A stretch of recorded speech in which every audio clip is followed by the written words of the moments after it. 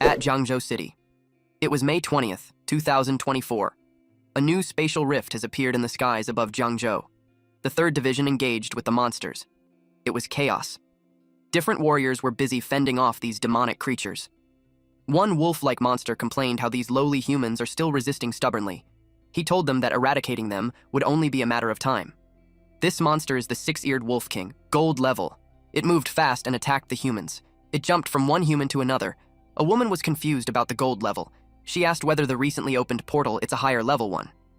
The 6-eared wolf king stopped on his tracks and replied that it's too late for them to realize. A powerful laser beam was launched towards the 6-eared wolf king. A man appeared and told the woman that he'll take care of this one. He instructed her to just go and wipe out the others. They were happy to see that man named Wen Yuan. An explosion happened. After that, the woman reported in the office that with Wen Yuan's help, they successfully defeated the invading 6-eared wolf clan. The man praised them. While the man is looking at a report, he notices that there's another new rift. A level C1. It's the 6th one in the last decade. If that continues, Jiangzhou will no longer be able to defend. The man informed the woman that it's something that they can't handle at the academy. He decided that starting that year, superhumans at Martial University are exempted from the cultural exams. The admission score for martial artists will be cut in half. Eventually that day, the class was dismissed. A male student talked to his classmate and commented how the classmate is not paying attention in class again. He added that it would be such a shame if he couldn't get into Martial University because of low cultural scores. The classmate replied how he's not any better since he's been taking peeks as well. The guy dreamed of sitting next to the beautiful Yanren. They wondered why Subai deserves it. A girl fixed her notebook. She's a beautiful girl named Lin Yanren. Since their graduation is just around the corner, she asked Subai if he's going to Martial University. Bai replied he doesn't know. He reasoned that his grades are average, and in those chaotic times, he asked, what's the use of foreign languages or advanced mathematics? In addition to that, their family isn't wealthy. They can't afford all those supplements. And most of all, he had no special abilities. Bai wondered where he should go. He thought about how he reached another world and expected to have some heaven-defying talent or ability, like awakening a system. He's starting to doubt if he really crossed over. Yanren invited him to go with her to the university. She revealed to him how she got away to get him in. Bai loudly replied, "What?" Yanren reminded him to keep his voice down. Bai was surprised to see his status window. His level is an ordinary beginner. He's currently 18 years old with a 4 constitution, 5 agility, and 5 mentality. He has a beast tamer trait, which means that he can contract any life form as their tamed beast. The system will automatically detect suitable contractable beasts. He has a current taming limit of 1. His contracted beasts can evolve infinitely. Their level can surpass God-level limits. The beast's attributes and abilities will be proportionately fed back to the host, with higher-level beasts giving greater feedback. There are also 2 prompts stated. First, the invasion of the myriad race, which is considered a global crisis. And second, the currently known levels are ordinary: bronze, silver, gold, platinum, diamond, lord level, king level, god. Each level has beginner, intermediate, and advanced stages. Yanren asked him what's wrong since he's sweating too much. Bai noticed how he's the only one who can see the status window. He grabbed her hand while telling her that he's fine. Yanren blushed while the other men looked jealous. They screamed at him not to touch her. They called him out for being unsatisfied, even when he's already sitting next to her. A bald man wanted to teach him a lesson. A yellow-haired woman appeared and ordered them to settle down. She informed them that she has good news to share. And that is, Jiangzhou Martial University has just posted an announcement on their website. And starting from their year, superhumans can be exempted from cultural exams and directly enroll in Jiangzhou Martial University. And students with a martial artist's physique will also see their cultural course score requirements cut in half. Everyone celebrated. One student even wished he's a superhuman. Another student replied that having it halved is already good enough, but being a superhuman, it's already a fleeting dream. The woman, presumably their teacher, informed them that if they have already awakened abilities or have a martial foundation, they should register in her office. Bai finds it interesting since he just awakened his abilities and now he can go to Martial University without exams. Yanren watched his reaction, and it made her wonder if he's really planning to go to Martial University. Our MC, Subai, has been in that world for 17 years. On September 18, 1906, the sky suddenly tore open, revealing enormous spatial rifts. Beasts began pouring out of the rifts. Afterward, the vicious beasts rampaged. Armies from all nations started battling these creatures. and after 3 months, they finally managed to eliminate the beasts that had emerged from the rifts. However, as long as the rifts remained, more waves of beasts would continue to appear periodically. So, humanity decided to send suicide squads into the rifts to investigate. What they discovered on the other side of the rifts was a vast, unending land. To prevent the beasts from continuously pouring out of the rifts, military forces from various countries united and decided to build military bases within the rifts. From there, they could fend off the beasts at the source. Humanity's new era officially began. On March 6, 1907, the second rift appeared in the sky. On May 7, 1907, the third rift. Then the fourth and the fifth appeared. Over the next 100 years, the number of rifts increased, and their frequency also accelerated. Now they've spread all over the world. Each rift connects to a different race of beasts, so scientists have named the battlefield beyond the rifts, and they called it the battlefield of myriad races. But at the same time, Earth's spiritual energy began to recover, and humans gradually awakened martial abilities and powers. As the battles intensified, conventional firearms repeatedly failed on the battlefield, while superhumans grew more powerful. Eventually, superhumans replaced firearms as the dominant force. The war between humans and the myriad races continues to this day. Bai had concluded from the reforms at Jiangzhou Martial University, it seems the situation in Jiangzhou has become quite dangerous. It is good that Bai activated the system because he needs to protect his family in that chaotic world. The fastest way to improve his strength is through the martial universities supported by the military. Luckily, now, he has beast tamer abilities. All he needs is a contracted beast to get into the university without exams, and his first step is to head to Martial University. He will get in there no matter what, and Bai hoped that the over 2,000 yuan that he had saved would be enough. Bai entered a shop while thinking about what the system said. It would automatically detect a suitable beast, which made him wonder why there wasn't any response. The woman on the front desk welcomed Bai and asked him what he needed. He informed the woman that he's a beast tamer, and he asked for the available beasts. The woman pointed at the glass enclosure. It was a black cat. It is on a higher price for an ordinary beast, but it has nether cat blood, which means it can easily evolve into silver level. It was too expensive for Bai. The woman also showed him the 4-eared dog that has a 6-eared wolf bloodline. It is around 33,000 yuan. She showed him around and the price of the beast kept increasing. When the woman asked him which one he prefers, Bai had already disappeared. Bai had left the store with the thought that he's being robbed. He couldn't believe that just because the beasts have some monster blood, they're charging too much. He wondered what happened to his system. He thought that none of them were suitable. He arrived home. To his surprise, the system is finally responding. The system window detected the small turtle. Bai thought about how it pertains to his dad's pet tortoise. He looked disappointed with the newbie pack of having a tortoise as his first tamed beast. He complained that it's so small that it might not be able to do anything, but Bai is aware that he can't go to the battlefield to tame a fierce beast at the moment anyway. He clicked tame while having a plan to switch to something more impressive later. A light struck the tortoise. The system window showed details of the tamed beast. It's a small turtle at the level of an ordinary beginner. It contains traces of the sacred black tortoise bloodline, can grow infinitely, and will eventually slay gods. It's having 1 constitution, 3 defense, 1 mentality, 1 speed, an ability of turtle shell defense, with an evolution method of eating. Bai was dumbfounded. He couldn't believe that this little one could even slay gods in the future. He came to realize how likable the small turtle is. And with it having a black tortoise bloodline, he knew he wouldn't be changing this beast. Bai's sister, Su Xiaomei, appeared and asked him what he's doing. She scolded him because he's holding their dad's treasure. Bai replied that he wasn't doing anything, but to his surprise, the turtle jumped to a bag and roared. It was starving. Bai called the glutton and checked the bag. Xiaomei asked why it was eating so much when their dad fed it earlier. Bai noticed how the turtle's appetite had grown. He thought that it must be evolving. He decided to go get more food. Half an hour later, Mother and Father Lin arrived, and they were shocked at the state of the house. Mother Lin asked if they were robbed. It was chaotic. The turtle is chasing Xiaomei for her snack, and Xiaomei doesn't want to give it up because it's her last one. Their dad turned pale. He asked if the turtle is Xiaoba, while their mother asked if tortoises can really run that fast. Bai told them that he'll explain. The house was a mess. Bai looked like he's challenged. He sighed. Since his parents have it difficult already, he decided not to tell them that Xiaoba is a bottomless pit. He decided to figure something out by himself. In the battle of snacks between Xiaoba and Xiaomei, it looked like Xiaoba had won.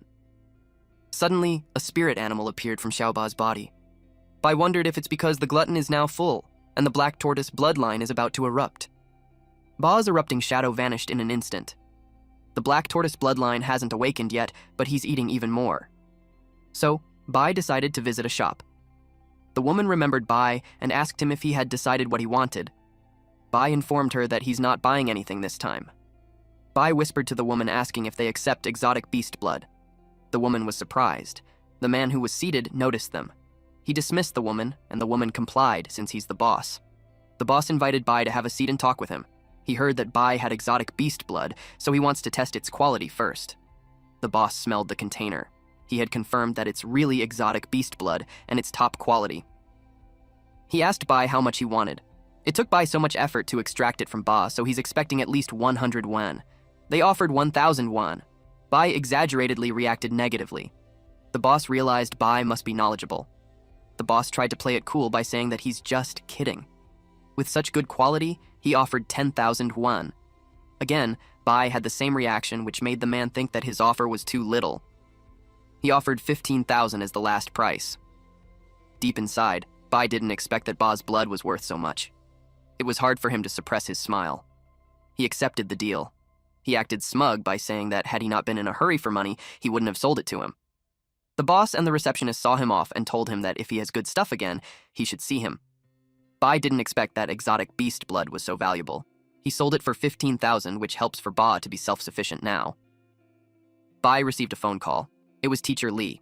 She informed him that academic results are out, and there's also important news for him. She instructed him to come to school that afternoon so he could fill out the application form. She reminded him not to be late. Bai asked what the important news was all about, but at that moment, Bai lost signal. To his surprise, the system window appeared in front of him to warn him that 3 humans harbor increased malice toward the host. They are within 10 meters of the host. He was advised to be cautious. It happened so soon, so Bai assumed they had set their eyes on him. It was the man that was with the owner of the shop earlier. This bald man had deduced that Bai must have something valuable based on the pet shop owner's attitude. Bai acted meek and explained to them that he went to the pet store to sell stuff and not to buy. Bai thought of how unlucky he is, but if there's only one primary warrior among them, he won't be afraid. The man demanded that he hand over the money. Bai slowly takes out Ba, who is hidden in its shell, while saying that he will hand it over now. Then he threw Ba at them. The man gripped his Morgenstern and assumed a stance like a baseball player waiting to hit the ball. But the man suddenly felt immense pain. He screamed loudly. It was because, unexpectedly, Bai kicked him in the balls. The 2 men with him got concerned. They angrily charged at Bai. While running away, Bai thought about how Ba's defense is really no joke. He told Ba to grab his fist. Bai halted. He turned around to punch them with Ba on his fist. The hard shell must have hurt a lot. The bald man angrily announced that he will kill Bai. Bai told Ba to pull back and he grabbed the turtle like he's going to throw it. Bai threw Ba towards the bald man with all his might and it hit him on the face. The bald man fell on the ground, his golden tooth came out. Bai told them that they brought the situation on themselves. He noticed Ba crawling on the bald man. It grabbed a red thing. Bai hurriedly ran towards Ba and asked what he was eating. To Ba's surprise, it was gone from its flippers. Bai realized it's a key and blood potion. The bottle is worth tens of thousands. A warrior needs to absorb that for over a month, and yet Ba ate it all in one go. He asked if Ba could even digest that. Ba is trembling while his body glows. Bai was surprised. His body glowed too. He felt stronger. His level turned normal mid-level. The host's level increases as the tamed beast's level increases. His physique attribute increased to 16 points. 6 of those points are inherited from tamed beast. He also has 2 talents. First is evolution, where the tamed beast can evolve infinitely. Level has no cap. Second talent is the turtle skin defense.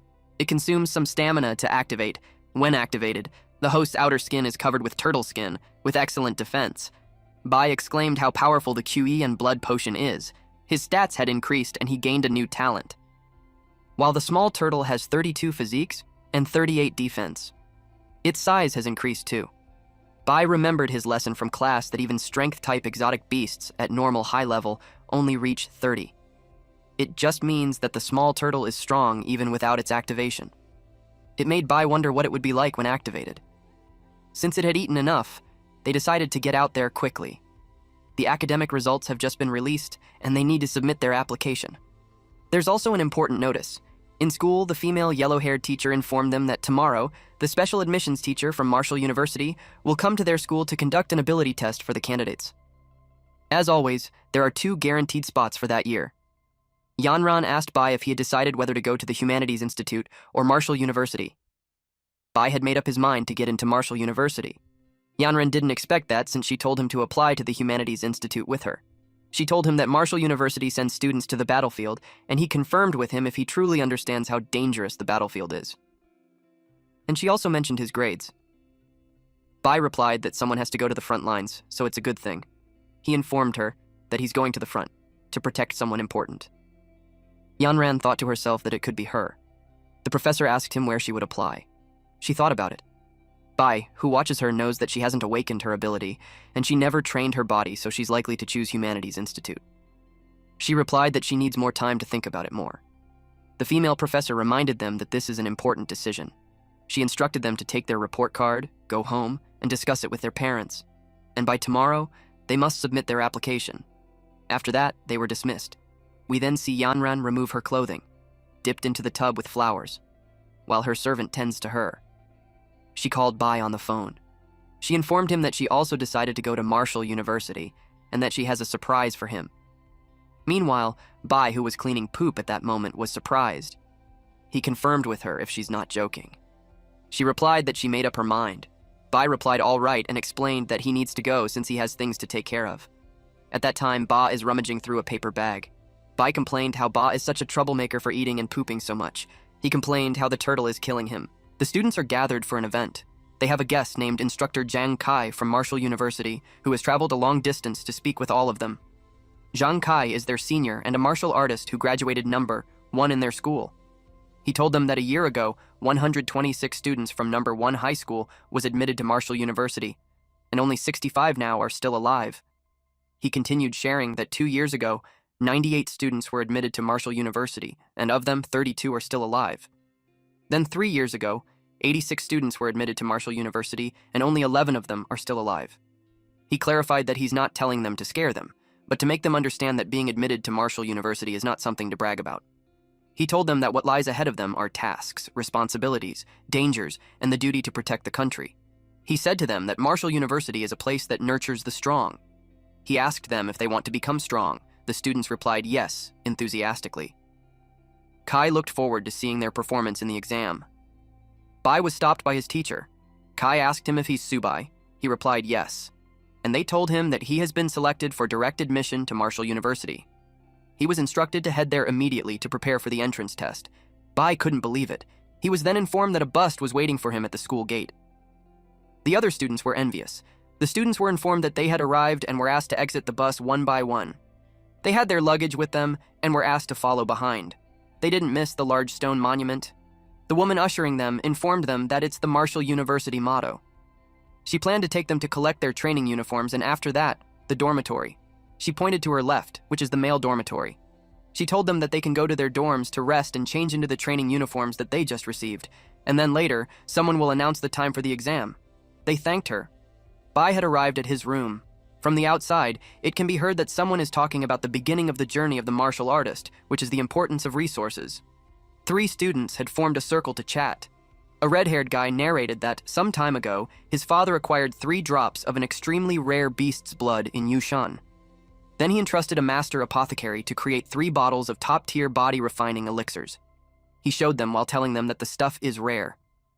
The other 2 students were amazed as they had never seen rare beast blood before. Bai entered the room and informed them that he's assigned in room 303. With Bai's arrival, the red-haired guy stated that now their dorm is complete. He introduced himself as Han Jigang. The bald student is named Fan Chaoan, and the big guy is Tao Jiajun. Jiajun told Bai that there's no need to be formal since they are roommates. Jiajun invited Bai to come close and take a look at the rare beast blood that Jigang's father got for him. Jigang proudly shared how his dad had to contact a lot of people across the country, but got it in Yushan, but unfortunately, for only 3 drops. Upon hearing that, Bai wondered if it's the blood that he sold. One student asked if it might be expensive. Jiagang replied that it isn't much, only a little over 30,000, making 3 drops cost less than 100,000. Bai got annoyed since he sold it for 30,000, and that crook turned around and made nearly 10 times that much. He called the pet shop owner a scummy middleman. Jigang pointed out the window and stated that there's a beautiful girl downstairs. Jigang stated that he would definitely vote for her in the campus's beauty contest. They checked out her long legs. A middle-aged woman told the girl that it's the male dormitory, and she asked who she was looking for. The three men continued to gawk at her while singing praises for her.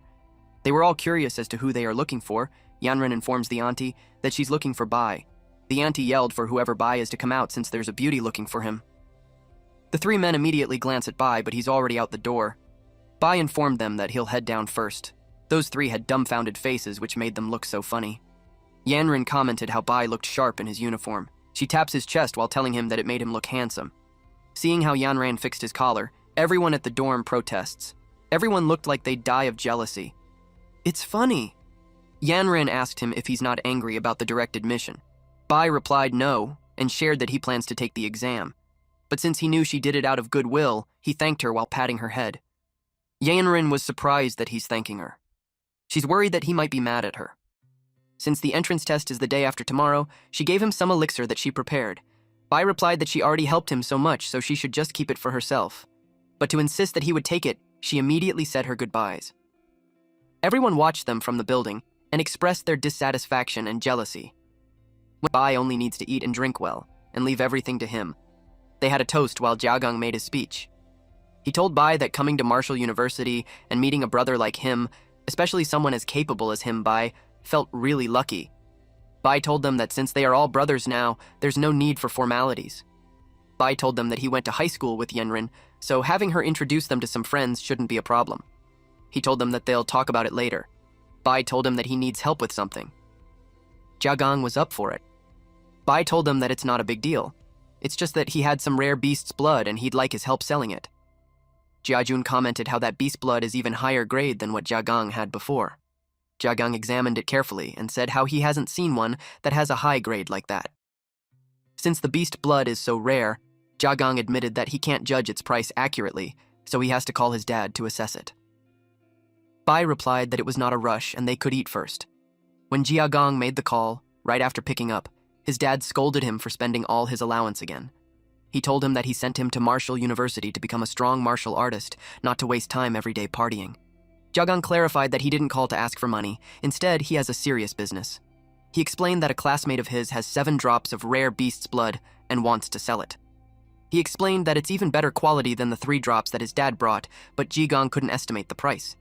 His dad was surprised and asked if he's sure about it. Jiagang swore and told his dad to come see it for himself. His dad ordered him to send the address, and he'll have Master Chow right away. An hour later. Master Chow exclaimed how top-notch. Master Chow uttered that the energy contained within is the most refined he has seen in ordinary rare beast's blood. With those 7 drops, he could at least craft a top-tier body-refining pill. Jiagang's dad told Master Chow that his estimate might be a bit too high. Master Chow told him that there's no mistake. He added that if it's tested by top-tier instruments, the value of the essence would likely be higher than his estimate. Jiagang told Bai how he didn't expect for his beast's blood to be that amazing. Master Chow asked Bai how much he plans to sell it. Bai replied that a friend told him that those beast blood can't be sold for money, that they can only be exchanged for blood she powder of equivalent value. Jiagang's dad understood. He told Bai that since he is classmates with his son, and as an elder, he won't shortchange him. He told Bai that he will take all 7 drops, and in return, he will send him 14 bottles of blood chi powder. He asked Bai if that's good enough. Bai agreed to it. Uncle Han, Jiagang's dad, brought up another topic. He asked if Bai was willing to join the Han family. He told Bai that in the future, they can provide all the resources he needs for cultivation. Bai thanked him and declined the offer. Uncle Han urges him to reconsider. Suddenly, someone reiterated how Bai doesn't want to join the Han family. It was Yanran, and she stated that no one can force Bai to join any family. Yanran was intense. Bai asked her why she's there. Yanran replied that she was running errands when she ran into them. Uncle Han asked where the girl came from. Master Chow recognized her and whispered to Master Han. Han was astonished. Immediately, Master Han's demeanor changed and explained that his son and Bai are good brothers. Yanran asked if he's heading back to school and invited him to go back together. Bai accepted the invitation. Bai said goodbye to Uncle Han and Jiagang. Master Han replied bye and took care. Jiagang asked the goddess to wait for him since he's heading back too. but his father placed a hand on his shoulder. Master Han ordered his son to get along with Bai, and the future of the Han family rests on Jiagang. Jiagang was confused. His father continued to tell him to maintain a very safe and polite distance from the girl named Yanran. Jiagang asked his dad if Bai and the goddess Yanran are really that amazing. 2 days later, at the Marshall University campus training ground, the participants were informed that in the next few days, all of them will participate in the freshman special training and the training location for the session, the battlefield of myriad races. The students wondered if that's true because the place is too dangerous. Instructor Zhang Kai informed them that failing the special training is a small matter, and they won't lose their lives. He assured them that the area for the training has already been cleared, and they will be responsible for everyone's safety. Then he instructed them that every 50 people will form a class. Each class will have a bronze-level teacher as the head instructor, who will relay the training tasks. Kai wished all freshmen a triumphant return. Yanran happily ran to Bai to tell him that they are in the same class. Bai asked if the arrangement was on purpose. A red-haired woman with red lipstick called the Class 8. She looked majestic. Her name is Liao Yuxin, and she will be their instructor. All the men fell in love with her at the first sight. She informed everyone that all tasks during the training will be delivered by her, and their first task is to write a will. They turned pale upon hearing that. The students got worried. She informed them that they have 1 day to write their will. And tomorrow at 8 a.m., they have to gather at the teleportation plaza. He told them not to be late. A student asked if there's a risk to their lives. He's worried since he wants to carry on his family name. Another student reacted how there's so much that she wants to say. Yanran asked Bai for his plans. Bai replied that he doesn't have much to prepare, so he'll head back to the dorm. Yanran told him that she'll see him tomorrow. Since they're heading to the battlefield tomorrow, they invited Bai to have a fun night with the guys. Bai replied that he has something to do, so he won't go. He wished them a great time. Jiagang replied that if ever Bai would need something for them to bring back, he could just call them any time. Jiagang noticed how interesting Bai's turtle is. He knocked on the shell and commented how it's quite hard. Ba looked unpleasant. Bai introduced his pet and described it as a foodie. Jiagang and the rest said their goodbyes. Bai wished them a good time. Once they were gone, it was time to feed Ba. Bai decided to let him eat to his heart's content this time. And once they are on the battlefield of myriad races, he expects the turtle to show him what he got. Ba gulped down the blood chi. Bai told him to take his time since no one is going to take it away from him. The system window appeared and informed Bai that the small turtle had leveled up to an ordinary high-tier beast and the host's level increased. The turtle also got a new talent called Heavy Strike. The small turtle now has 64 constitutions, 78 defense, 20 agility, 20 mentality. It has 3 talents. First is the shell defense, wherein when fully retracted into its shell, it forms a defensive stance, increasing defense by 300%. In this state, it cannot move or attack. Talent 2 is turtle skin defense, and talent 3 is heavy strike, which is triggered by consuming some stamina. It enhances attack power by 100% to 200%. The more stamina consumed, the stronger the attack. Bai's level is now ordinary high tier. His constitution increased to 28, where 13 points of that is from beast attributes.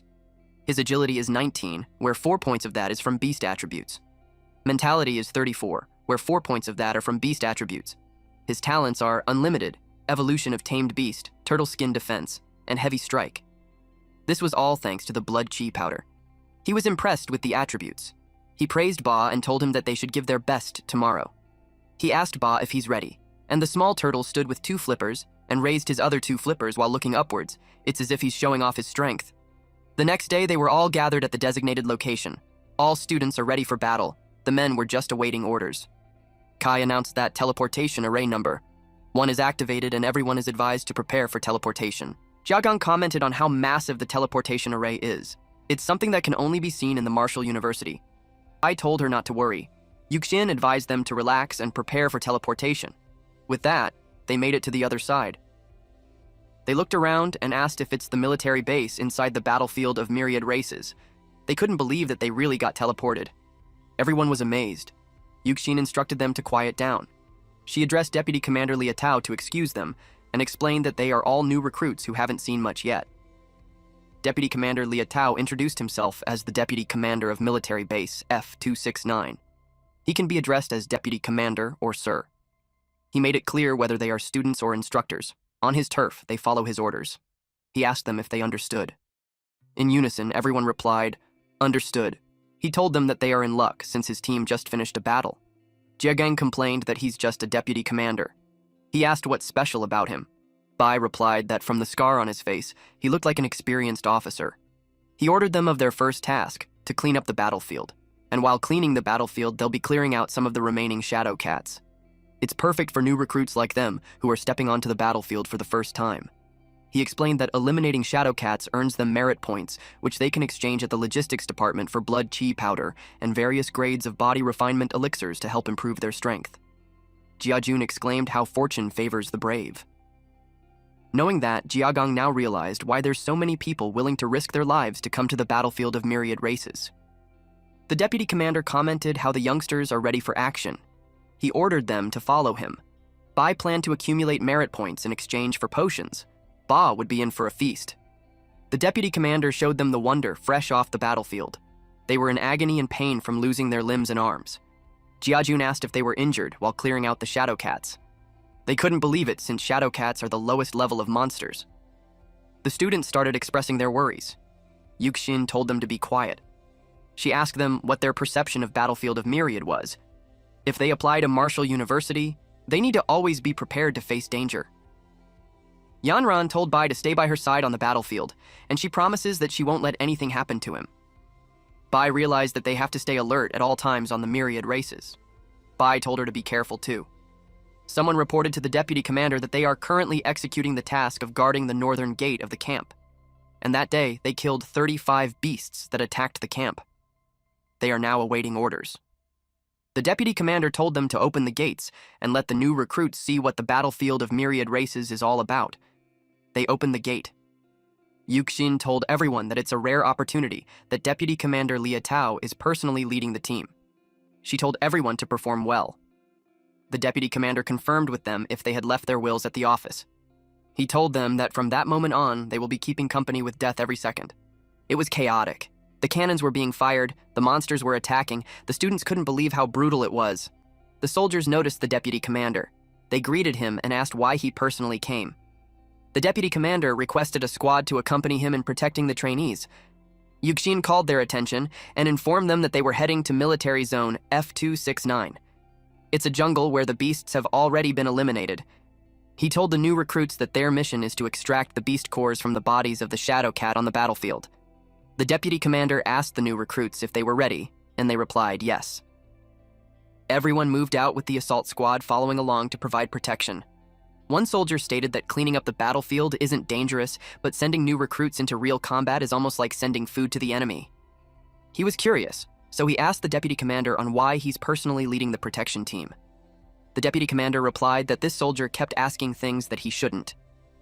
Yuxin thanked the deputy commander for going through the trouble. He replied that it's not a problem since the new recruits from the military university are future soldiers, so it's his duty to protect them. At the imperial capital, particularly in Dragon Nation's highest military command center. Someone reported to the chief of staff that there's an emergency. The recent report they received from myriad races is that there's a large number of fierce beasts that have invaded their defense line. Currently, 12 golden-level strong members of the Shadow Cat clan have joined the attack, targeting 12 southwest border military bases such as D-128 and D-140. The chief of staff ordered to immediately determine the movements of the fierce beasts and instruct all military bases to increase defenses. He told them that the first-year students from various Marshall universities are undergoing training in the battlefield of myriad races. They are the future of the nation and must not suffer any losses. At military zone F269. Yuxin instructed them to clear the battlefield immediately. Every extra minute in there brings added danger. Yanran informed Bai that the fur, flesh, and claws of the shadow cats can all be used as materials for making weapons and medicines. Bai replied, how it's no wonder why so many people come to the dangerous battlefield of myriad races. Rare materials are everywhere. Ba will have a feast. Jejun rejoiced when he found another beast core. He exclaimed that he's going to get rich. Bai planned to collect more beast cores to exchange for blood chi powder so Ba can level up again. System window appeared to notify him of extreme danger. 164 shadow cats are rapidly approaching with clear hostility. Threat is detected 3 kilometers southwest in the forest. Threat level is 5 stars, extremely dangerous. Deadly threat level is 4 stars, extreme danger. Bai was rattled. Yanran asked him what's wrong. He immediately went to Yuxin. He informed her that he sensed a large group of fierce beasts rapidly closing in on them from the southwest. Yuxin was on a branch, so she looked around, but there was silence. She scolded him for messing around. She asked him if he realized the consequences of causing a panic among his classmates. He insisted that he's not joking and that there's a really large group of fierce beasts coming. The deputy commander joins the conversation and guarantees that there's no beast within 2 kilometers. Bai argues that he's not joking and that there's 100 shadow cats 3 kilometers away from them. The deputy commander took it as Bai saying that his abilities are superior to the deputy commander. Yuxin made up an excuse that Bai must have been overly nervous that he imagined things since it's his first time on the battlefield. She asked him not to take it personally. Yanran allied with Bai, and she argues that no one should jump to conclusions until they have clarity. She firmly believed in him. Again, Bai informed them that the beasts are coming closer. He shared that he's a beast tame with a special crisis sense, so he asked them to believe in him. That was news to Yuxin. She asked why the school didn't register that. Bai explained that he was recommended to Marshall University, so the school didn't register his abilities. The crowd is starting to gather. They couldn't believe Bai is an ability user, where they haven't even seen his beast. The other students started running and reported that the shadow cats had arrived. They announced that Bai was telling the truth. The deputy commander ordered everyone to gather around him and set up a defensive formation. They moved as fast as they could. The deputy commander instructed the communications officer to contact the base immediately and request support. They reported to the deputy commander that they just received word from the base and they detected numerous signs of fierce beasts around the base, so they're unable to send support. Yuxin asked Li Dao if there were really hundreds of fierce beasts coming. She's worried because without reinforcements, the students have limited combat ability. The deputy commander admitted that Bai's sensing was correct since he can now sense a large group of beasts closing in fast. The deputy commander instructed the vice squad leader to send 4 soldiers to protect Yanran and Bai with all their might. Bai shouted that he can fight and doesn't need protection. A Shadow Cat Bronze Level 1 appeared. They counterattacked with one goal in mind, to protect the students. In just one strike, the Shadow Cat took down several men. One complained that those aren't like cats, they were more similar to tigers. The deputy commander ordered the defensive line to hold. As long as they withstand the first wave of the Shadow Cat's charge, they can defeat them. They reminded the students of their oath. They recited, "With my chest, build an unbreakable great wall for Dragon Nation." They formed a barrier, but as the Shadow Cats approached, it was hit. 2 mysterious people have joined the battle. Zhang Mani, Bronze Level 1, and Luo Yongqiang, Bronze Level 1, were on the offense. Yuxin was relieved to see Archer Zhang Mani and the naturally strong Luo Yongqiang. She told them that the students for that year are truly formidable. Bai was impressed. He also started comparing his weapon against them. Everyone was amazed at how they just turned the tide. Suddenly, they heard a loud sound. A ferocious beast came out. It's a Shadow Cat King on a silver level. Its physique is 45, agility is 88, and mental strength at 43. The deputy commander was alarmed. He immediately instructed them to call the base and request support again. Yongqiang attacked it, while Mani distracted its sight. Yuxin yelled for them to come back quickly. She was alarmed since it's a silver-level beast and shouldn't be taken lightly. It released a blade of wind which hit Mani. She crashed down while Yongqiang fell on his knees. Yuxin screamed at them to hurry back while the gunners covered for them. But the Shadow Cat King jumped at them. Mani screamed for help. Unexpectedly, something had hit the Shadow Cat King on the face. It was Ba. When everyone saw it, they asked what it was. Yuxin replied that it looked like a turtle. Then Jiagong noticed Bai. Bai utters how that kind of entrance is a bit awkward. But he introduced himself together with Ba, his beast. He told everyone to handle the small fries while he deals with the Shadow Cat King. It made them think if the turtle is really that impressive.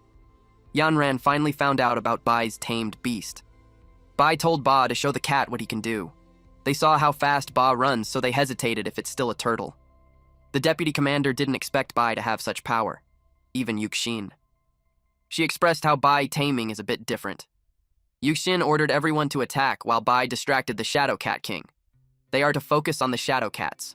Everyone's morale was high. The Shadow Cat King raised its paw in the air. It tried to slash the turtle. But to its surprise, its claw broke. Upon witnessing that, the deputy commander's jaw dropped when he realized that the normal-grade creature can withstand the Shadow Cat King's crushing claw. It was indeed an insane defense. But he realized it wasn't the time to be shocked. He told his soldiers to cover for him, and while the Shadow Cat King is occupied, he's going to finish it. He knew that the weak spot was its abdomen. He stabbed it right there. The Shadow Cat King what he with its tail. He leapt backwards to evade it, while expressing his annoyance that he missed the spot. He attacked again, putting his life on the line. Bai requested Ba to use his ultimate move. Everyone watched the turtle while feeling puzzled as to why it was spinning in place. Bai read in the book that the weak spot of the Shadow Cat King is the abdomen. Ba kept spinning in place and Bai assumed his stance, and when he found the perfect timing, he kicked Ba. Of course, Ba went flying towards Shadow Cat King, and it hit it right at the abdomen. Ba was able to hit the weak spots, so now Bai just waited if the Shadow Cat King would survive that. It vomited blood, and it can no longer support itself up. It didn't take long before it fell on the ground. Everyone celebrated the fall of the Shadow Cat King. The deputy commander couldn't believe they won. Yanran ran towards Bai and hugged him. She told him how amazing he is for defeating the silver-level Cat King. Bai, at this time, hasn't fully processed yet if it's over. Other students approached Bai to tell him how amazing he is. One student is even curious as to where he got the turtle since he wants to get one too. Bai noticed Ba was sneaking off, and Ba got his hand on a yellow gem. Ba ate that. The deputy commander noticed the sky. Then he realized how dangerous the situation was. The Cat King's final howl was summoning its kind. He speculated that an even more dangerous beast was approaching, at the base operations center. According to frontline energy wave analysis, F269 base is detecting a large number of unknown level beasts. It's very dangerous. What's more concerning is that they found out that Hulin's daughter is among the group of trainees there. Wen Yuan replied yes, and that's why he hoped for them to provide immediate support. The chief of staff replied that he will dispatch a scout company to escort Yuan to the battlefield, but he realized that he should go there himself. Yuan warned him that the reinforcements should have arrived within 20 minutes. The man was flustered, but he gave the order at once. The chief of staff utters how terrible it is. He knew that if Hulin goes mad, the entire Jiangzhou won't be able to handle it. The dark clouds hid a ferocious creature glaring down at those foolish humans. Yuxin couldn't believe how this creature can speak human language. The deputy commander replied that a beast that understands human language must at least be a golden level and shouldn't appear in that area. He ordered everyone to form a defensive formation at once with the injured in the center. The shadowy creature landed down on the ground beside the Shadow Cat King. This creature is angry that his kind was slaughtered. They saw it eat the Cat King. Bai received a warning message that a golden level beast is nearby. He was asked to leave immediately because it was extremely dangerous. It has a lethal threat of 5 stars. The creature is a Shadow Cat King mutated, and its level is golden with a 272 constitution, 345 agility, 275 mentality.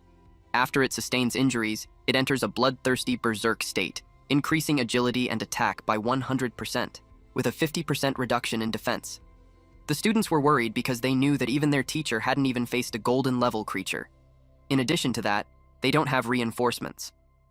The deputy commander ordered them to escort the wounded and retreat while he covered for them. He charges forward. But in just one swing of its arm, the Shadow Cat King mutated had injured the deputy commander. The deputy commander crashed on the ground. Bai immediately requested Ba to protect him while the Shadow Cat King approaches. Ba courageously stood on its way. The Shadow Cat King mutated noticed that the turtle's shell is exceptionally tough. It scratched Ba's shell. The deputy commander saw it and got worried. Simultaneously, Bai coughed up blood. Yanran saw that he's injured. Yuxin wondered how Bai could be hurt. The deputy commander speculated that it's because of the beast tamer's talent called Origin Confluence. Yuxin replied that it's impossible. She decided to take a look. A warning window appeared stating that the tamed beast is in critical condition, so the beast tamer talent Origin Confluence was activated. The host and the tamed beast share energy and jointly bear damage. When Yuxin checked, there were no external wounds. She started to believe that Bai really activated the legendary beast taming skill, Origin Confluence. Bai is propped on Yanran's lap. She asked him how he felt. Bai replied that he's fine. Yuxin informs everyone that Bai is currently taking the attacks from the golden level Shadow Cat King for the tamed beast, so they need to support him. Gengi agreed that they shouldn't let Bai fight alone. The Shadow Cat King mutated insulted them by calling them a bunch of ants. They all charged forward, but Yuxin noticed that the Shadow Cat King mutated went past them. It was after Bai. Yanran protected him with her body. Suddenly, a loud explosion happened. Yanran was surprised. Bai grinned while saying that the crystallization of the Shadow Cat King mutated has finally been absorbed. The small turtle has been upgraded to bronze tier. With that, the deity bloodline activated 10%. All attributes enhanced, talent was strengthened. BA has now 218 physique, 362 defense, 55 agility, 60 spirit. It has 3 talents. First is the turtle barrier, which gathers power to form a defensive barrier, increasing defense by 300%. Talent 2 is turtle spirit possession, which consumes a certain number of stamina to cover the body with energy, enhancing attack power by 100% and defense by 200%. Last talent is gravity, which launches a skill at a designated target, which will be pulled by the force of gravity. A large golden spirit came out of Ba's body. Yuxin couldn't believe that Bai's beast had evolved. The deputy commander noticed the golden light and speculated that it was an epic-level tamed beast. Bai can now stand up. Yunran noticed how his injuries were healed.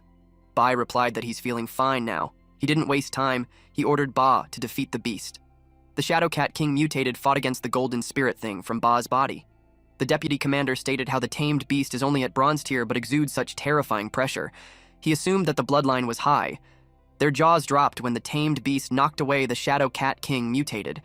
The Shadow Cat King mutated got angry. It screamed that he wanted them all dead. Everyone has to be careful because it went berserk. Several dark Shadow Cats came out from the Shadow Cat King mutated. It won't allow anyone to escape. Bai ordered Ba to stop it. The golden turtle spirit made a loud noise, and it froze the Shadow Cats. It was a surprise how those Shadow Cats got scared and retreated. The golden turtle spirit of Ba inhaled deeply. This looked like a scene from Kirby. Bai encouraged it to unleash all its power and not hold back. It created a concentrated power on its mouth and released a powerful wave of energy. The Shadow Cat King mutated, got caught up in it. And of course, after the fight, someone arrived. It was Yuan, and he was surprised to see that it was all over. It was such a mess, so it made him wonder what those people had to go through. The deputy commander instructed everyone to clear the battlefield quickly. Yuan approaches Yanren and expresses how glad he is that she's fine. Yuxin asked Yuan why he's there. The deputy commander introduced himself and shared that during the battle, one of his squads cooperated with the mentors and students from university and encountered a large group of Shadow Cats. He reported that they killed about 800 Shadow Cats, including several at the bronze level, one at the silver level, and one at the gold level. They are currently tallying the casualties and providing initial treatment to the seriously injured. Yuan couldn't believe that a gold-level creature actually appeared. Yuan inspected the aftermath of the battle and expressed that it was unbelievable that they killed the gold-level beast. The deputy commander told Yuan that it was Bai and his tamed beast that did it. Yuan turned to Bai and asked him if he's the one who killed it. Bai humbly replied that it was a joint effort between him, the deputy commander, and the mentors. He's saying that it wasn't solely his achievement. Yuan was pleased with that answer. Yuan invited Bai to Jiangzhou Fortress after he graduated from university. He even initiated to personally guide Bai. Bai thanked him for his kindness and admitted that he hasn't made a decision yet. The deputy commander reported to Yuan that the battlefield has been cleared, and they are awaiting his orders. Yuan ordered everyone to return to base. They were instructed to count the numbers while candidates entered the portal in an orderly fashion. Students were told to go back and train well, and that they are so far the strongest group that has been there. The deputy commander and Yuxin stand on the side while the students enter the portal. The deputy commander expressed how those kids are special, especially the one named Bai since he has great potential. Yuxin agreed with him and expressed that Bai is powerful even as a freshman. The deputy commander said goodbye to Yuxin and added that he owes his life to Bai. Yuxin bids goodbye too. They are finally back at Marshall University. One student exclaimed how thrilling the trip was. Someone yelled to welcome the heroes back. In front of them are banners welcoming them as heroes, and they were given flowers. One student was flustered because he thinks it was Bai who is the hero, and they are nothing else but some cannon fodder. Another student agreed with that thought and expressed how he's glad just to make it back alive. One student even uttered that if he hadn't lost so many classmates, he would almost think that the experience was just a dream. Kai told them how he already knew what happened on the battlefield. And with that, they are all heroes of university, and their assessment results will be the highest in history. Bai replied that he hasn't thought about the assessment results because all he wants now is to go back to the dorm, take a shower, and then get a good night's sleep. Another student expressed the same. The nighttime came, and the students talked about how the beds feel especially soft that night. One student felt like he had been sealed into the bed. Chowan asked if they had accomplished something significant this time. He wanted confirmation of where they would count their military achievements. Jagang replied that their military achievement is too little, and for achievement, it was Bai who took down the god-level beast. It could be exchanged for a whole basket of training resources. Jagang asked Bai what kind of turtle he has since Jagang wanted to get himself a pet too. The reason is because just looking at a turtle makes him feel at ease. It was funny that at the exact moment, Ba is dreaming of kissing a female turtle. A few hours later, there was a loud knock on the door. Jiagang was still sleepy as he made his way to the door. He wondered who's knocking so early. He didn't know the people on their door. There were 4 girls. They are their seniors, and they are from the Jiangwu Student Council. They brought breakfast for the heroes that came back from the battlefield. Then they asked who among them was Bai. Jiagang happily received the lunch boxes. He assured them that they won't let them down with their kind intentions. The girls entered the room and asked which of them was Bai. Another girl asked the same question with the intention to take a photo with him. Chowan pointed at Bai's bed and explained that he went out for a run. He asked them if they knew Bai. The girls were evidently disappointed. One girl replied that there's no one in school who doesn't know Bai. She felt that it's a pity that he doesn't know her.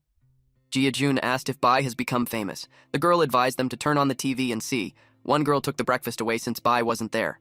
Meanwhile, there's important news from the country's military channel while our MC was having his morning run. Bai stopped running to watch that. The news anchor reported about the incident yesterday, where there were large-scale attacks by 10,000 races of ferocious beasts on human military bases in several provinces. Among all the ferocious beasts that attacked the military bases, there were reports of golden-level combat power. Students from various provinces were slaughtered by 10,000 races of ferocious beasts. It was on the report that in that battle, the instructors and students of Jiangzhou Martial University fought back valiantly. They killed 1 golden-level ferocious beast, 1 silver-level beast, several bronze-level and ordinary beasts. The news also includes that among them, first-year student Bai even single-handedly held back a golden-level ferocious beast. Under the siege of the instructors and bronze-level experts from the military, he achieved the remarkable feat of cross-tier killing. All lines were defeated, but only Jiangzhou Marital University emerged victorious. The military of the country has decided to collectively award the participating students and instructors of Jiangzhou Martial University with a second-class merit. They will receive the Great Wall Silver Medal. Bai, with outstanding military achievements, is awarded first-class merit and received the Great Wall Golden Wall. Bai was surprised with the news. The students on the field asked if he's a first-year student. They were amazed since a Great Wall Golden Medal is a distinguished award. They're pumped up that the human race will win. Because of this, many got interested in meeting Bai. The girls expressed that they wanted to Bai. Upon hearing the commotion, Bai decided to slip away quickly. He made it out of the tracks without anyone noticing. His phone rang. May delivered the news that he's on TV. Bai replied that he already saw it. May told him that their parents want him to come home for a bit because they want to treat him. He replied that there's no need. His father spoke and uttered that he received such a great honor that their neighbors are talking about him. His mother shared that his third uncle's little sister just called and she wants to introduce him to a girlfriend candidate. May encouraged her brother to come home for a visit. Bai agreed to it since the test just ended. He will have a 2-day break. He told them that he'll pack up and go home to take a look. May commented that now that Bai is famous, their father will probably be laughing in his dreams. Bai excused himself now. When the sun was about to set, someone exclaimed that the hero from the family was back. Everyone was encouraged to come out and welcome him. Bai was dumbfounded. He asked if everyone was waiting for him. The neighbors gathered around him. Everyone is excited. His family happily welcomed him. The neighbors invited Bai to their house. When they reached the door of their house, Bai's father thanked everyone and announced that he prepared food at home, and when the kids have rested enough, he will have them visit them. Bai seconded that he'll visit the auntie and uncles later. An auntie encouraged them to come to her house with the intention of letting her granddaughter and Bai meet.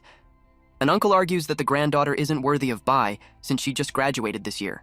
He has someone else in mind. Once they had entered, Bai uttered that had he known it would be like that, he would have sneaked back after the dark. May replied that it's no use since Auntie had already set up surveillance at their door. That auntie was waiting for Bai to introduce her granddaughter to him. His father announced that he will cook for them. His mother told him to take a rest while they cook. Bai dropped his bag and sat on the sofa. He felt relieved that he could finally take a break. Out of the blue, the system window appeared. It detected a contractible creature, a little kitten. It was the Beastmaster sensing. May asked what was wrong. Bai asked if their family got a cat. May asked if he's talking about little Bai, and she pointed out that he's eating on the side. Bai requested to get a more high-end pet next time. May asked what's wrong with the cat when it is so cute. She shared that a few days ago, she ran into little Bai on the road, so she brought him home to raise. Bai simply agreed that if Mei thinks it's cute, then it is. Bai realized that Mei likes it so much. The status window of the little kitten shows that it's at the ordinary beginner level. It possesses a certain lineage of white tiger sacred beast, can grow infinitely, ultimately capable of slaying gods. Currently, it has 1 physique, 1 defense, 3 agility, and 1 spirit. Its talent is composed of sharp claws, which increases attack speed by 100% and attack power by 100%. Its evolution method is eating. Bai couldn't believe that a stray cat had the blood of the white tiger. Mei noticed how little Bai seems to like Bai. Bai chose to tame it and then talk Mei through it. Bai approached Mei and told her that he wants to discuss something with her. He explained that he's a beast master and asked if he can keep Bai. Mei strongly refused. She hugged little Bai tightly while telling Bai that he can't take him away. Bai encouraged her to have a negotiation. Mei distanced herself from him while hugging the little kitten. Bai offered her a laptop, but she refused to give little Bai to him. They ran around the living room while Bai tried to bribe her, but she kept refusing. 2 days later, Bai returned to the academy. His backup has a turtle and a white kitten. People saw it and it made them speculate that he's a cat lover. Ba introduced the school to little Bai and promised to cover for him. Little Bai didn't receive the hospitality happily. Instead, he complained that the turtle was crowding him. As Bai passed by, people gossiped about him. They judged him for looking average, yet so many girls went to the dorm to find him. This made Bai think of wearing a mask when he goes out. According to the speakers, Bai was requested to come to the principal's office upon hearing the announcement. Bai groaned and wondered what the principal wanted with him. At the principal's office, the principal told Bai that he's a good lad, a true man of Huaxia. Given his exceptional performance at the F-269 military base, the school is prepared to reward him. The principal asked what he wanted. Bai replied that it was all thanks to the school and the principal. Bai heard that their principal is stingy, so getting some food money for Ba won't be easy. Bai expressed that they shouldn't let the school spend too much. Bai asked for 100 golden tier beast cores. The principal was shocked. He replied that even if Bai smashed his old bones into pieces, he wouldn't have any. Annoyed, he told Bai that he'll just give him the principal's position. Bai negotiated 100 silver tier beast cores instead. The principal shouted that he shouldn't dream of that. With Bai's military merits, he can't even get a fraction of that. Bai told the principal that he's okay without the golden medal or something, and he requested to exchange it for 50 silver tier beast cores instead. He sweetly told the principal how he sacrificed for the school. The principal lectured him that humans are humans, and the strong protects the weak. That is both a duty and a mission. He told Bai that saving the students is the consciousness and mission Bai should have as a strong person. Bai replied to stop with the nonsense and negotiated 50 silver tier beast cores. The principal replied that the military and the school won't bury a genius like him. The principal made a decision to give him 10 bronze tier beast cores. Bai exclaimed, "What?" He disagreed and haggled to have at least 20. The principal offered 15 whether Bai takes it or not. Bai agreed to it. In the principal's head, he called Bai a little rascal for trying to bargain with him. In Bai's head, he had just witnessed how stingy the old man was. The principal told him that aside from rewarding him, there's one more small matter that he needs to inform him about. Bai asked what it was. The principal informed him that he's chosen as the freshman representative to participate in the 100 Schools League. Hearing that, Bai uttered that the reward was just an excuse for him to get in there.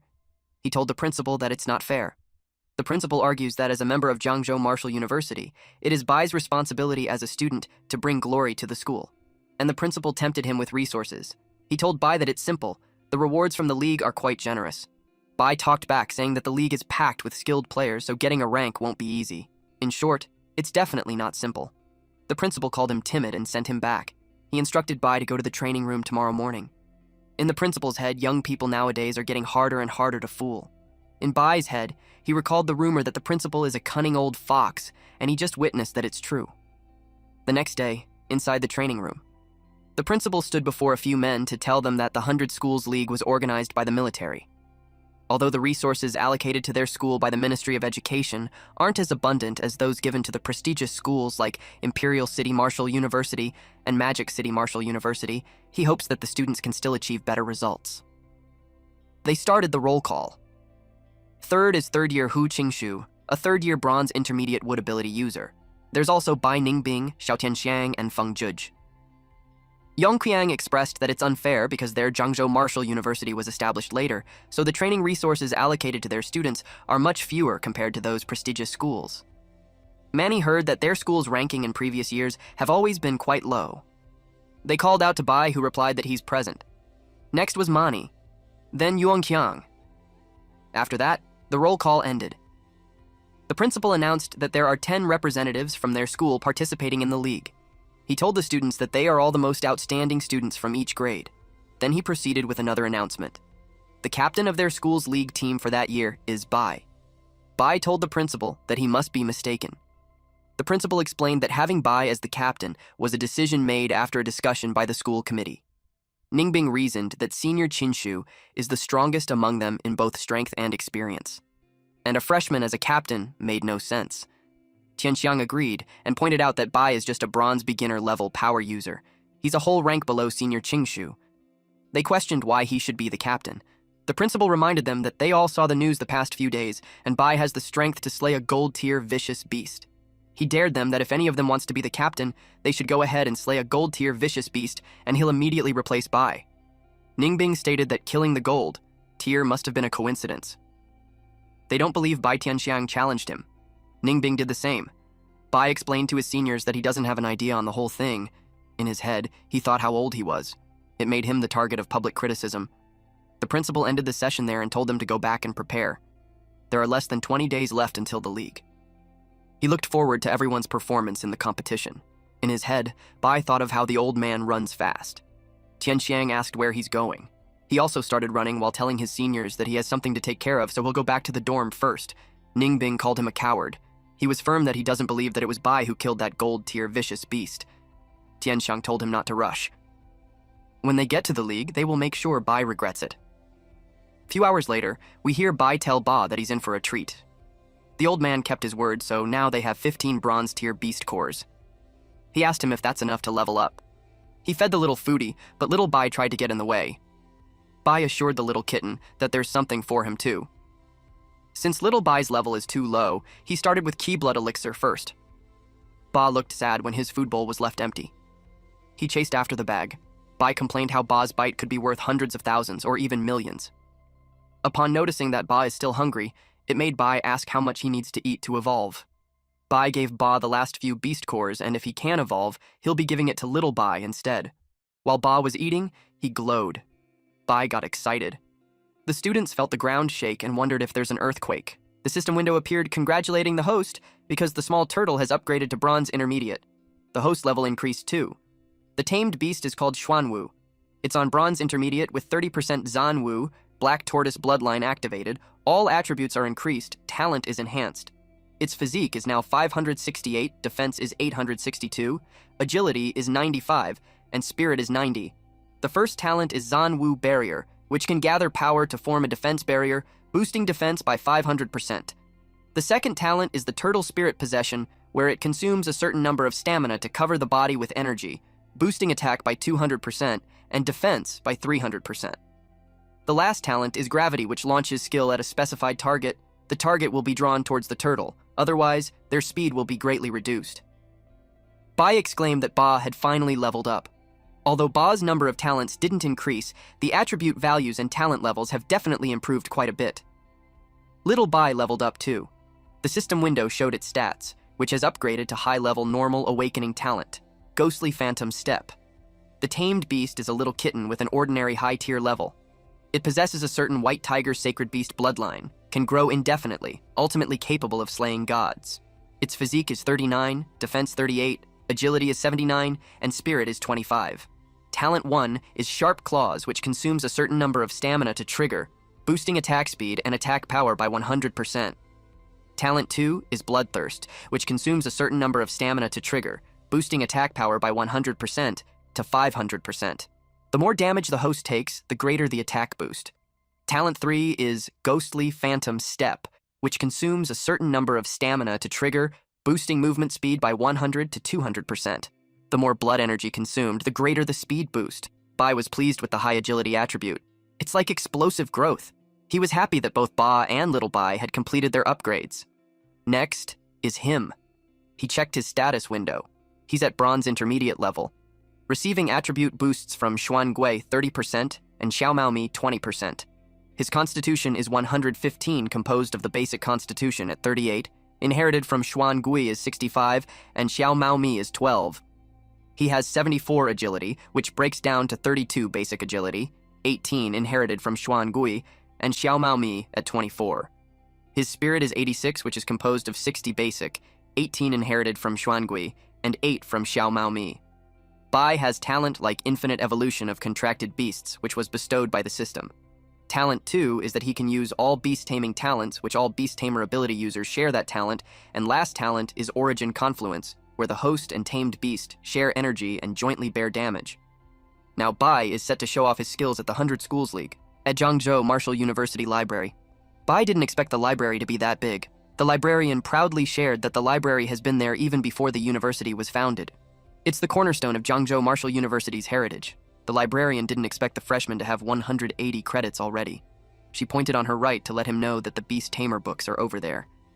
Bai is free to look up whatever information he needs. Bai thanked her. Then he made his way on the shelves.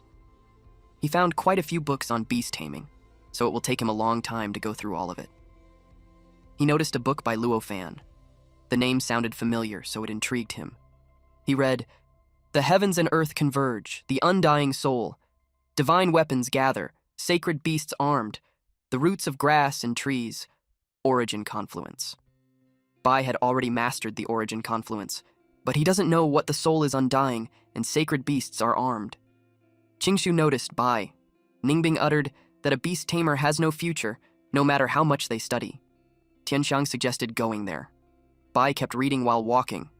He didn't expect Luo Fan to be so powerful that he created 3 divine skills, which are Origin Confluence, Sacred Beasts Armed, and Undying Soul.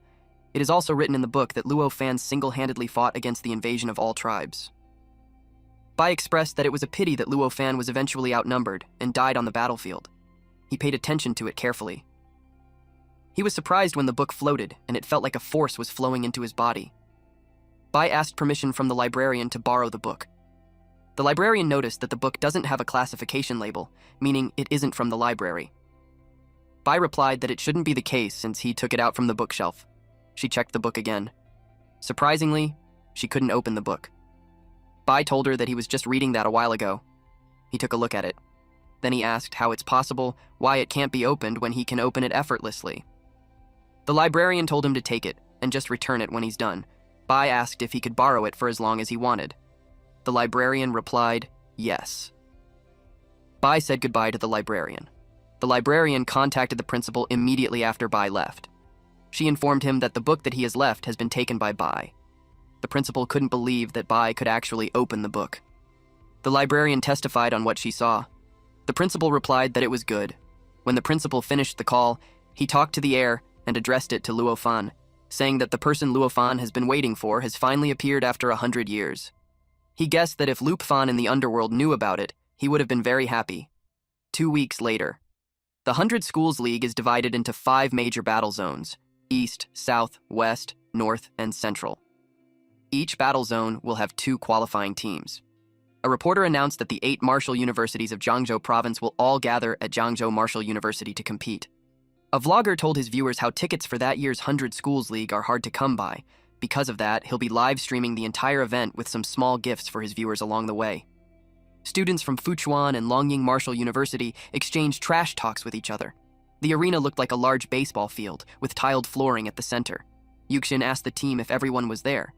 Qingshu replied that Bai hasn't arrived yet, but everyone else is there. Tianxiang wondered if their captain would back out at the last minute. Bai appeared while telling them that he wouldn't dare. Yuxin noticed how Bai's strength significantly improved even when only a few days had passed by. Bai announced that he had arrived. Yuxin was glad that he's there. The match is about to start, and they need to arrange their lineup. Bai assured her that he got it all planned out. The host of the event invited everyone to be quiet. He narrated how, just a month ago, the myriad beast clans deployed large-scale forces to pin down the military's frontline capabilities. Meanwhile, smaller groups of vicious beasts bypassed the front lines to attack several provinces' rear military bases.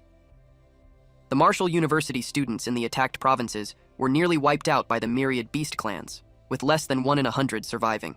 He passionately asked his compatriots if they should avenge it. The crowd returned the enthusiasm as they shouted to avenge them.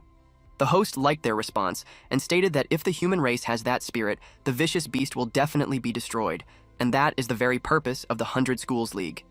And with that, the host declared the opening of the Jiangzhou Provincial League. He instructed them that it's going to be a team battle format. Each team can have up to 5 participants in each match. The loser is eliminated, and the winner continues. The team with the last remaining participant wins. They proceeded with the draw for the matchups. First is the Longying Martial University and Xinmin Martial University. Qingshu stated that they had drawn Qingyun Martial University. Yuxin looked worried since Longying and Xinmin are starting while their university hasn't come up with a lineup yet.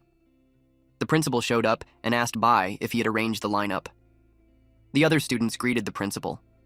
Bai had a smug look on his face when he replied that he'll go first and the remaining 4 can just figure it out themselves. Qingshu and Yuxin's expressions were funny. They looked like they just heard the dumbest thing. Qingshu suggested that they make targeted arrangements based on Qingyun Martial University's lineup. Tianxiang concluded that Bai might not win and it would be an embarrassment for Jiangzhou Martial University. Bai assured them that he will not disappoint them. The principal also noticed that in just a few days, Bai's level has increased so much. He admired Bai's comprehension. The principal whispered in Bai's ears not to go too far and leave some space for his seniors too. Otherwise, if they all get offended, it will be difficult for Bai to get by in school in the future. Meanwhile, Xinmin Martial University was announced as the victor. Yuxin noticed how Xinmin Martial University was strong that year to have defeated Longying so quickly. It was time for Bai to take the stage. He told them to watch closely. Tianxiang scoffed and questioned Bai's capabilities. Yanran cheered for him. Jiagong too. Bai and his opponent met at the center of the arena. The red-haired guy assumed that Bai is the freshman who slayed the golden tier vicious beast. Bai replied, yes. This red-haired guy made his arm sturdy as a rock. He is Qingyun's Martial University squad captain, Li Lingfeng. He's at the mid-bronze rank. Bai didn't care. He just opened his bag and told Ba to come out. Lingfeng asked if it's the tamed beast. Then he laughed out loud while saying that Bai brought his household pet to the competition. Ba stretches while Bai takes out his food. He explained that he was in a hurry, so he hasn't had breakfast yet. The crowd finds it funny too. A little turtle in a competition is unheard of. They thought it was just nonsense.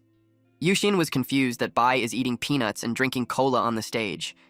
Tianxiang complained that Bai is underestimating his opponent when the opponent seems to be at the mid-bronze rank. They wondered if he could really handle it. Ba assumed his stance. Bai told the guy not to embarrass him since Ba had eaten so many cores. Then Ba released a beam of light towards the heavens. Lingfeng is starting to understand that the turtle is the tamed beast. A large spiritual form of the turtle appeared, until it materialized. Ba is now in his black tortoise form. From being a cute one, he actually looked scary now. Lingfeng got terrified. The crowd's jaws dropped upon seeing how big it was. They took pictures of it. One even commented that the skin is like armor and it's shining like a metal. Another person from the crowd pointed out Ba's claws and limbs. With that, it was no-brainer that Bai could kill a gold-ranked beast. They knew that the turtle could kill anyone with a single slap. Even Cowan was in shock. He had no idea when Ba got that big. While Yanran is proud that Bai got stronger now. Bai told Ba to finish it quickly. The turtle moved. It slapped the shit out of Lingfeng, which threw Lingfeng to the opposite side of the arena. Lingfeng was dumbfounded on how fast it was. Bai teased Lingfeng to hold much longer because he wants to finish his cola first before going off the stage. Lingfeng was annoyed with his arrogance. Lingfeng told himself that it was just a sneak attack, so he should focus all his power. He made his whole body, even his face, look like shiny gold armor. He moved quickly, to attack with his transformation rock fist. But in a blink of an eye, Lingfeng was out of the field. It's funny how it's so anticlimactic. So just like that, Bai actually won. The principal stated that the younger generation is truly formidable. Tianxiang's mouth was gaped open after witnessing how strong the turtle is. One audience member said out loud that the captain of Qingyun Martial University is an idiot, because to the man it's impossible for Lingfeng not to dodge such a big slap when it doesn't seem that fast. A person from the crowd replied and pointed out how this man must have not studied physics well. He explained that the speed of that turtle might not seem fast, but that's because he's big. The crowd exclaimed how unstoppable the turtle was, especially when even a mid-tier bronze-level ability user can't even do anything against it. Chao-Han wanted to confirm that Ba wasn't that strong before. The host announced that the first match, Jiangzhou Martial University Bai, won. Next was Zhang Xuan from Qingyun Martial University. Zhang Xuan decided to rely on speed to win, and she won't let the turtle get close to her. Xuan is also at mid-bronze rank. This chic moved quickly. Ba tried to follow her movements. The host announced how Xuan is using her speed as an advantage while staying outside the range of the giant turtle's attacks. The crowd cheered now that they're seeing a good fight. An audience pointed out how this is a fight should be, and the person earlier was just dumb. Xuan thought that as long as she finds an opportunity, one strike will be enough for her to win. Yuxin notices how Xuan is dodging and looking for an opportunity. Qingshu uttered how Bai is still underestimating his opponent. Meanwhile, Bai popped a peanut to his mouth. Ba looked mad now. He stomped his gigantic foot. Xuan jumped over the turtle while saying that it is strong, but she chose to directly deal with the beast tamer. She's on her way to Bai while Bai was taking a sip of his cola. Xuan thought it was too late for Bai to reverse the situation. Yuxin panicked that Xuan was going to attack Bai directly. Yanran got concerned too. She threw a dagger at him while telling him that he loses now. Bai continued sipping on his cola. He actually looked satisfied with his drink. The dagger is almost at his face. Xuan suddenly vanished. Turns out, Ba swatted her away with his tail. Yanran felt relieved. Chao Wahan was impressed. Tianshang said how Bai won again, but it happened too fast. Yuxin looked proud. The principal clapped his hands. Qingshu stated that Bai is really strong. Xuan was on the ground cradling her arm. Bai uttered that he's full now. Bai uttered how the woman got too close and Ba's strike was a bit too much too. He told her to get herself patched up. The medical team came to get her. Xuan looked like she's about to cry. Bai announced how he's ready to get serious now. Our MC asked who's the next challenger. Xiaoba hit a woman and defeated her. Since the woman was defeated, Bai asked for the next contender. Xiaoba hit the man and sent him flying while Bai was taking a selfie. Eventually, Bai was declared the winner. The crowd loved Bai.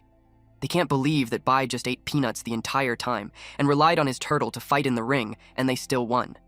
They had never seen such an unbridled contestant in their whole life. The crowd cheered, "Su Bai, 1 man, 5 wins." Bai commented that it sounded weird. It felt like he's being called a turtle. Yuxin praised Bai. The principal stated that Bai single-handedly defeated the formidable Qingshan Martial University. He added that Bai brought great honor to their Jiangzhou Martial University. Bai thanked them for the praise. With that, the morning matches are over. Yuxin told the students to go rest, and after lunch break, they will continue with the second round. She informed them that during the league, the cafeteria is open to all contestants for free. Everyone can go and enjoy the food to replenish their energy. That was great news to the students. At the Fuchuan Martial University Lounge, the professor stated that if they faced Jiangzhou Martial University in the next match, it is expected that they will send Bai again. One student expressed that Bai's tamed beast is almost invincible in close combat. He asked what they should do. The professor stated that if they really face Jiangzhou Martial University, Mao Kai should handle Bai. A female student's second demotion is that the team captain is a poison-type user, so there's no need for close combat. Kai replied that when the time comes, he will keep his distance and use poison to take the turtle down. At Sinmin Martial University Lounge, the principal told the students not to be discouraged. He stated that even if Bai is strong, his weakness is also very obvious. He stated that finding the right opportunity to bypass that turtle's defense line and defeat Bai is the only way to win. A student agreed and volunteered to handle Bai if they will face him. He stated that Xuan's strategy earlier was correct, it's just that she wasn't fast enough. Since this student, Li Feng, is a speed-focused fighter with enhanced combat skills, the principal told him to fight at the right moment to attack Bai. The host announced that the morning matches were truly exciting. The students demonstrated spirited determination and a tenacious, fearless spirit. Next, the second round of the competition will begin shortly. At that moment, they will proceed with a random draw. One of the audience members stated that he feels like the other members of the Jiangzhou Martial University don't even need to compete because Bai alone can defeat all other schools. A man replied that it's great to have such a teammate. Then one person from the back told them not to get complacent since it is still within the province. Facing martial universities from other provinces, he claims that Jiangzhou Martial University will still be beaten so badly that it won't be able to hold its head up. One student replied that they have always struggled to hold their heads up before, but now, with Bai, they have become even more irrelevant.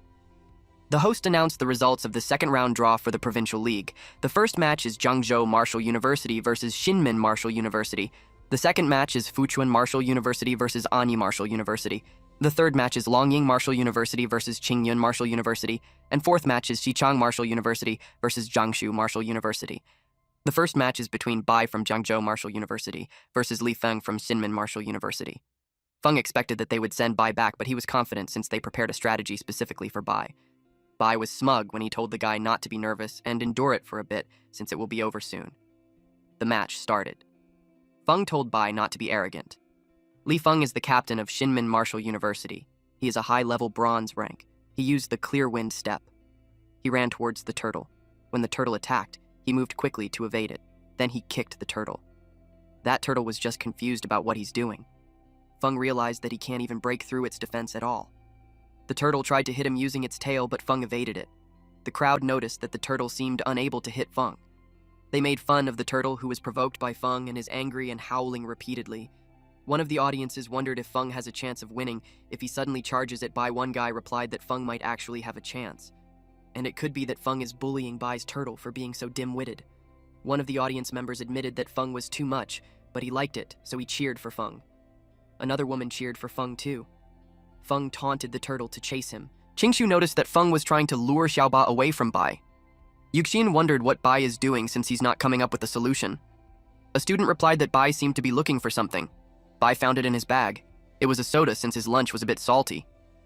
He drank it while Xiaoba was busy with Feng. Feng was confident that with his distance, even a tail swipe won't work. He closed the gap with Bai while saying that he's looking at them too much. Feng was about to kick Bai. Bai simply called for Xiaoba. A wave of yellow light appeared. Bai looked smug while Feng was confused as to why he couldn't move. Feng saw an armored turtle and thought it was an illusion. Bai told Xiaoba to stop playing around and finish the battle. Xiaoba used black tortoise gravity. Feng panicked. The armored holographic turtle released a powerful beam. Feng was sent to the wall where the audience were. He made a hole in it. The crowd was overwhelmed. They said that it isn't even about Feng being not strong enough, it's just that Bai is too overpowered. One man expressed that if it was him, he would just surrender right away when facing Bai. They had no idea how to fight against him. A woman asked the principal what they should do since Feng has already been injured so badly. The principal's head hurt, but he had no choice but to give up. The host announced that Shinmin Martial University has chosen to forfeit. Next to face Jiangzhou Martial University is Fuchuan Martial University. The crowd couldn't believe that Shinmin forfeited without even fighting. One man replied that forfeiting is better than being humiliated in vain. Yuxin stated that since Shinmin has voluntarily forfeited, Bai can conserve his energy for Fuchuan.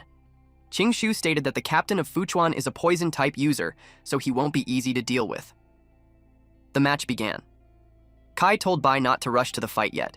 He admits that Bai is very strong, and he might be no match for him, so he offers him a deal. Mao Kai is the captain of Fuchuan Martial University. He is also a mid-level bronze rank. Bai asked what the deal was. Kai told Bai that he wanted to discuss the issue of beast tamers with him. Bai had no idea what this guy was talking about. Little did he know that the guy was preparing something. Bai realized that Kai was just trying to stall for time.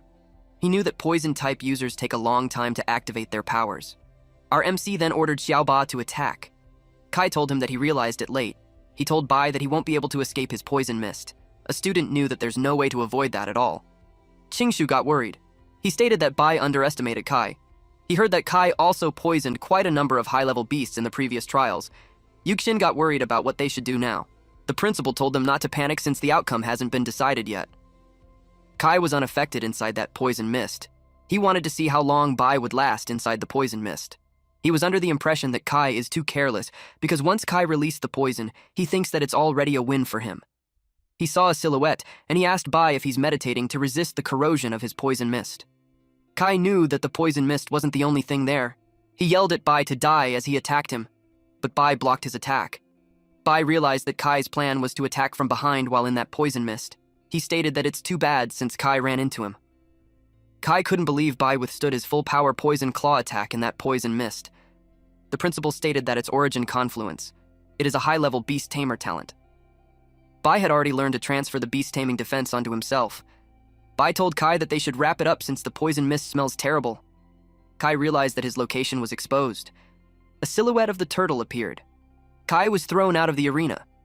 Chowan exclaimed that Bai is too overpowered. Bai knocked the poison-type user out of the poison mist. Yanran yelled that she won't let him leave her too far behind. The crowd cheered for the turtle. The host announced that Kai from Fuchuan Martial University is unable to continue fighting, thus, Fuchuan Martial University had chosen to forfeit. He announced the winner of the Provincial League. It's Jiangzhou Martial University, Su Bai. Bai was relieved that it's over. The principal told Bai that he brought glory to Jiangzhou University. Bai suggested that the principal should allocate some additional resources for his cultivation. The principal realized that the brat wanted to take advantage of him. He refused to be easily tricked. The principal stated that since Jiangzhou Martial University won the Provincial League championship, the military will award them military merit points. He instructed them to go to the logistics department to exchange for resources when the time comes. One student felt bad since only Bai participated in the competition, and he questioned the military points and its relevance to them. The principal had no answer to that. So he announced that 3 days from that, they will be heading to Luo City to participate in the regional league. He asked if everyone had confidence. Bai replied that he has confidence. The principal told them to go back and rest well, since they will still need to prepare for the regional league in 3 days. Bai tries to bring up the matter about the resources. The principal started walking away. He told Bai that he will look forward to his outstanding performance in 3 days. Bai noticed that this old fox quickly ran off as soon as it was about resources. In the news anchor announced that the Provincial League of the 100 Schools League has ended. The top 3 are Imperial Capital Martial University, Magic City Martial University, and Great Wall Guard Army Martial University. The host stated that many prodigies performed exceptionally well in the league. Among them, the most dazzling was Bai from the Jiangzhou Martial University. He won the Jiangzhou Provincial Championship by defeating 5 opponents alone in all 3 battles. The host stated, "A strong youth will make a country strong." He hopes that students from martial arts schools will learn from Bai and strive for first place and bring glory to their schools. People were impressed that Bai is on the news again. It made them want to meet him at the training room. Bai was relieved that he finally found a quiet place. He let out little Bai and promised him that there will be opportunities for him to take the stage later. Bai only managed to exchange 4 silver high-tier beast cores with his military points, so he told little Bai to eat it sparingly. Bai gave it to his cat. Suddenly, the cat glowed. A status window appeared. It stated that the ordinary tier advances to the bronze initial tier. The little kitten evolves into a sharp gold-white tiger. The sacred beast white tiger bloodline is activated, gaining the sharp gold gale. Bai was impressed that with just 1 core the cat already leveled up. It activated the white tiger bloodline. He gave the cat all of the cores. Bai told the cat to take its time eating, and after eating that, he should be able to level up again. Bai had given all the rest of the cores to the cat, but he was disappointed that there was no reaction. Those were even silver high-tier beast cores. Suddenly, a golden swirl of light appeared. Bai's eyes widened and his jaw dropped. The white cat was now gigantic and its eyes were gold. The tip of its tail was also gold. Bai thinks that it's cooler than Xiaoba. The status window displayed the details. The tamed beast is a sharpie gold-white tiger. It is fierce and a master of killing. Its level is bronze mid-tier. 30% of the white tiger bloodline activated. Significant boost to all attributes. Enhanced talent. Its physique is 158, defense is 105, agility is 295, and spirit is 60. It has 3 talents. But I ain't gonna read all of these, so you guys could pause the video first. Bai commented that it was worth giving little Bai 4 silver high-tier beast cores. He described the attributes to be simply heaven-defying. He pets little Bai and tells him that he's a good Bai, hence that he is interesting. He said that Bai seemed to have a lot of secrets. He ordered his subordinate to investigate Bai. He had a feeling that Bai's turtle is even more outrageous than the one Luo Fan had back in the day. 3 days later, at the Luohe Martial University competition venue. The Luohe Martial University didn't disappoint with their competition venue, several times larger than some of the universities.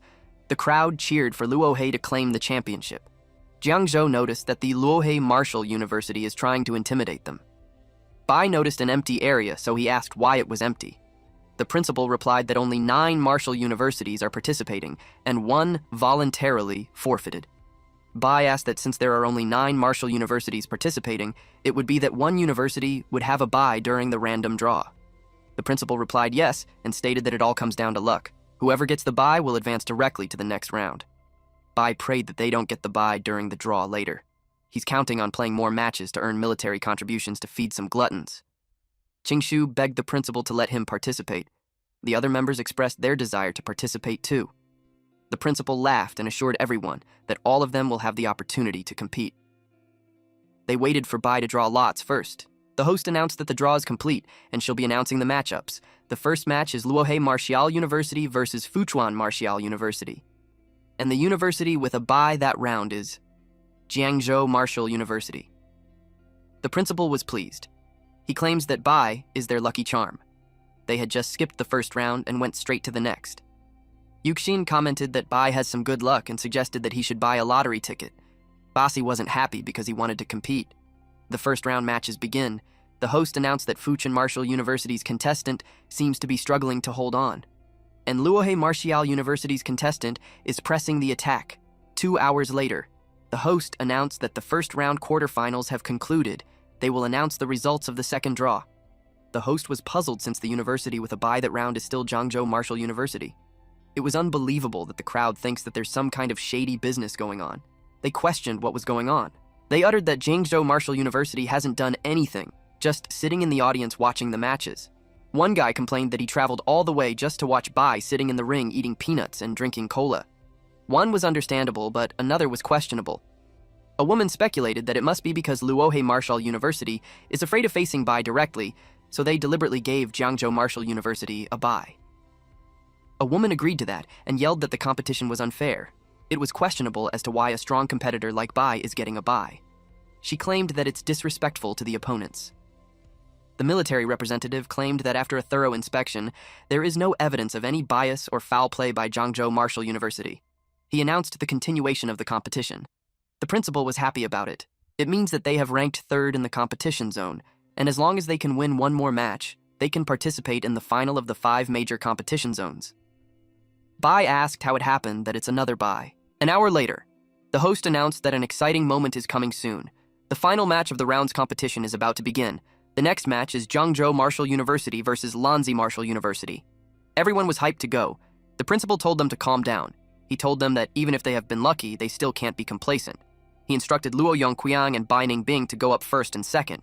Then it's Wang Qingqing, Hu Qingshu. Then Su Bai goes last for the grand finale. They were all determined to bring glory to the school. Bai realized that there might not be a chance for him. The match began. First up was Luo Yongqiang, who tried to take on a bronze mid-level opponent with his bronze low-level strength. In the end, he narrowly lost. Next, Bai Ningbing stepped onto the stage and immediately went into a berserk state, completely abandoning defense and fighting recklessly. He forced her opponent to retreat continuously. Wang Qingqing, the school beauty, showed that her combat skills are no joke. With a soft whip technique that combines both offense and defense, she sent her opponent flying out of the ring. With that, Zhangzhou Martial University wins. They won again.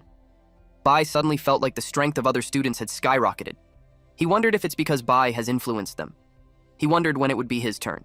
He wanted to get some military contributions. Next up was Zhangzhou Martial University, Hu Qingshu. Qingshu told his opponents that they can come together as it will save him time. The opponent told him not to get cocky. Otherwise, he will lose miserably. The host stated that the competition rules allow one person to challenge multiple opponents at the same time. She announced that the match would begin.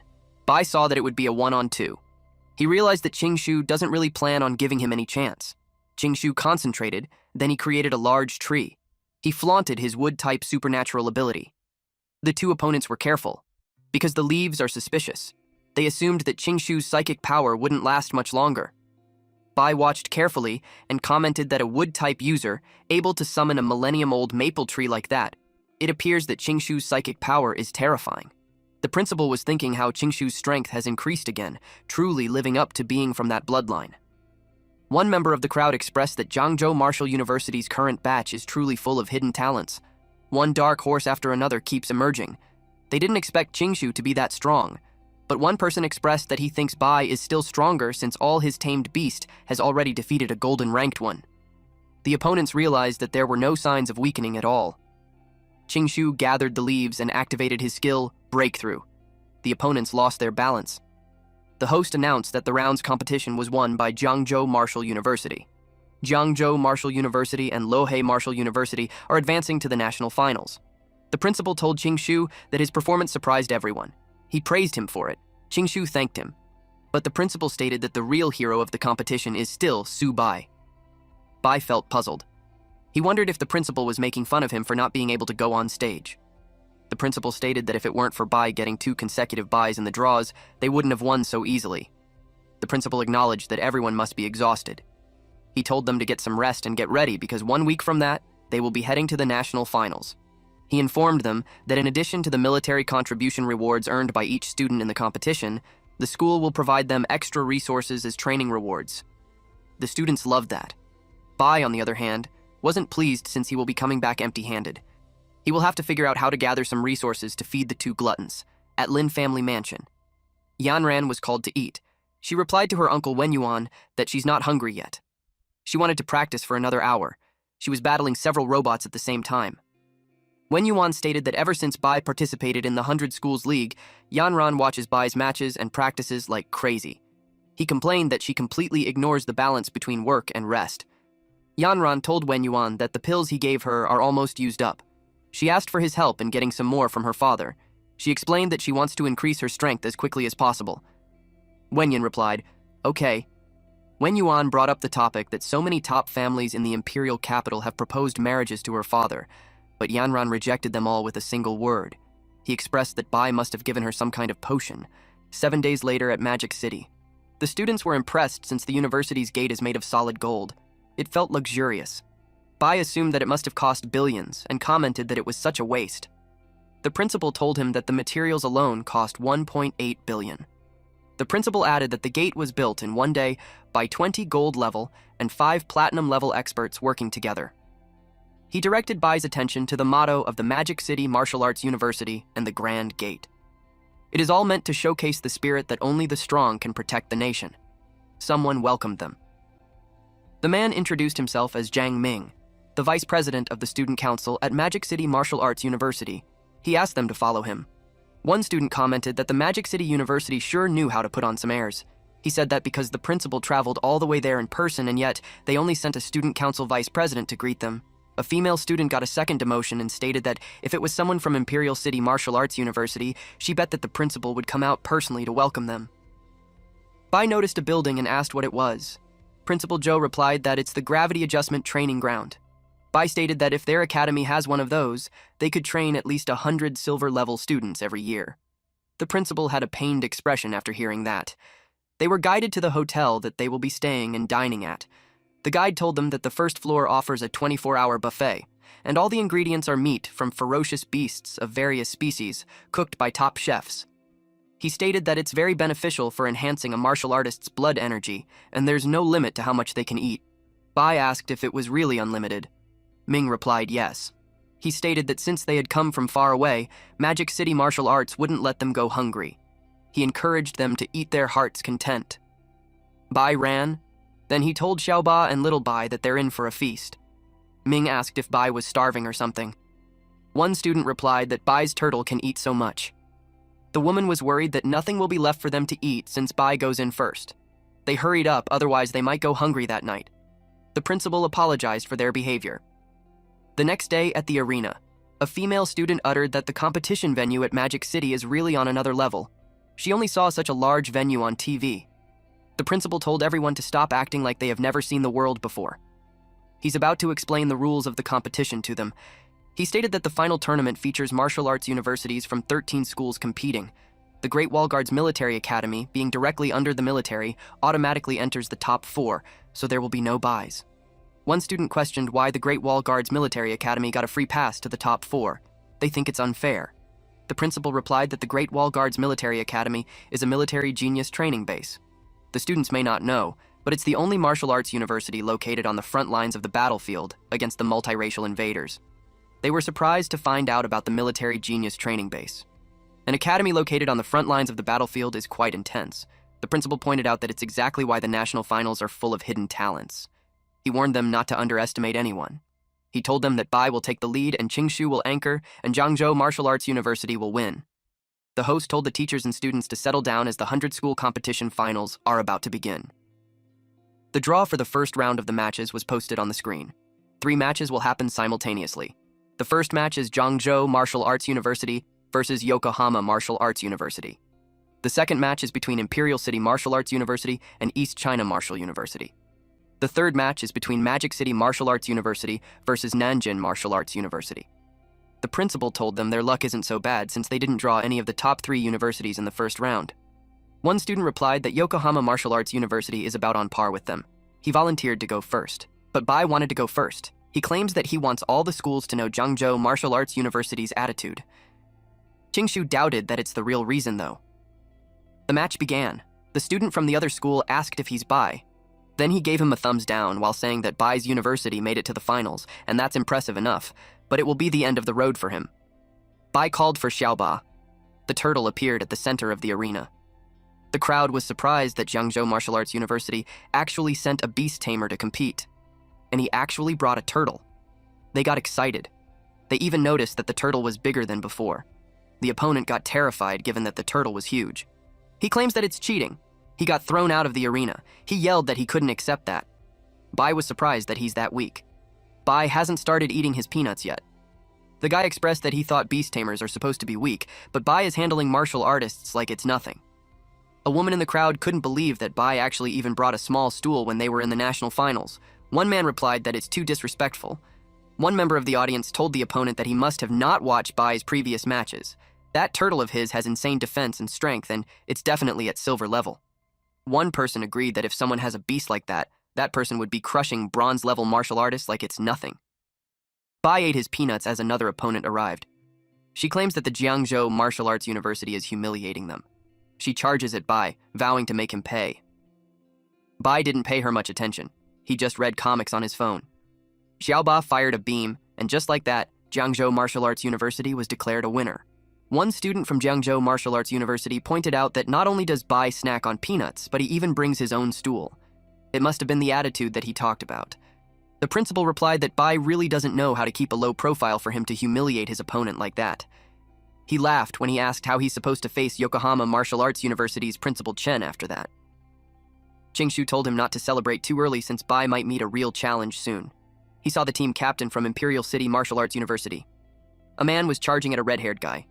Then a loud explosion happened, followed by the announcement that Imperial City Martial Arts wins. The man with red hair was left standing. He apologized if he had hit too hard. The principal commented that it's a fire attribute martial artist, and the guy is at the peak of silver level. A student beside Qingshu commented that a silver-level fire attribute martial artist is terrifying. He just witnessed the strength of Imperial City Martial Arts University. Qingshu replied that if the Great Wall Guard's military academy doesn't step in, only Magic City Martial Arts University might be able to match them. The host announced that Jiangzhou Martial Arts University wins. A student told his principal that he wants to handle Bai. The person who expressed that is Wang Mingkun, a silver rank. He plans to let Jiangzhou Martial Arts University taste the feeling of 1 versus 5. The principal of Luohe Martial Arts University replied that Mingkun should use his speed to win and not go head-to-head with the turtle. Mingkun told the principal not to worry. The match is between Jiangzhou Martial Arts University and Luohe Martial Arts University. The match begins. Mingkun told Bai that Bai only got lucky last round, but this time, he claimed that Jiangzhou Martial Arts University won't be so fortunate. Bai simply assessed the guy as a silver rank wind attribute ability user, then he told Xiaoba to go. Mingkun told him to feel the power of the wind. He created a tornado around him to show Bai the strength of a silver rank. The tornado traveled to Xiaoba. Bai noticed that the Earth's gravity can't even lock onto the guy. He can't even react before the guy is out. Mingkun attacked Bai with a wind blade. Bai was thinking how the wind is ruining his snack time. Mingkun released more wind blades that filled the area with dust. He then descended safely. He arrogantly uttered that he couldn't help but hit a bit too hard. He told Bai to go rest and recover. But when the dust cleared, it showed Bai perfectly fine under the golden shell. Mingkun was surprised to see the source synchronization. He asked how it was possible. He couldn't believe that someone actually mastered Luo Fan's divine technique. Bai acknowledged that the guy was confident in his speed. He told Xiaoba to come back. Since the guy wanted to play with speed, Bai decided to play with him. Little Bai stepped out of the bag. It was his time to shine. Mingkun laughed at him for bringing his pet cat. That caught the interest of the crowd. They find the cat cute. The students from Jiangzhou Martial Arts University were also confused as to what Bai was doing. They wondered if he's trying to mock his opponent. Because first he brought a small stool, then a small cola, now he brought out his pet to mock the opponent. One student was worried if that would work since his opponent is a wind attribute ability user. The principal told them not to rush and watch since it's no ordinary cat. Mingkun told them to bring out the turtle. Bai reminded Little Bai not to hit too hard, especially since it's just a match, not a battlefield. Little Bai growled. Its aura as if a large cat appeared. Mingkun wondered if that shadow he saw was just his imagination. Then he saw the cat get bigger. The crowd claims that it's not a pet cat, but a tiger. Even the crowd hasn't seen that big in zoos. One student from Jiangzhou Martial Arts University couldn't believe that Bai's cat transformed into a white tiger. Qingshu asked if that tiger is Bai's second tamed beast. That caused more shock and disbelief to the audience, because even for a silver rank beast tamer, taming a second beast is extremely difficult. The principal replied that Bai has more secrets than they know. The wind slithered, as Ming-kun tries to hit Little Bai, but quickly learned that it was just an after-image. He questioned how a white tiger could be that fast. He couldn't believe how it even surpassed the wind. He focused his attention on Bai, because if he defeats him, he will still win. He charges towards Bai. But our boy appears before him. It caught him off guard. Little Bai smacked him. He crashed on the wall. The host announced that Jiangzhou Martial Arts University Bai wins. The crowd's jaws dropped. They couldn't believe that a mid-tier bronze defeated a silver-rank captain from a prestigious university. It's almost a complete domination that it made them think twice if it's real. One woman even commented that the white tiger feels fiercer than the turtle. They started thinking that the tiger is ferocious. The crowd cheered for Bai. At the judges' panel, they were discussing it. One judge expressed that he never heard of Bai before. He got curious as to what year he is. One judge also knew that even top students from the elite university in the capital and the army aren't that strong. They couldn't believe that Jiangzhou Martial Arts University actually produced a monster that year. They could see that Jiangzhou Martial Arts University is about to rise at the Imperial City Martial Arts University rest area. The crowd was talking about how the guy from Luohe Martial Arts University is too weak. One student expressed his dismay that a country bumpkin brought 2 tamed beasts to freeload on their tens of thousands buffet. They vowed that if they met them, they won't let them off easily. The red-haired guy uttered that Bai is cocky, and if they met him in the semifinals, they would be sure to beat him to death. This guy is the Imperial City Martial Arts University captain, Cao Zixuan. The students agreed with their captain. They stated that the country bumpkin needs to be taught a lesson.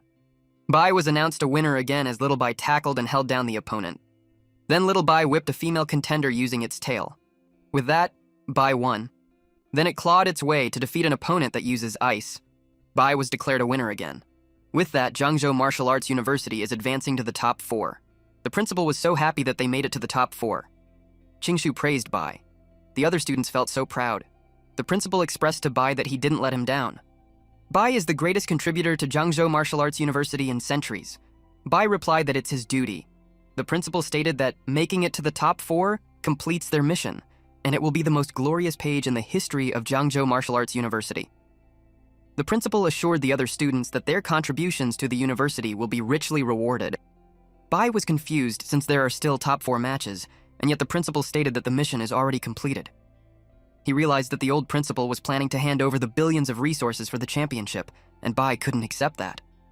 The principal explained that their goal of securing the top 6 and aiming for the top 4 is already achieved. He asked Bai if he's thinking of actually challenging the 3 top-tier universities. That statement alone was a surprise to Qingshu. Bai asked why not. Bai pointed out how the Modu Martial Arts University has a gate that costs 1.8 billion. He stated that if Jiangzhou Martial Arts University becomes the 4th top school, they wouldn't dare to be so extravagant. Bai expressed that they should aim for the first place and rebuild their university's gate. He stated that they can't let down the expectations of the people of Jiangzhou. He insists that they strive for first place. Qingshu agreed with him that they couldn't just give up. Bai had also convinced the other students. The principal acknowledged that their enthusiasm and courage is commendable. He told them to go back and rest to prepare well for tomorrow's top 4 matches as they strive to be in the first place. Deep inside, the principal actually felt happy that the kids are still young and impulsive, that they actually want to challenge the 3 top-tier schools. At Dragon Nation's Supreme Military Command, one person stated that the 100 Universities League is about to enter the top 4 finals, expected to conclude in 2 days. The man reported that the military preparations for the counterattack against the myriad races are complete and gathered at the front lines, ready to launch the counterattack at any moment. The leader of the meeting told them that once the 100 Universities League concludes, the counterattack against the myriad races will officially begin. He uttered that all students must go to the battlefield and fight. The members of the meeting replied, "Yes, to avenge the tens of thousands of students and mentors who died. Those who offend the Dragon Nation, no matter how far, will be punished." Next morning, at Modu Hotel, Bai meditated while his beasts were eating. He activated the Holy Beast armament. Little Bai was spooked. Xiaoba and Bai traded places. Bai asked what it was. The window appeared and congratulated Bai as he successfully comprehended the Beast Tamer's exclusive talent skill, transposition. Within a range of 1 kilometer, the Beast Tamer and the tamed beast can swap positions, ignoring all restrictions. He was shocked to have learned that he and Xiaoba had instantly swapped positions. He uttered that more skills wouldn't hurt, and it might have an unexpected effect on the battlefield. He called his beast as he took his bag. They are off to challenge 3 top-tier schools. The host announced that after a day of intense battles yesterday, the 100 Universities League has finally entered the top 4 competition stage. She introduced the Great Wall Guardian Military Academy, which is about to take the stage. The Great Wall Guardian Military Academy was originally a military base of the Great Wall Guardians. It was established in 1907 and was one of the first military bases erected on the Myriad Races battlefield. In its 94-year history, the Myriad Races have launched hundreds of campaigns against the Great Wall Guardian Military Academy, but the students and mentors fought to the death, killing countless Myriad race beasts and strong warriors, and it still stands tall.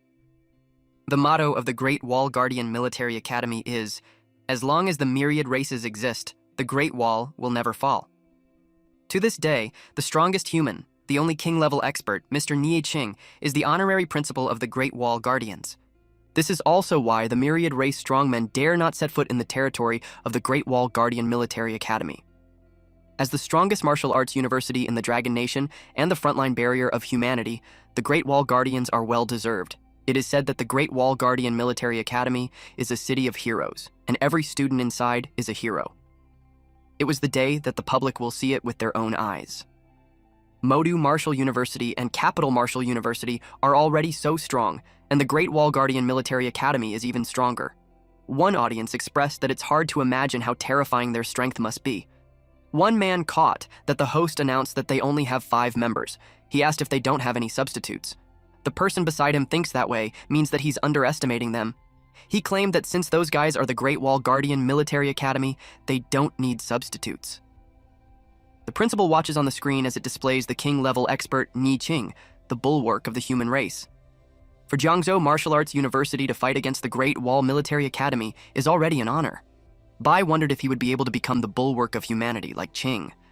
The host announced that the top 4 competition is about to begin.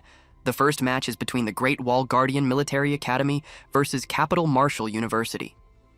The second match is between Modu Martial Arts University and Jiangzhou Martial Arts University. Zixuan expressed that it's boring that they are up against Jiangzhou Martial Arts University. He uttered that fighting such weaklings, he can't bother to even make a move. A woman stated that their opponent is Jiangzhou Martial Arts University, a trash. She stated that winning against them won't even be glorious. Another woman replied that Jiangzhou Martial Arts University is just a troublemaker, and they don't even deserve to be in the top 4. A guy volunteered to go on that round, and he'll be sure to take the opponent down in one go. The first to take the stage for the Great Wall Military Academy is their captain, Han Zhan. He is a Lord-level expert, grandson of General Han Dang. The purple gold armor he wears is forged from diamond-level cores. They wondered who would face him. He told Wang Yang not to waste time and settle it between them. He challenged the captain of the Capital Martial University, Wang Yang. That made the crowd excited. It would be a king versus king match. The crowd encouraged that. Someone arrived at the arena. It was Wang Yang. He told Zhan not to make a big deal out of it, and that Zhan would be the sore loser. The girls cheered for Yang. They liked how handsome he was. The principal commented that the match is heating right from the start. Bai asked if Yang is really that handsome because he doesn't see it. Bai teased Luo to go up first and show them what they are made of. Luo asked if he really could do it. Zhan told Yang that he will let him make the first move. Yang didn't hold back. The crowd were surprised to see the diamond-level battle armor. They didn't expect Zhan to have actually developed it to that extent. But Zhan didn't value Yang's high blood energy or sharp weapons. The principal stated that Yang is an extreme agility-type fighter, and with the howling wind, his figure is completely invisible. The crowd sees Yang as a terrifying opponent. Bai watches closely as he witnesses the strength of a mid-tier silver. He compared himself to being only a mid-tier bronze. Zhan saw an opening. He used his mid-tier silver skill, the sky-splitting slash. The ground shattered. Yang was still standing. Even the principals were overwhelmed upon seeing General Han's sky-splitting slash. He remembered 3 years ago that General Han used that slash to directly kill a diamond-level enemy. The power of it was so terrifying that it even forced Yang to stop. Zhan actually used an extremely offensive combat skill as a control-type skill. One of the hosts finds it brilliant that Zhan could think of such a tactic, truly worthy of being the #1 military commander. Yang used a mid-tier silver attack. It's the howling wind. Zhan claims that it's Yang's loss since his attack was just a direct slash. An explosion happened at the center. When it was clear, it revealed Yang being hurt. His spear was broken too. One of the female audiences commented that it's way too harsh. One guy added that it happened with just the back of the blade. If it had been the edge, Yang would probably be a corpse already. It was just a match, so they questioned if it's really necessary to go for the kill. They questioned why it wouldn't stop with a draw. Yang admits his loss. He told John that he's amazing. The first round of the top 4 championship ended with a win for the Great Wall military martial arts. Jiangzhou students learned that the Great Wall military martial arts were very strong. The principal told them that it's their turn. He asked Luo Yongqian if he's ready. They told Yongqian to know his limits. The principal reminded him that their goal is participation, to give everyone a chance to fight. So if he can't hold on, he just has to admit defeat and not push himself too hard. Yongqian assured the principal that he won't let Jiangzhou down. The second round began. Zheng Leiqiao walked towards the arena while moving his knives up and down. He stated that it's going to be fun. He asked his opponent how he wanted him to play with him. Yongqian told him to bring it on. Yongqian attacked using vertical slash. Leiqiao evades the attack easily. Then he slashed Yongqian. Yongqian was cut on different parts of the body. Leiqiao had some words for him. Leiqiao plans to have fun with him. One of the students from Jiangzhou reacted that it was too much, and it was outright humiliation. They suggested pulling Yongqian out. Bai told them that it's not time yet. He said that Yongqian is defending his dignity and the dignity of Jiangzhou Martial Arts University. Leiqiao told Yongqian that if Yongqian doesn't admit defeat, it will get worse. He asked him if he's scared. Yongqian replied that Jiangzhou Martial Arts University will never admit defeat. Since he isn't admitting defeat, Leiqiao decided to stab him. Leiqiao was enjoying himself cutting up Yongqian. He wanted to see how long he would last. He encouraged Yongqian to just admit defeat. Yongqian insists that he will never. He stood his ground until he fell and lost consciousness. The crowd questioned if Leiqiao doesn't have an ounce of humanity. He was too cruel. They commented that there's no need to torture the opponent. Bai screamed that Modu Martial University went too far. One student rushed to bring back Yongqian. It was Ningbing's turn. He was furious. He was determined not to let the guy keep acting arrogantly. The principal told him to be careful. Leiqiao saw Ningbing walking forward. He commented that this person doesn't look fun to play with. Ningbing commented that Leiqiao talks too much. The second round began. Ningbing was determined to take the man's life. He used White Spirit Blade technique. Leiqiao bent his upper body real low to evade it, then he counterattacked. The crowd watches and questions if those are really kids. It made them think that the battles between martial artists are so brutal. One member of the audience suggested calling it a draw since if they keep fighting, they could die. One woman expressed that even from 100 meters away, she can smell a thick scent of blood. It was terrifying. Leiqiao asked Ningbing if he's that desperate. Ningbing insists on taking the guy's life. Leiqiao was amused with his tough talk, but he got behind Ningbing, almost slashing the neck. Ningbing blocked the attack using his sword. Leiqiao told him that in the end, Ningbing is just a bronze-tier trash from a no-name martial university. He claimed that Ningbing lost. Ningbing asked if Leiqiao had forgotten something. Ningbing uttered that Jiangzhou Martial Arts University never admits defeat. Ningbing stabbed himself, but the sword also got through Leiqiao's body. Leiqiao was surprised. He asked Ningbing if he's crazy. Ningbing is committing suicide. Ningbing replied that killing Leiqiao was enough for him. Ningbing stated that it's how Jiangzhou fights. Unlike Leiqiao, who bullies the weak, Ningbing pierced the sword deeper while telling Leiqiao to die. Leiqiao was afraid to die. He called the principal to save him. Someone stopped the sword. It was Modu's principal. He admits defeat in that round. The host was surprised, but she announced that the Modu Martial University admits defeat. Jiangzhou's principal rushed towards Ningbing. Modu's principal pushed the sword out. Jiangzhou's principal catches Ningbing before he falls to the ground. Jiangzhou's principal asked the Modu's principal if that is how their students behave. They humiliated the opponents in the arena, crying for help in life and death moments. Modu's principal called Jiangzhou's principal Old Jiang and warned him not to think that just because they made it to the top 4, Jiangzhou Martial Arts University has the right to challenge Modu. Principal Zhou yelled that not only the lives of Modu students are precious, but so is Jiangzhou. Modu's principal replied that there's no need for words and they can just settle it in the arena. They walked away. The principal ordered Bai to get on stage and hit the opponent as hard as he could and make them pay for messing with Jiangzhou. Bai looked serious. He replied that they can count on him. The medic arrived and they placed Ningbing on the stretcher. The principal told Ningbing that he brought honor to Jiangzhou. Qingqing told Ningbing that they are proud of him. She told him to focus on recovering from his injuries as Bai will teach those punks a lesson. Zixuan suggested that he should go next so he can finish off the Jiangzhou trash. The principal told him not to be impatient since there's still a championship match waiting for him. Bai declared that he will challenge the Modu Martial Arts University, and if Modu loses, He demands a public apology to Jiang Zhou. He asked if Mode dares to accept. The crowd went wild. They demanded for Modu's apology. They cheered for Bai to defeat Modu. Some were curious if Modu will apologize to Jiang Zhou. A woman actually thought of a good headline for this event. It goes, Jiang Zhou pressures top-tier Modu and strongly demands an apology. Zixuan questions if Jiang Zhou even deserves the apology. A bald student from Modu was determined to teach Jiang Zhou a lesson and show the gap between them. The principal told the student named Huang Sheng that it's his turn. Sheng walked towards the center. Bai asked him if he's there to apologize. Sheng replied that apologies are just the whining of the weak. He questioned why the strong would apologize to the weak. He claims that strength is right and power is truth. Bai agrees.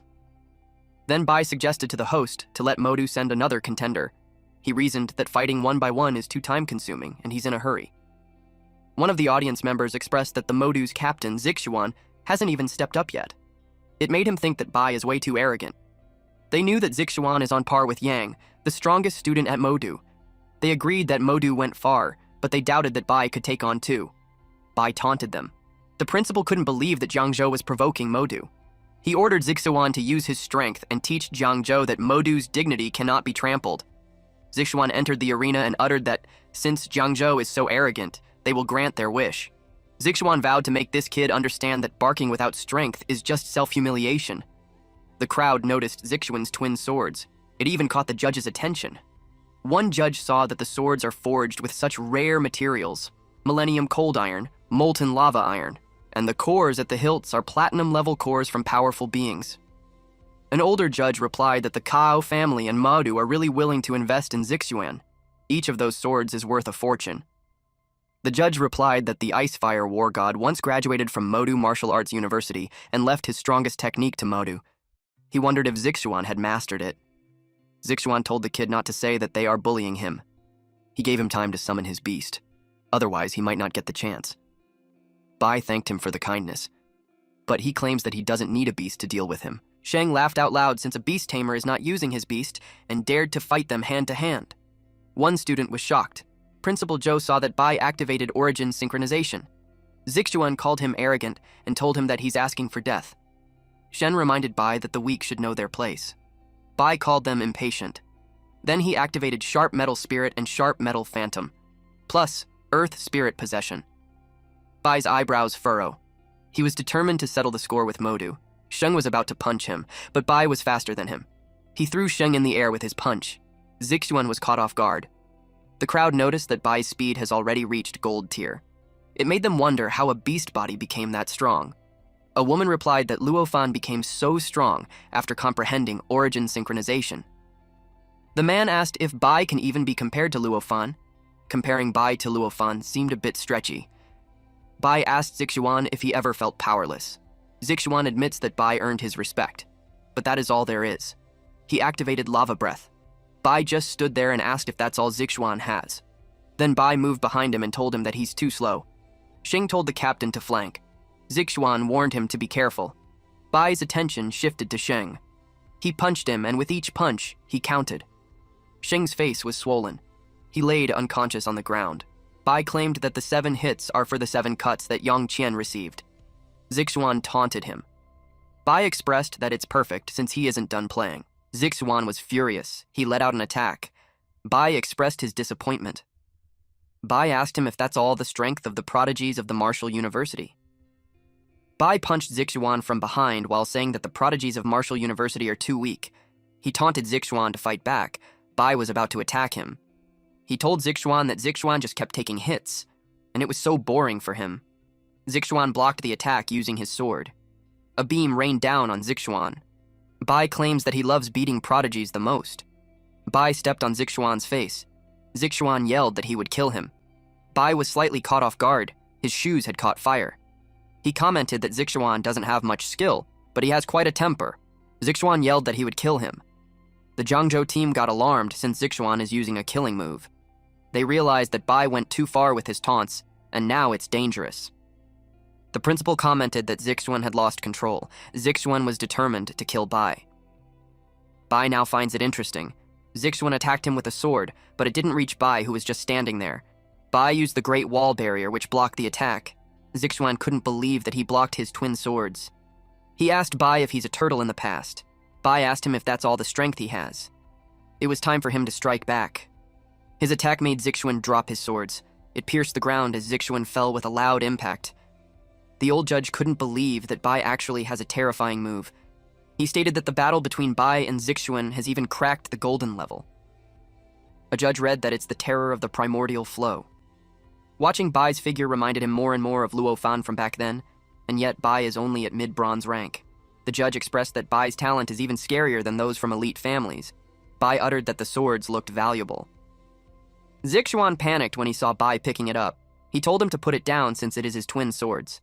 Bai replied that seeing how Modu Martial Arts University acts, they won't definitely apologize or compensate. So those two swords will be considered compensation from them. Zixuan charges at him while yelling that it's too much. He vowed to kill him. Bai easily stepped back and Zixuan missed. Bai asked him if he really had the strength for that. Then Zixuan's face met Bai's knees, and Zixuan was thrown backwards. Bai was furious that they dared to bully Jiangzhou, so he punished Modu. He attacked Zixuan continuously. The crowd saw that Zixuan no longer had the power to resist in Bai's hands. One yelled that Bai is a total freak. Seeing Bai's strength, speed, technique, it made them wonder if there's anyone in Modu who stands a chance against Bai. A woman expressed that Zhan might be able to match Bai. Some students cheered for Bai for the job well done. The host announced that Jiangzhou won. Bai noticed that Zhan kept staring at him. From the start, he has been watching him like a hawk. Bai was courageous to stare back. Zhan told Bai that he would wait for him. Bai was amused by how anxious Zixuan was. He realized that the swords are worth quite a bit. Someone stopped Bai in his tracks. It was Madu's principal. He blocked Bai's way and told Bai to return Zixuan's weapons. Bai hid the weapon behind him while reasoning that the referee just said that the arena is a battlefield, and weapons seized on the battlefield don't have to be returned. Bai also stated that he's not unreasonable, so if Modu apologizes to Jiangzhou and all the ordinary martial academies that they bullied, and compensates for medical expenses and mental distress, he will return the sword. The crowd sided with Bai and made the Modu principal the villain. They cheered for Modu to apologize, but the principal thought it was outrageous. Bai reasoned that it's survival of the fittest, which is the philosophy of the Modu Martial Arts University.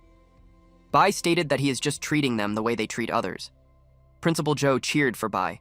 They wanted to see Modu if they could act arrogant again. Madu's principal is a diamond rank. He got annoyed and decided to teach the brat a lesson. Principal Zhou knew that wasn't good. He yelled at Bai to move away quickly. Military University's principal got alarmed that the other principal was going to attack a student. Bai felt the explosive power of a diamond rank. Principal Zhou covered Bai. The Military University's principal also stepped in. Military University's principal told Madu's principal that a dignified Martial University principal, a diamond expert, unleashing his full power on a student should be ashamed. Madu's principal replied that they are in Magic City, and Martial University has autonomy there, so he warned Military University not to interfere. Jiangzhou's principal warned him that if he dares to harm his student, he will fight him to death. The aura of those men was extreme, but with all those aura, a blue lightning suddenly came and joined the group. Zhao Yi, Lord-level expert, ranked 6th, descended and made those 3 stops. Yi asked how many years he had been away from the Modu Martial Arts University, and they had turned into such a chaotic mess. He saw Madu's principal attack a junior, which made him question if he still has the face to call himself the principal. Madu's principal fell to his knees. Yi addressed Bai and told him that he had watched his match, and he was impressed. On behalf of Madu's Martial University, he apologized to all the warriors. Yi shared that the motto of Modu is, "Only the strong remain strong, and only then can the nation be safeguarded." He uttered that a true powerhouse should be like Luo Fan, possessing ultimate strength, yet using it to protect the nation's peace. He stated that over the years, Modu has neglected the responsibility and duty of nurturing the strong. He admits that it's a grave mistake. He stated that in the match, Modu lost to Jiangzhou, and it was undeniable. He added that the swords should be given to Bai. Military University's principal told Elder Zhao that his broad-mindedness is admirable. Bai replied that he had learned a valuable lesson. Modu's principal tries to explain himself, but Elder Zhao told him that he's too impatient and restless, and he's not fit to be a principal of a martial university. Yi ordered the guy to be an instructor instead. The host announced that the arena will be repaired so the grand finals will take place in an hour. The crowd was really amazed with Jiangzhou. One even commented that Bai is the biggest dark horse of the tournament. Qingxi praised Bai for bringing honor back to their university. Bai replied that they shouldn't praise him too much because he was actually really scared. Principal Zhou laughed and commented that Bai even made Elder Zhao make an appearance. It seems like Jiangzhou is making a name for itself. Qingxi stated that they will be facing the Great Wall Military Martial University, and Zhan's strength is unfathomable. The principal told Bai to take a rest since making it to the finals is already beyond expectations. Bai told the principal that he doesn't need to rest, and he suggested that since he just brought glory, he's open to accept reward instead. Principal Zhou called him sly, but he told Bai that he has 2 high-tier silver beast cores as his personal gift to Bai. Bai was happy. The principal commented that Bai really knew how to take advantage of the situation. 1 hour later, the host announced the much-anticipated finals of the 100 Schools tournament official beginning. The crowd cheered for their contenders. The match is between Great Wall Military Martial University versus Jiangzhou Martial University. Zhan told Bai that he has been waiting for him for a long time. He suggested having 1 round to determine the winner. Bai expressed that it's exactly what he wanted. Bai made the system scan Zhan's attributes. Upon reading the stats, Bai commented that as he expected, Zhan isn't ordinary. Zhan asked him why he's just standing there. He urged Bai to fight him like a real warrior. Bai asked him why he's in such a hurry. He told Zhan that he will let him witness his strength. Bai taunted Zhan to come at him using his full power. Bai dodged the attacks. Bai uttered that Zhan was holding back when fighting Yang earlier. The judges were surprised. When Zhan fought Yang last time, he wasn't that fast. They realized that Zhan actually hid his true speed against Yang. A female judge expressed that she thought speed was Zhan's weakness, but clearly, Zhan has no weakness in speed, strength, or defense. The woman uttered that among the younger generation, Zhan is indeed an unstoppable force. One judge replied that unless someone with a far superior realm crashes Zhan, there is no chance of victory. The older judge sighed as he expressed that Jiangzhou Martial Arts University can only settle for second place. They assumed that Bai was no match for Zhan. Bai punched Zhan. Zhan told him that it's far from enough. Bai stated that as expected from a man who has fought on the battlefield against countless races, Zhan had no weakness at all. Bai told him that he won't be able to dodge his next move. He told him to feel the most sinister attack. Zhan was in pain. Bai targeted his manhood. The crowd laughed. It was too underhanded, but Bai was so shameless that it made them like him. One guy asked if that's against the rules. Another guy responded that the vice commander already said that it's real combat and winning is what matters. Zhan couldn't believe that Bai used such a shameless attack. Bai defended that it's a battlefield. He claimed that he should strike when his enemy is down. Bai's attack pushed back Zhan. Zhan announced that he's going all out now. He had gathered enough intel already. He wanted to see if Bai could actually dodge his next attack. He released several strikes simultaneously. Bai challenged him that if Bai can't dodge, then they will learn who's tougher. A judge was surprised that Zhan had learned that move. That was General Han's signature battle technique. A woman shared that she remembers 3 years ago, when General Han unleashed a single strike, thousands of ferocious beasts were instantly obliterated. One judge added that among those enemies were even a diamond-ranked and 3 platinum-ranked warriors from other races. Bai felt that Zhan really went all out. His barrier broke. Zhan encouraged Bai to show his full strength. He doesn't believe that Bai is that weak. Qingshu asked if Bai lost. The principal understood that with such a powerful attack, no one could possibly withstand it. Bai stated that he had no choice. He called his beasts to help him beat up Zhan. Zhan was pleased that Bai finally revealed his true power. All 3 attacked at the same time. Bao hit him with his tail. Zhan's purple gold armor broke. Zhan told Bai not to force himself, and admitting defeat isn't shameful. Zhan didn't want to use that move because he can't fully control the power. But now, he had no choice. He exudes immense power that it prompted Bai to ask if Zhan is still human. Bai asked if it was really a gold-level battle. He commented that it was terrifying. The system warned Zhan of extreme danger. Zhan told Bai that in that round, Bai would lose. One of the audiences stated that there's a saying, "Below the level of gold, everyone is an ant." The man in front of him replied that the gold level is the true dividing line for the strong, that Zhan is probably at the peak of the gold level and Bai is only at the bronze level. No matter how strong he is, they think Bai can't compete with the gold level. Zhan knew that Bai couldn't withstand his final strike. Bai was certain that he couldn't take that head-on. He yelled at Xiaoba to save him. The beam hit at something, and it caused a huge explosion. Then he told little Bai to go since Zhan could be exhausted now. The surprising events made the judges stand from their seats. They asked, "What power is that?" "It's something like spatial power." The old judge recognized it to be the characteristics of origin synchronization. It's a power that can only be touched by platinum-level abilities. It made them question if Bai is really just a bronze level. They couldn't believe it. The shifting technique is a celestial tier skill, and Bai actually modified it. One judge thought that Bai's talent could be rivaling the great Luo fan of the past. Some students felt puzzled if they were still in the gold level league. Ming was worried that their magic martial arts university would break. The smoke filled the area. The host asked if the outcome had been decided.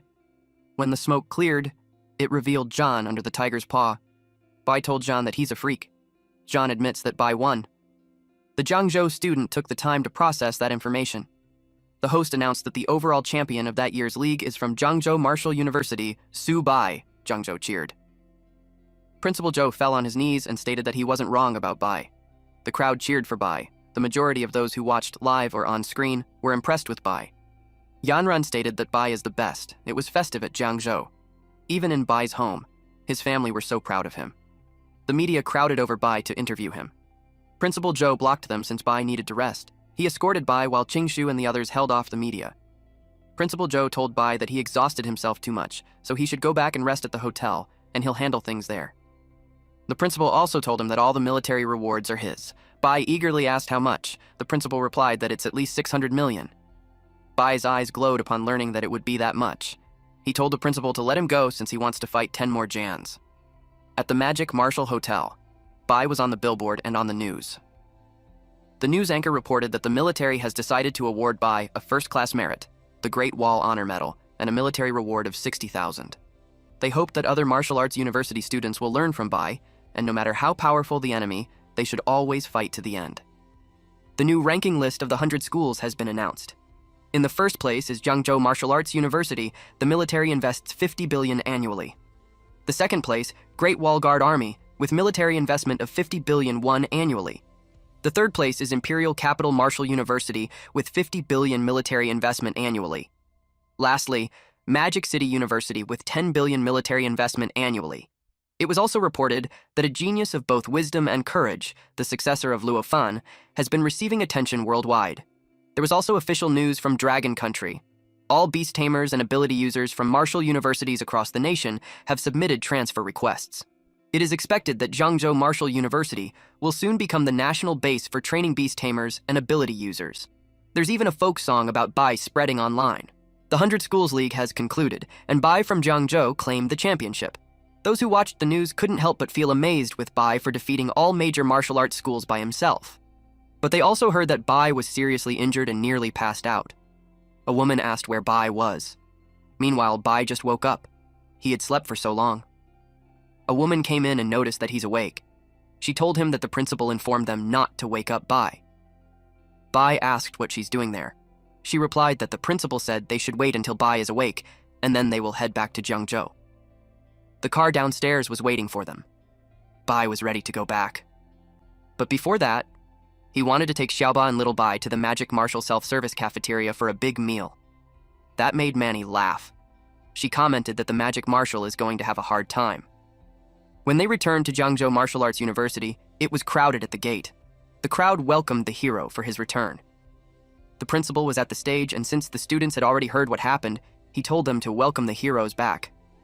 Then the principal called Bai, who performed the best in the league, to give a speech. Bai stated that through the league, there is no myth that cannot be broken, and no matter how powerful the opponent, as long as they never give up, they will definitely defeat them. The crowd cheered. The principal stated that because they won the championship, the funding for their school has increased. He asked Bai if he had any suggestions for the development of their school. Bai expressed that the key gap between them and the top-tier universities is cultivation resources. He suggested hiring alchemists to refine potions for them. That way, they can fill the gap in students' cultivation resources. The crowd cheered. Bai expressed his hope in the future that they all work together to revitalize Jiangzhou. Principal Zhou stated that Bai, the champion of the 100 Schools League, is truly a model for Jiangzhou. At the principal's office, the principal gave something to Bai while saying that when Bai first received the first Great Wall Gold Medal, he knew Bai would become a great person in the future. Bai brought up to the principal that he still owes him 500 million. The principal was surprised. He thought it was 50 million. He asked how it came to be 500 million. Bai replied that he earned 50 billion for the school. Compared to 50 billion, 500 million is nothing. The principal stated that Bai is really bold for asking such a large amount. He told him that the most he can do is 100 million. He told Bai that he will just transfer the 10,000 military credits. He told Bai that the logistics officer hasn't left yet, so Bai can go to him in exchange for resources. Bai complains that he will only receive 100 million. He stated that the principal is treating him like a beggar when he bled for the school. Bai didn't want to leave, but the principal grabbed him and threw him towards the exit. Bai kept complaining. The principal told him to rest early. Bai was annoyed. Bai walked the hallway while saying that a gentleman takes revenge even if it takes 10 years. He took the 100 million won. For now, it was enough to level up his tamed beasts. A lot of women gathered at the entrance of Bai's dorm. The landlady told them that they got the place wrong and blocked them from entering. Meanwhile, inside the room, Bai was telling his tamed beasts to eat slowly so they wouldn't choke. He laid on his bed while talking to the two. He told them that they performed really well in the league and they must keep up with the good work. A golden light made him rise up from his bed. Xiaoba glowed. The status window showed that the Earth Mystic Turtle has upgraded to Silver Initial Stage, evolving into the Earth Spirit Turtle. Earth Mystic Turtle bloodline activation is at 40%. Acquired talent is Power of Natural Elements. 10 origins. The heist level increased to the Silver Initial Stage. Its constitution is at 378. Defense is 862. Agility is 120. Mental power is 120. Bai got down from his bed. He was impressed that Xiaoba instantly leveled up to the Silver Initial Stage. He commented that the money was well spent. He encouraged Xiaoba to keep eating. Then little Bai glowed. The status window showed that the Sharp Gold White Tiger upgraded to Bronze High Stage. The tamed beast is the Sharp Gold White Tiger with a Bronze High Stage level and White Bloodline activation at 30%. Constitution is at 258, Defense is at 261, Agility is at 395, and Mental Power is 80. It has 3 talents, namely Sharp Gold, 100 Claw, Sharp Gold Spirit, Sharp Gold Lightning. Bai laughed at the idea that John worked hard training until he was 20, and he's only at the Silver Initial Stage. But with his 2 gluttons, Bai is skyrocketing to Silver. Bai pets his tamed beasts. Little Bai is no longer plain white, he now has yellow patterns on his coat. Jia Gang suddenly entered the room and told Bai that he's a god. Bai asked what was wrong. Gang replied that he suddenly awakened an ability. He announced that he's now a proud and powerful beast tamer ability user like Bai.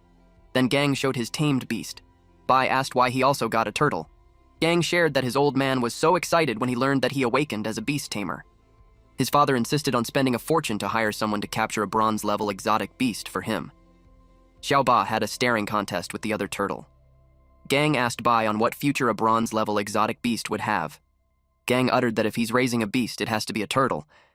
He claims that a beast tamer who doesn't raise a turtle isn't a good beast tamer. Bai wanted to correct him. When suddenly he saw a notification window congratulating him. A new talent activated. It was Dominion. He can use the Sacred Beast Blood Essence to help those who deeply admire him and subconsciously desire to become beast tamers awaken their abilities, granting their tamed beasts Sacred Beast Bloodline, making them descendants of sacred beasts. Bai read through it and was surprised that he can help others awaken as beast tamers, and their beasts to become sacred beasts' descendants.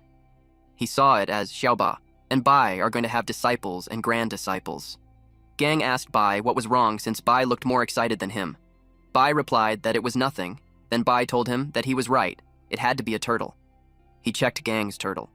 At Zhengzhou Martial University, there was a crowd at the entrance. All of them wanted to be a beast tamer too.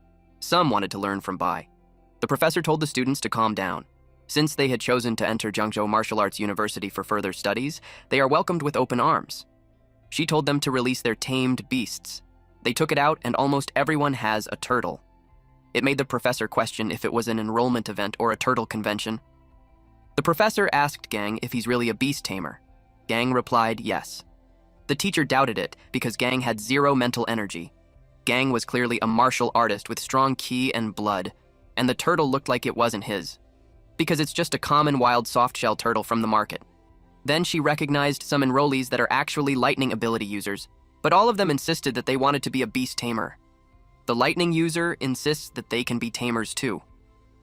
He claims to raise a thunder turtle. He even imagined creating a thunder turtle king. The professor replied that it was nonsense. Bai saw the line, and it made him wonder as to why there are suddenly turtles everywhere in the school. The enrollees insisted that they wanted to be beast tamers. Someone saw Bai. It got everyone's attention. Then they ran over to him. Bai ran as the crowd chased him. He had no idea why there's so many people. He asked the headmaster for help. At the frontline military conference room, it was reported that according to the Renaissance reports, the myriad races have detected their movements. They sent 13 clans, including the Nethercat clan, Six-Eared Demon Wolf clan, and Drilling Bear clan, to gather near their base. The exact location is still unclear. Ching stated that the myriad races are making bigger moves. Whatever their goal is, he planned to strike first. He already issued the orders. 3 warriors from that year's 100 School League will be sent to Bishui Pool for reconnaissance. A man was surprised since that area was a forbidden zone and he's sending students who haven't even graduated the academy. He thinks it's too dangerous. Another person suggests that they reconsider. Ching replied that as warriors of their race, they will eventually face the myriad races on the battlefield. He believes that the students can complete the mission. Ching added that as long as he holds the line there, the myriad races' king-level powerhouses won't dare act rashly. That makes the reconnaissance mission critical. He ordered them to execute it. Bai barged inside the principal's office to report that their school is turning into a turtle breeding ground. The principal told him that he came at the right time. He introduced the head of the Cao family, Cao Man. He specifically came to discuss reclaiming the Cao family's divine weapons from Bai. The principal stated that the others in the room are all Cao family honored guests. Bai replied that the Magic Martial University's elder said that it was a gift to him. The members of the Cao family were reactive. They yelled that it was outrageous because those divine weapons belonged to the Cao family. He uttered that if not for Elder Zhao, they wouldn't be there discussing that matter with Bai. They expressed that they came today with sincerity, but blamed Bai's attitude. Bai was amused that those guys are slamming tables at Jiangzhou Martial Arts University. The principal slammed the table too, and lectured those men that they are in Jiangzhou Martial Arts University and not the magic capital. He told them that whether Bai sells or not, and at what price, it was entirely his decision. He encouraged Bai to speak his mind. The man told Bai to name his terms. Bai told them that he finds the weapons handy lately. A woman told him that in the future, they will all have to go to the battlefield against the myriad races, and enhancing strength is the most valuable choice. She suggested that rather than keeping 2 pieces of useless scrap metal, it would be better for Bai to exchange them for valuable cultivation resources. Bai replied that they make a bit of sense. He thought about it, and suggested 10 billion. They were all surprised. The woman complained that even forging new divine weapons wouldn't cost that much. Bai told them that they might be mistaken. Those 2 weapons might not be that useful in his hands. But he knew that in Zixuan's hands, they were his lifeline. He asked them if they're saying that Zixuan's life isn't worth 10 billion. He asked them how long it would take to forge a new divine weapon. They yelled that it was an outright robbery. The principal was watching from his desk, but he was glad that those people finally saw that kid's merchant mindset. The woman commented that Bai was so young, and yet he's already so cunning. Man agreed to the deal. Bai acknowledged him for being a true head of the family. Man told him that the money will be transferred within the day, and he hoped that after Bai received the money, he would immediately return the divine weapons to the Xiao family. They walked away as Bai assured them that it will be an exchange, and no deception will happen. The principal also guarantees it. Bai told the principal that the Cao family is desperate to spend such a fortune to reclaim the weapons. He asked if something big was happening in the front lines. The principal replied that Bai is sharp. The principal shared that the military has officially issued orders. All selected students and instructors must report to the myriad races front line within 3 days. The principal will also be going. Additionally, the military has assigned Bai and Qingshu a special mission. The principal told Bai that the battle will be humanity's first counterattack against the myriad races in over a century. He told him that on the battlefield, they are not headmasters, instructors, or students. They are warriors. They must have the courage to complete the mission without fear of death. He asked Bai if he understood. Bai replied that he did. At the Imperial Capital Martial University, a man is announcing the Great Wall Summoning Order. He uttered that when humanity goes to war, Imperial Marshal leads the charge. He encouraged the crowd to fight for their mighty dragon nation, and to fight for the everlasting glory of their Yang Huang people. At the Magic Martial University, the new principal gave a speech about how Magic Martial is at the forefront of war. If he can dedicate his life to serving the country, it would be an honorable death. The crowd responded in unison. May my name be etched in glory for eternity, blessing humanity, invincible in war. 3 days later, at the Great Wall Garrison Fortress, the soldiers were busy because the great battle begins tomorrow. They ordered the magic crystal cannon to be checked a few more times. Mistakes aren't allowed there. Everyone was told to stay alert to enemy movements at all times, and not let the enemy scouts approach within 50 miles of the Great Wall. If spotted, they are to eliminate them on the spot. Bai told the principal that the other prestigious schools wear armor, but the Jiangzhou students are just wearing their school uniforms. He insists that there's no guarantee of survival in the battlefield. Yongqiang suggested that they should themselves some armor, especially now that Jiangzhou has money. They can surely afford a few hundred sets of armor. The principal replied that they would normally be able to exchange money for military resources. But now, during wartime, they can only exchange military achievements for resources. To get armor, they must kill enemies and earn military merits. And Jiangzhou hasn't exactly accumulated much military merits. Suddenly, an announcement came that the enemy was attacking. All units were advised to take their positions. The Great Wall garrison forces were called to assemble and prepare to march out and face the enemy. The man that met the principal stated that there's no time for introductions. The faculty and students of martial universities were informed that the enemy had launched a surprise attack. They are to assist the military in defending the Great Wall. They were told that no one is allowed to leave the city to engage the enemy without official orders. The Jiangzhou principal led and called all warriors of magic, martial arts, to go to the city wall and assist. Another person led everyone from the imperial capital Martial University towards the Great Wall. A Yongqiang student expressed to the principal that he's nervous. The principal told him not to be nervous since their mission is to defend the Great Wall. When they reached the wall, they were surprised. There was a beast tied. It was terrifying. Yongqiang stated that with so many fierce beasts, he wondered if they could kill them all. Bai replied that with tens of thousands of fierce beasts, it's basically a meat grinder. The principal told them that the main force fighting against the myriad clans this time is the military, and they only need to cooperate and assist in the battle. He told his students to slowly adapt to the battlefield. Bai whispered to the principal about the order given. It stated that not a single person is allowed to take initiative to attack. He asked if it meant that tamed beasts can go on the offensive. Bai was thinking that with so many fierce beasts, he doesn't want to miss such a great opportunity to level up. The principal told him to stop messing around. The cannons made loud noises. The principal told them that it's the magic crystal cannons. One student commented that the power of the magic crystal cannons is terrifying. The commander instructed to quickly charge up the cannons and get ready for the next launch. Bai pointed in front and yelled that fierce beasts were coming.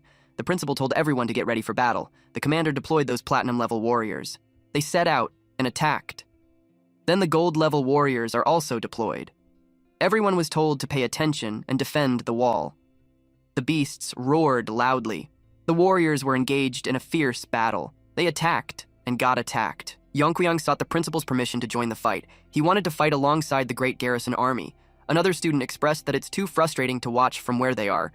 The principal told them that it's the battlefield and not a place for them to act on impulse.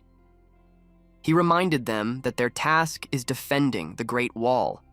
The principal told them that the military issued the order to protect them all. If they were sent to the battlefield at that moment, it would be a needless sacrifice. He told them that once they become qualified soldiers, there will be plenty of opportunities for them to kill enemies. Suddenly, a beam was fired.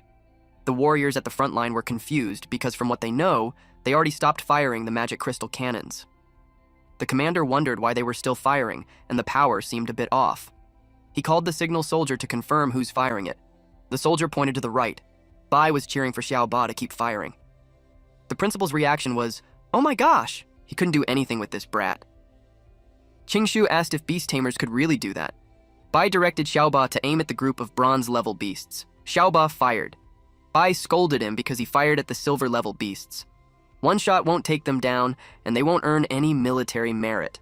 He told Xiao Ba to focus on the bronze-level ones, and to be careful not to hit their own people.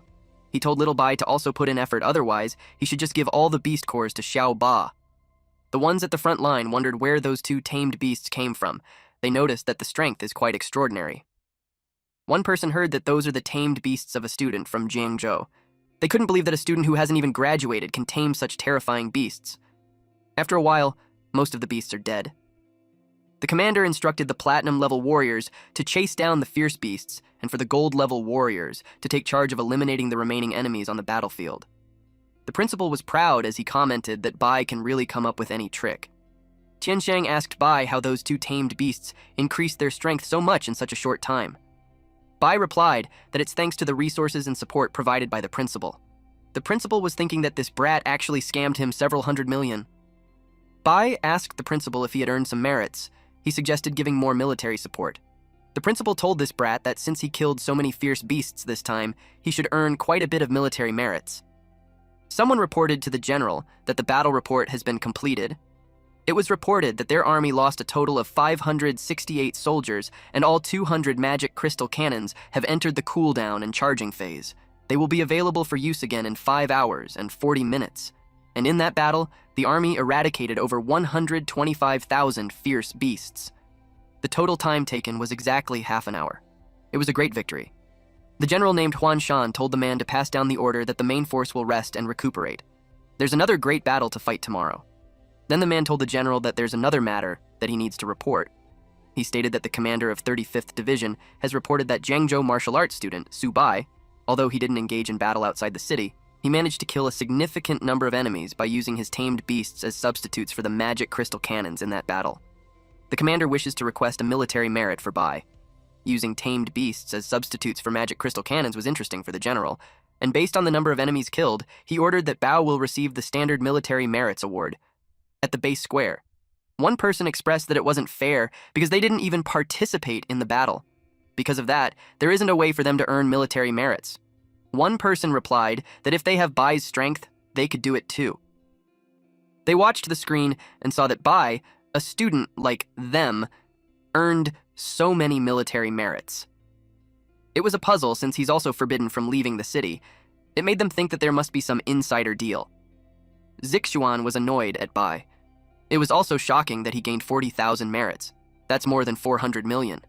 One man uttered that even a gold-level warrior would probably only earn that much. They were curious what Bai did. Zixuan claims that he will surpass Bai. Bai suddenly appeared and greeted Zixuan. He asked him how's it going with his twin swords. Bai expressed that he owes a big part of his military merits because of Zixuan's father's support. Bai placed an arm around Zixuan's shoulder. Then he told him that if he ever needs anything in the future, he should just say the word. Bai stated that they're good friends after all. He reminded him not to keep that grumpy face all the time. Zixuan tries to push him away and states that he will never be friends with him. Bai asked him if he's having trouble wielding his weapons. Bai stated that he has been reading tons of books on forging lately, and he got some real insight into divine weapon upkeep. He suggested to Zixuan that he will help him maintain the weapons for a reasonable fee. Zixuan scoffed and walked away. The next day, someone flying asked for the report. The commander replied that the Great Wall Garrison Reserve Forces have fully assembled. The person asking for the report is Zhao Yi, an honorary principal of Magic Martial University. He stated that yesterday, 100,000 fierce beasts attacked them, and that was nothing more than a probe. He expected that day that they would be facing an even greater horde, but he claims that they will never wait passively for death. That day marks the day of their counterattack. He commanded all to take up their swords and protect the land. The soldiers were hyped up. Yi ordered them to march out as he led the troop. The humans yelled, "Kill," while the beasts responded with a loud roar. Bai asked the principal if they weren't going to attack this time. He asked if they would just guard the gate. Yongqiang's second demotion is that they can't keep acting like a scared turtle with its head retracted. The principal told them that there's no need to panic. He told them that military orders are absolute, and there's no place for them to fight. The commander ordered the Psychic Legion to begin unrestricted elemental bombardment. The warriors released their powers and hit a lot of beasts. Yongkang commented that it's a bit terrifying. Bai expressed that it's no wonder that they say that the myriad races' battlefields are hell on earth. There was no way a creature could survive that terrifying assault. The commander told them to watch out because the enemy's drilling bears are charging. He called the Heavy Armor Legion. Those men had their shields up. They are to hold the first wave of the drilling bears' charge. Their leader told them to ensure that the mission is accomplished. They engage in fights. Their leader ordered the legion to block the beasts. A loud roar came through. The leader of the drilling bear clan ordered to break through. They knew that a mere human can't stop them. Bai was surprised to see that the leader of the myriad races is humanoid. The principal replied that the platinum-level experts of the myriad races possess the ability to shapeshift into humanoid form. Once they reach the Diamond Realm, there's almost no difference from humans. Even if they live with them, as long as they don't show any flaws, it's nearly impossible to detect anything unusual. Bai admitted that he didn't expect the myriad races to have that kind of ability. Yongqiang asked when they would be given a mission. The principal replied that the battlefield is already heating up, so he believes that the mission will be coming soon. A soldier came and announced to all reserve team members to assist the main forces in rescuing the wounded and cleaning up the battlefield. Bai expressed that the mission has finally arrived. The soldier told the members of the marital universities that they will divide into small teams to cooperate and execute their mission. The team assignment list is being announced. Team 1 is Bai, Qingshu, and Zhan. The team leader is Bai, and he had no mandatory tasks. They were told to assist with the cleanup of the battlefield or head to the Misty Mountain Range to join the main forces. The team leader may arrange as needed. Team 2 is composed of Wang Yang, Cao Zixuan, Guan Jin, and Zheng Lexiao. The announcement went on. Then Team 52 was announced. It is composed of Bai Ningbing, Wang Qingqing, Luo Yongqiao, Lei Yunqiao, and Zhang Mani. The team leader is Ningbing, and their mission is to assist the Great Wall Garrison Reserve in cleaning up the battlefield. All teams were instructed to assemble immediately and execute orders. They wondered as to why the teams aren't formed from the same school. Everything was almost split up. They also questioned Team 1, where there's Bai, Qingshu, and Zhan all together. They wondered if there's no mistakes. Zhan approached Bai and greeted him. He asked when they would be having their next big fight. Bai replied that they will talk about fighting later. Bai asked what was the deal with the mission. Qingshu pointed out how 3 of them were assigned on one team, and the mission is really vague. He finds it strange. Zhan replied that Bai is the team leader, and even he doesn't know about it, so Zhan had no way to know about it either. Bai realized something. He uttered that the military orders say the team leader can arrange as they see fit. He stated that he seems to understand a bit. Qingshu asked him what he understood. He told them to come with him. Bai informed the principal that they will head out to carry the mission. The principal told him to be careful, and at critical moments their lives are the most important. Our MC replied that he got it. He told Zhan and Qingshu to follow him, then he jumped down. Then they sprinted away. Bai told them to follow closely, and he's not going to wait if they fall behind. They asked Bai what their mission was. Zhan replied that it looked like Bai had been holding it for too long and just wanted to let it all out. The tamed beasts in the backpack peeked as they smelled the scent of beast cores. Bai stopped when he saw how the ground was covered with corpses. It was truly brutal. Zhan stopped in front of a fallen comrade and replied that dying on the battlefield is the highest honor for a warrior. Bai prayed for his seniors to rest well and told them that they will carry on the journey for them. Qingshu asked Bai if he's all right. Bai replied that he's fine. Zhan stated that it was their fate as soldiers. The tamed beasts started feasting. Zhan asked if it wouldn't violate military discipline if Xiao Ba and Little Bai eat those cores from the battlefield. Bai replied that it shouldn't, since they are helping to lighten the burden of cleaning the battlefield for their comrades. He uttered that cleaning the battlefield is quite a heavy task. The other warriors noticed them. Bai told Xiao Ba and Little Bai to stop eating since they still have a mission. Those two returned on the backpack and stated that they will take care of the business first, and he will let them have their fill later. Bai told Qingshu and Zhan that they will be continuing on the road. Qingshu asked where they were going. Zhan noticed that it's the direction to the Misty Mountain Range. Bai teased them for being slow. Some other students arrived. Zixuan saw that Bai and the others didn't wait for the teams from other martial universities assigned to explore the mountains. They just charged straight into the Misty Mountain Range. Yang told Team 2 to get ready too. They set off since their team's mission is to assist in exploring the terrain. The Misty Mountain Range is still somewhat dangerous, but as long as they stay away from certain hazardous areas, they should be fine. Zixuan told them to pick up the pace since the sooner they get in, the more military merits they can earn. Bai and his teammates arrived at the area where there's thick fog. It doesn't look like it will be lifted anytime soon, so visibility is limited. Zhan suggested that they don't stray too far from each other. Qingshu expressed that visibility is too low, and terrain is extremely complicated. If the human army comes through, they could easily walk right into an ambush. Bai replied that the kind of environment suits small squads better. Zhan saw something at the bark of a tree and called them. Zhan was holding a mushroom and informed them that it called for blood cap, a grade 1 spiritual herb and a key ingredient for blood chi powder. Qingshu judged it by its age. He estimated that it is over 10 years old. In a materials shop, it would probably go for over 100,000. Bai was shocked at how expensive it was. He told them that they'd be fools not to harvest it. He told them that if they are in a hurry, they could go first, because he will harvest some mushrooms first. He let out Xiaoba and Little Bai to help him look. Qingshu reminded him that they still have a mission. Bai saw more. He expressed that the place is full of natural treasures, and he's not heading back empty-handed. He asked his tamed beast what they were eating so casually. He's worried that they might get poisoned. Zhan sensed something. He told them to watch out since there are some energy surges ahead. He discerned that a few savage beasts are headed their way. There was a gold-tier twin-headed giant lizard and 3 silver-tier wolf fiends. Bai replied that he can handle the gold tier at the initial stage. He told the two to just continue scouting. Zhan told him that he shouldn't think about claiming all the credit. Qingshu agreed and told him that they should go together. Bai was surprised that those two are actually on the same page. Zhan and Qingshu attacked the beasts. Bai told them to take a break and give him 5 minutes to handle the lizard. Zhan was surprised to see that it has only been a few days, and Bai is already about to break through to the mid-silver tier. Qingshu told Bai to stop talking. He suggested a challenge to see who's got the skills to take down those fierce beasts. Zhan told them not to kill them all, and to leave some for him. They were having fun. Suddenly, there was a loud roar. It made the Team 2 on high alert. Zixuan stated that there's a battle ahead, and he felt the energy of the warriors and ability users plus a gold-tier savage beast. Yang uttered that their people are in trouble. He suggested that they provide support.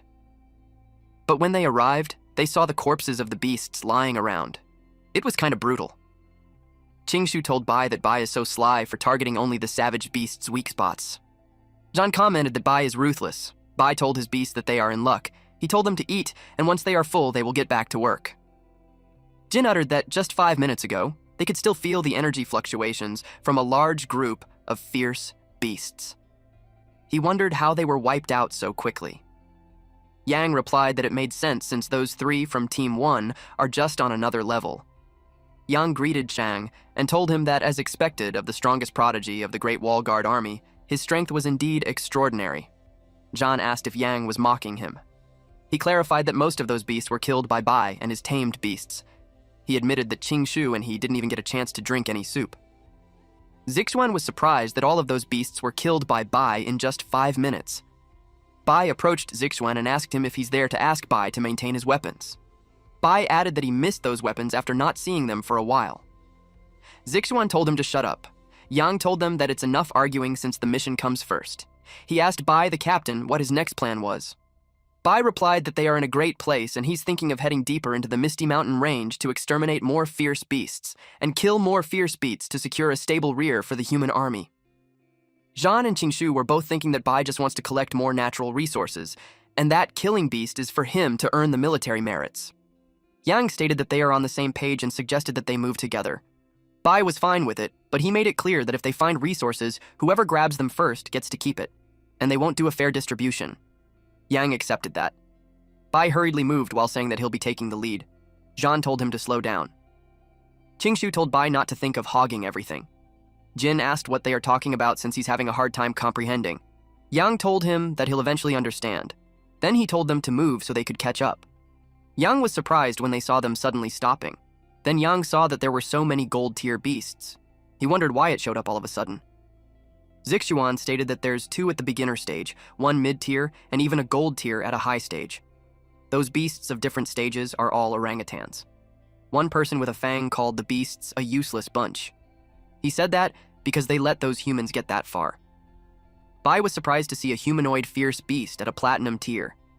Zhan replied that those beasts look like they are from the Dzang Mystic Snake clan, one of the 3 royal clans, the strongest subordinate species under the 9 hells devouring heaven boa. He stated that it's a noble bloodline among the 10,000 races. It is capable of transforming into a human at a lower tier. Their combat power also far exceeds that of the same tier. He claims that it is the hardest one to deal with. The creature from the Snake clan ordered the beasts to kill all humans and not let a single one escape. A lot of beasts suddenly appeared. Team 2 were surprised. They were surrounded. Zhang told Yang the fastest to go get reinforcements. Yang agreed. He told them to hang in there. He activated Earth Tier Battle Skill and Wind Spirit Possession. The The beasts leapt and blocked Yang's path. Yang was surprised that the beasts are actually faster than him. He had no choice but to try his best. As they engage in a fight, Zhan asks if Bai can handle the black serpent alone. Zixuan was determined to slaughter all those beasts. The black serpent guy asked Bai as to why he's not making any move. Bai uttered that the guy isn't easy to deal with. He called his tamed beasts to go to work. Xiao Bai used Xianwu Barrier and Xianwu Gravity Pull, while Little Bai activated Sharp Fury Claw and Unyielding Metal Spirit. The guy released several snakes. Xiao Bai fired a beam. Little Bai clawed at the snakes. Qingshu stated that the high-tier golden power is truly extraordinary. Zhan saw that Yang lured 3 of them, and he's worried that Yang is actually in danger now. Zhan told Bai to finish the battle quickly since Yang might be in danger. Bai struggled to keep the white snake's mouth away from him as he acknowledged Zhan's message. Bai ripped the jaw of the snake and told his tamed beasts to finish the fight quickly. The serpent was annoyed at this pathetic human for speaking so arrogantly. The serpent felt a strong energy, and a beam was fired from Xiaoba. Bai uttered that if it were an ordinary gold tier, that strike would have been enough to take out those beasts. One snake hissed loudly. The humanoid earlier went back to its true form. It looked fierce and scary. It acknowledges that Bai is strong. He can't believe that he actually forced him to reveal his true form. Bai saw that the snake's head is huge, bigger than Xiaoba. The snake slithered quickly to eat Bai, but Bai immediately used Golden Ghost Shadow. Bai told the snake that it looked like it had some brains since it knew that it needed to target him, but its speed can't catch up to Bai. He rode Xiaoba's back and ordered an attack. Xiaoba roared loudly. It activated Xianwu Charge. Then it tackled the snake, causing it to cough blood. The snake tried to wrap its body around Xiaoba. Bai asked what Xiaoba was waiting for. He ordered it to attack and finish it quickly. Little Bai had come to its rescue. Little Bai grabbed the snake's body. Zhan, who was busy fighting, couldn't help but express that Bai's 2 tame beasts are incredible because they actually managed to torture a mystic snake leader to the brink. Qingshu expressed that they had been fighting for so long and he's worried if Yang can hold up. Bai landed a kick on the snake's head while telling his tamed beast to quit fooling around since they have other tasks to take care of. Xiaoba leapt. Bai told Little Bai to move aside. At this point, the snake was already dizzy and had a large lump on its head. Xiaoba used Xianku Gravity Pull. It used Xiaoba's whole body to hit the snake. It was like a powerful punch at the gut, and they finally got rid of the snake. They hurriedly moved to rescue Yang, but they got confused when the snake's body showed orbs all over it. Then it exploded. Qingshu and Zhan got worried for Bai. Fortunately, Bai had put up a barrier on time. He was annoyed that it actually had another trick up its sleeve. But to his surprise, the snake slithered away. He was confused that it wasn't dead yet. Zhan told Bai to stop chasing it since it's already crippled because of Bai. He pointed out that rescuing Yang is more important. Bai decided to let go of the snake. Bai told the two to hold the beasts there as he went to rescue Yang. Zhan assured him that they got it covered so Bai should move quickly. Yang admitted that he underestimated the speed of the gold-tier fierce beasts. He knew that the arm-extending white apes aren't an agile type of beast. Their physical strength is incredibly formidable. It made Yang think that he might meet his end there, but he was determined that before he dies, he'll at least take one down with him. He used the sky-shattering spear technique, but he got punched by the ape. The 2 others are on their way to him. Then, they punched him, used him like a punching bag, until he crashed on a tree. He thought that it was the end for him. He taunted the beast to kill him, but he claimed that one day, the human race will slaughter them all. An ape was about to stab Yang. Yang thought of Zhan and Bai and the lost chance to spar with them again. But suddenly, the spear flew away. Bai deflected it. He told Yang to hang in there. Yang asked him if he's there to collect his corpse. In his weakened state, he told Bai to take revenge for him. Then he lost consciousness. Bai panicked and told him to wake up. Bai shifted his attention to the beasts, determined to tear them apart. Bai grabbed the spear. The 2 tamed beasts engaged in a fight with the apes. The other one who lost its arm attacked Bai. Bai told the beast to die. Then he threw the spear and hit it directly. It crashed on a tree. The spear pierced right through its heart. Little Bai growled. Bai told Yang that he had avenged him, so he better wake up. Suddenly, a status window appeared to notify Bai that it had detected a high-quality target capable of becoming a descendant of White Tiger bloodline, currently in a life-threatening state. It stated that the host can use a White Tiger essence blood to extend its life. Bai was asked if he wishes to convert it to a bloodline descendant. Bai told Yang that he has a way to save him. but the price to pay is that Yang will lose his freedom and will be bound to Bai forever. He asked him if he's willing. Yang barely uttered a yes. Bai immediately asked Little Bai to give him 3 drops of his essence blood. Little Bai did that. Bai ordered his tamed beast to protect him. He told Yang to hang in there. He activated bloodline remolding. Yang screamed out loud from the immense pain. When it was over, Bai asked him how he felt. Yang asked Bai how he had done it. He uttered that the ability is definitely not something a mortal can possess. Even a king-level expert wouldn't be able to accomplish something like it. Bai informed Yang that he just saved him, and he got his consent, so Yang is now bound to him. Then Bai told him not to ever reveal his secrets. Yang heard a voice saying that he is forbidden from revealing his secrets, and those who violate it will be condemned by heaven and earth, and their souls will utterly be destroyed. Yang could only reply that he understands. Bai told Yang that it took a lot of effort to save him. So, Yang's life is worth much more than those 2 swords in Zixuan's hands. He told him that the cost for it isn't cheap. Yang was confused as to what Bai was saying. The ground rumbled. Yang got in front of Bai and told him to watch out. Suddenly, snakes have popped out from the ground. Bai regretted leaving that damn beast to escape earlier. Bai ordered Little Bai to get rid of those disgusting things. Little Bai slashed those snakes. Then Bai saw that those snakes aren't a physical entity. Then more snakes popped out. The snakes multiplied the more they killed it. Zhan and Qingshu arrived. Qingshu immediately asked if Yang was all right. Bai asked them why it took them so long to arrive. Yang replied to Qingshu saying that he's fine. Qingshu told Bai that it looks like those snakes are endless, but someone must be controlling them. He told Bai to find out who it was. Bai speculated that it's the snake that they failed to kill earlier. Bai borrowed Yang's gun. Bai saw someone behind the tree. Bai fired the gun. The black serpent immediately evades the attack.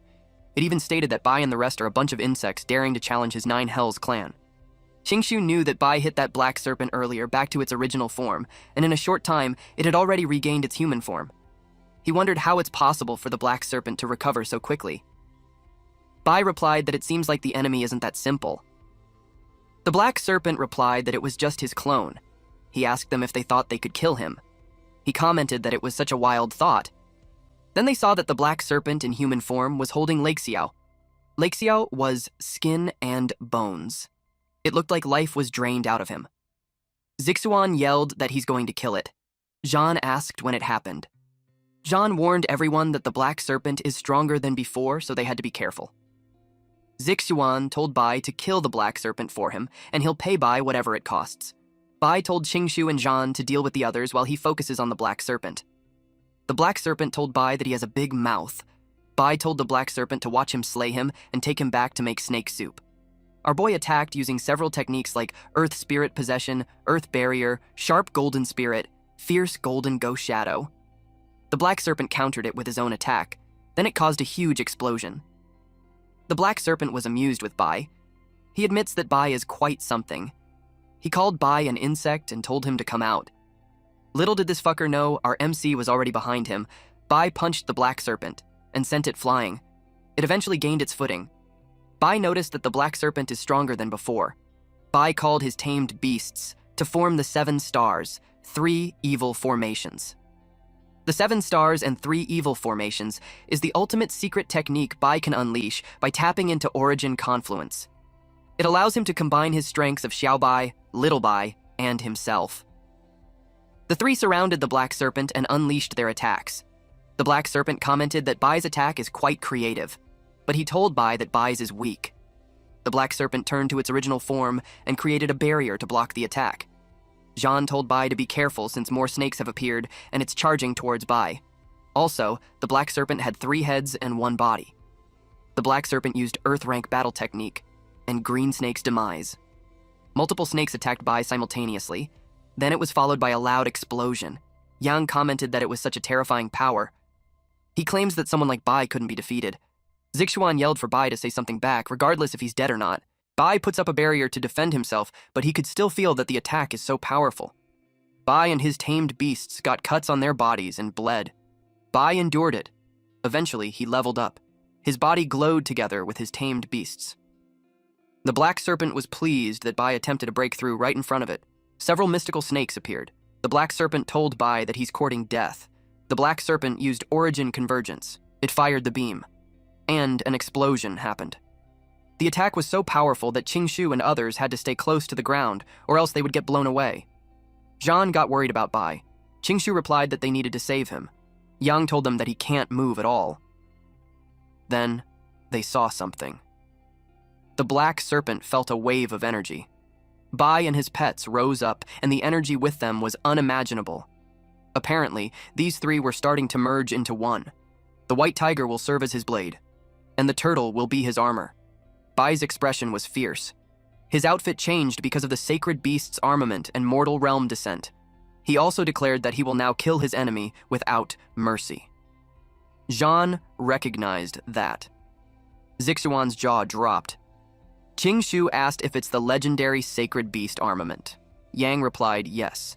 He was excited, since it is what Luo Fan used to charge thousands of miles, facing countless strong opponents and single-handedly defeating 2 king-level supreme forces, the sacred beast armament. The black serpent knew that it was the ultimate technique of that person from 100 years ago. He wondered how it was possible. The window system appeared and displayed a congratulatory message to the host for awakening the sacred beast armament. The host is Su Bai, a beast tamer on the silver mid-tier level and 18 years old. There was a reminder that the sacred beast armament has awakened 80% of the sacred beast bloodline early. This power is too overwhelming, far exceeding the host's current limits, and will rapidly consume both the host's and the sacred beast's vitality and mental strength.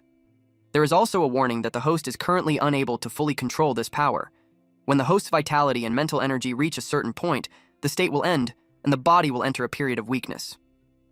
The estimated remaining time is 3 minutes. Bai was advised to finish the battle within the time limit. Bai asked the black serpent if it was ready to die. The black serpent released another beam. It questioned how it was possible. As it got hit with the beam, it yelled for the Lord of the Nine Hells to avenge it. The beam was so powerful that it split the ground. At the Great Wall. Guard Fortress. Qing commented that the kid grew too fast. Qing glanced to his side, acknowledging the presence of the mighty king of the Nine Hells. He commented that it's mighty, yet it's attacking a mere youngster. He asked if it really thinks that he's dead. Qing released a slash attack. The King of Nine Hells countered it with the same attack. The King of Nine Hells told Qing to not be so arrogant. He knew that Qing's time is running out, and once he's dead, the human race will be left without the protection of a king-level expert and will surely be destroyed. Qing replied that he's still waiting for that death to come. Meanwhile, Bai and his tamed beasts broke apart. They were all exhausted. Bai's colleagues ran towards him. They asked if he's all right. They also couldn't express how Bai surprised them once again. Qingshu expressed that the battle was quite a success. They took down a Dezing Mystic Snake, a high-level golden beast, a mid-level golden beast, 2 low-level golden beasts, and over 80 silver beasts. He couldn't believe that they actually managed to kill them all. Yang replied that it's so impressive that he could brag about it for a year. Zhan expressed that the battle was dangerous. If Bai hadn't unleashed the sacred beast armament, they might have been wiped out completely. Zixuan expressed that it's a pity that Lei Xiao didn't make it. Bai told them that the smell of blood may attract other fierce beasts, so they shouldn't stay for long. Someone arrived and told them that no one allowed them to leave. Zhan told everyone to be careful. It's a lord level or above. It created a mystical snake and attacked them. Bai braced himself, but he was surprised that nothing happened. Zhan thanked Lord Huanshan for his timely rescue. Hu Huanshan is at the lord level. Shan told the enemy named Long Ao that as a dignified lord-level powerhouse, it's a bit too much to strike at a group of youngsters. Long Ao is a lord level as well. He's like a green-bluish humanoid creature. He told Shan that it was useless that he had come. That day, he vowed to take away one who awakened the sacred beast armament. Ao declared that his race would never allow another Luo fan to appear. Shan told him not to even think about it. Ao created a condensed beam of light. He challenged Shan if he could protect the guy. Ao used the skill Myriad Snake Domain. So many snakes appeared. The snakes are at least gold level in the initial stage. There were even platinum level ones. That was Huanshan's cue to stretch some muscles. He used his ability called Parasol Tree Under the Moon, and it was like the sun was behind him. Upon witnessing that, Bai's jaw dropped. He was amazed. It was Zhan's first time seeing that too. Even Long Ao couldn't fathom how he could use the power of a law. Long Ao felt it eroding his vitality, and it made him think that it's for him. He warned him that he can protect the brat at that moment, but it's not forever. Before the rift closes, he advises him that the myriad class will surely kill him. He told him that as soon as the brat appears outside the Great Wall, his people will send powerful experts to eliminate him. Huan Shan released a gust of wind, and it instantly eliminated the snakes. Zhan questioned if that's how a battle between strong opponents are supposed to be. He stated that each move feels as though heaven and earth itself is at work, and its might is vast and boundless. Bai wondered when he'd be that powerful. Huan Shan reminded them that no matter how strong one's power is, there will always be opponents that will be stronger, so the only person they need to surpass is themselves. All three students replied that they will keep it in mind. He then created a magic circle beneath them so they could all head back. And just like that, they were gone. Even Bai thinks that was too fast. Zhan was impressed. He expressed that a single person activating a teleportation array with their own strength is truly a master. Zixuan wished he had such strength. A person appeared and praised Bai. He also congratulated him for mastering the sacred beast armament. Bai asked who he was. The man instructed Huan Shan to take Bai to the meeting room, and then he disappeared. Bai was about to ask Huan Shan about that person. Huan Shan asked if he didn't recognize him. He stated that it was the hero of the human race, level expert Lord Ni Qing. That surprised Bai. Huan Shan invited him to come along so they could talk while walking. He explained that Nie Qing is from the same era as Lord Luo Fan. In that era, spiritual energy just began to recover, and martial arts awakened. At the age of 20, Nie Qing saw the human race being defeated on the battlefield of the myriad races, and boldly proposed the idea of martial arts protecting the nation. However, it was met with ridicule by everyone. Bai asked why. He replied that at the time, people believed that only technology could save the human race, and the idea of relying on martial arts to contend with myriad races was considered a fantasy. Then Lord Luo Fan became friends with him after hearing those words. They made a grand vow to dedicate their lives to the rise of martial arts and the prosperity of the human race. Bai commented that it's truly admirable. When they entered the building, the staff were glad to see Bai. They know him as someone who awakened the sacred beast armament. One staff member commented that if it weren't for Lord Luo Fan's fall back then, the human race wouldn't have had to fight myriad races for so long. Another person chimed in that with Bai on their side, the human race had a glimmer of hope in the battle. Another female staff member joined the conversation and expressed that if Bai rises, the next generation will surely enjoy the benefits. Huan Shan asked Bai if he felt the immense pressure. Then he added that Bai is not yet at the stage where he needs to take on responsibilities for the nation. He advised him to focus on improving his strength. The door opened. Huan Shan announced that he had brought Bai. Several men, along with Qing, had waited for them. Seeing those big names made Bai nervous. He saw Lin Jianan, Yanran's father, and it made him wonder why he's there.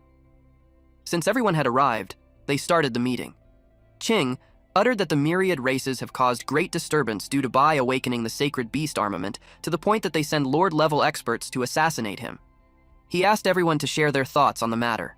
One man started by saying that it had been 100 years since Lord Luo Fan's sacred beast armament had finally reappeared in the world. And as long as Bai can grow strong, he believes that he will lead the human race to glory. With that, he suggested to protect him no matter what. One person seconded that.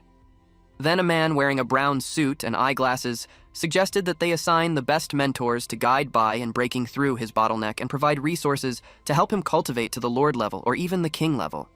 He claimed that Bai's life is worth more than all of them put together. They are determined to protect him at all costs and not let the myriad race any chance for assassination.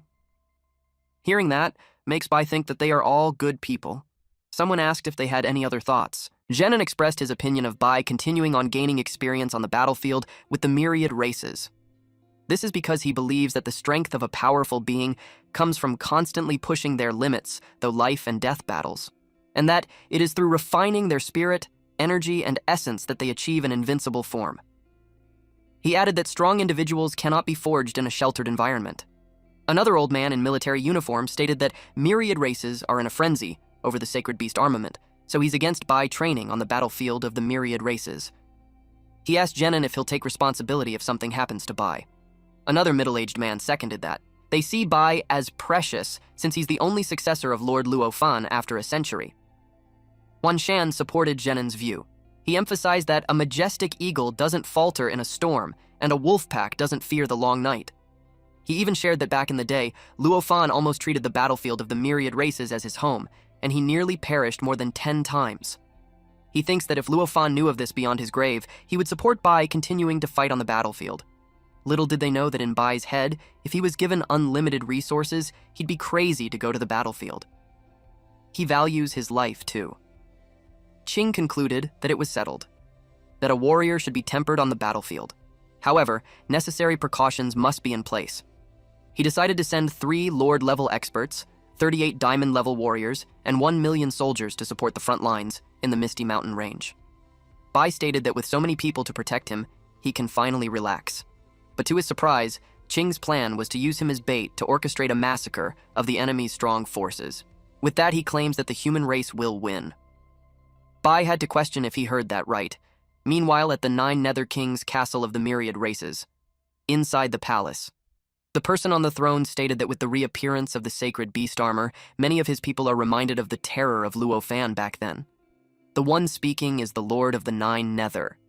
He stated that they absolutely cannot allow another Luo Fan to rise from the human race. He's determined to kill Bai. He ordered reinforcements to be sent to the front line. There would be 8 Lord-level and 42 Diamond-level experts. And the Grand Elder of the ancient demon Phoenix clan, the Great Elder, 9-tailed Heavenly Fox clan, and him will restrain Qing. The Great Elder of the ancient demon Phoenix clan replied that they will not send a single member for this operation. The Great Elder 9-tailed Heavenly Fox clan also expressed that they will not participate. Lord of the 9. Nether's brow furrowed as he questioned if they were rebelling. His aura exudes from his body. He pointed out that their clans were ordered to come to the battlefield of myriad races, and now that a powerful enemy came out, those two actually dared to back out. It angered him. The Great Elder of the ancient demon Phoenix and Great Elder 9-tailed Heavenly Fox clan also released aura and questioned him if he's also thinking of attacking them. Then the Great Elder 9-tailed Heavenly Fox clan clarified that if his goal is invading the human race, it doesn't align with them when they are only there to explore the Forbidden Zone. The Great Elder of the ancient demon Phoenix realized that the Lord of the 9 Nether clan wants to wipe out the humans. She clarified that they are only there for the endless resources in the Forbidden Zone. She refused to take part in his mission. The Great Elder 9-tailed Heavenly Fox clan declared that they won't participate in bloodshed either. Then they made their way to the exit.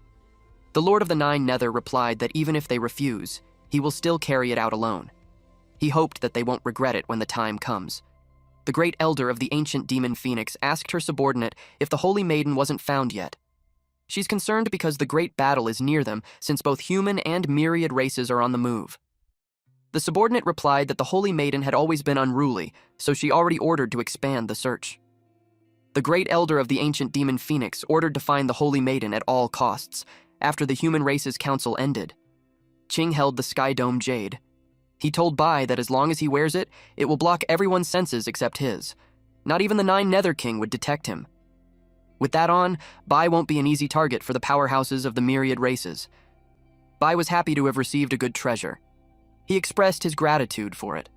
Bai expressed that hiding his aura isn't enough. He said that it would be better if he gave him more gear and materials to boost his strength. It made Qing laugh. He replied that Bai's principle is the best at taking advantage of a crisis.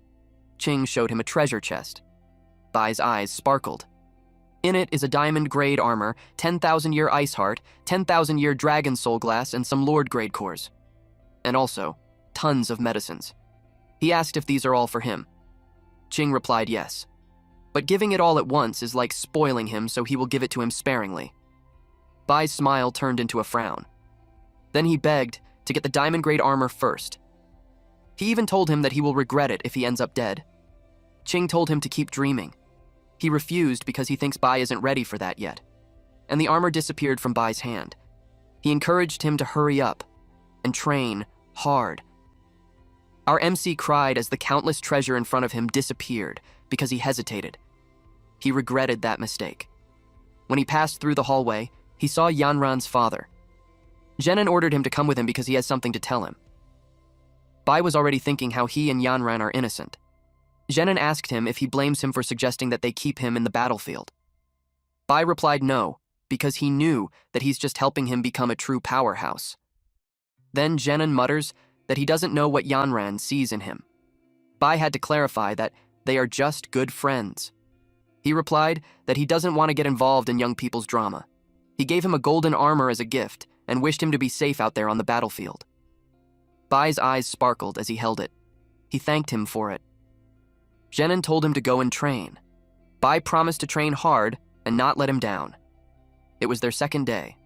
Zixuan touched the coffin of Lei Qiao and wished for him to rest in peace. He also shared that Bai had already avenged him. Zhang saw Bai and asked him where he swindled his gear from. Bai looked proud of his gear. He told Zhang to mind his own business. Qing called the attention of the warriors. He told them that the army of the Myriad race is marching toward their Great Wall with over 1 million troops.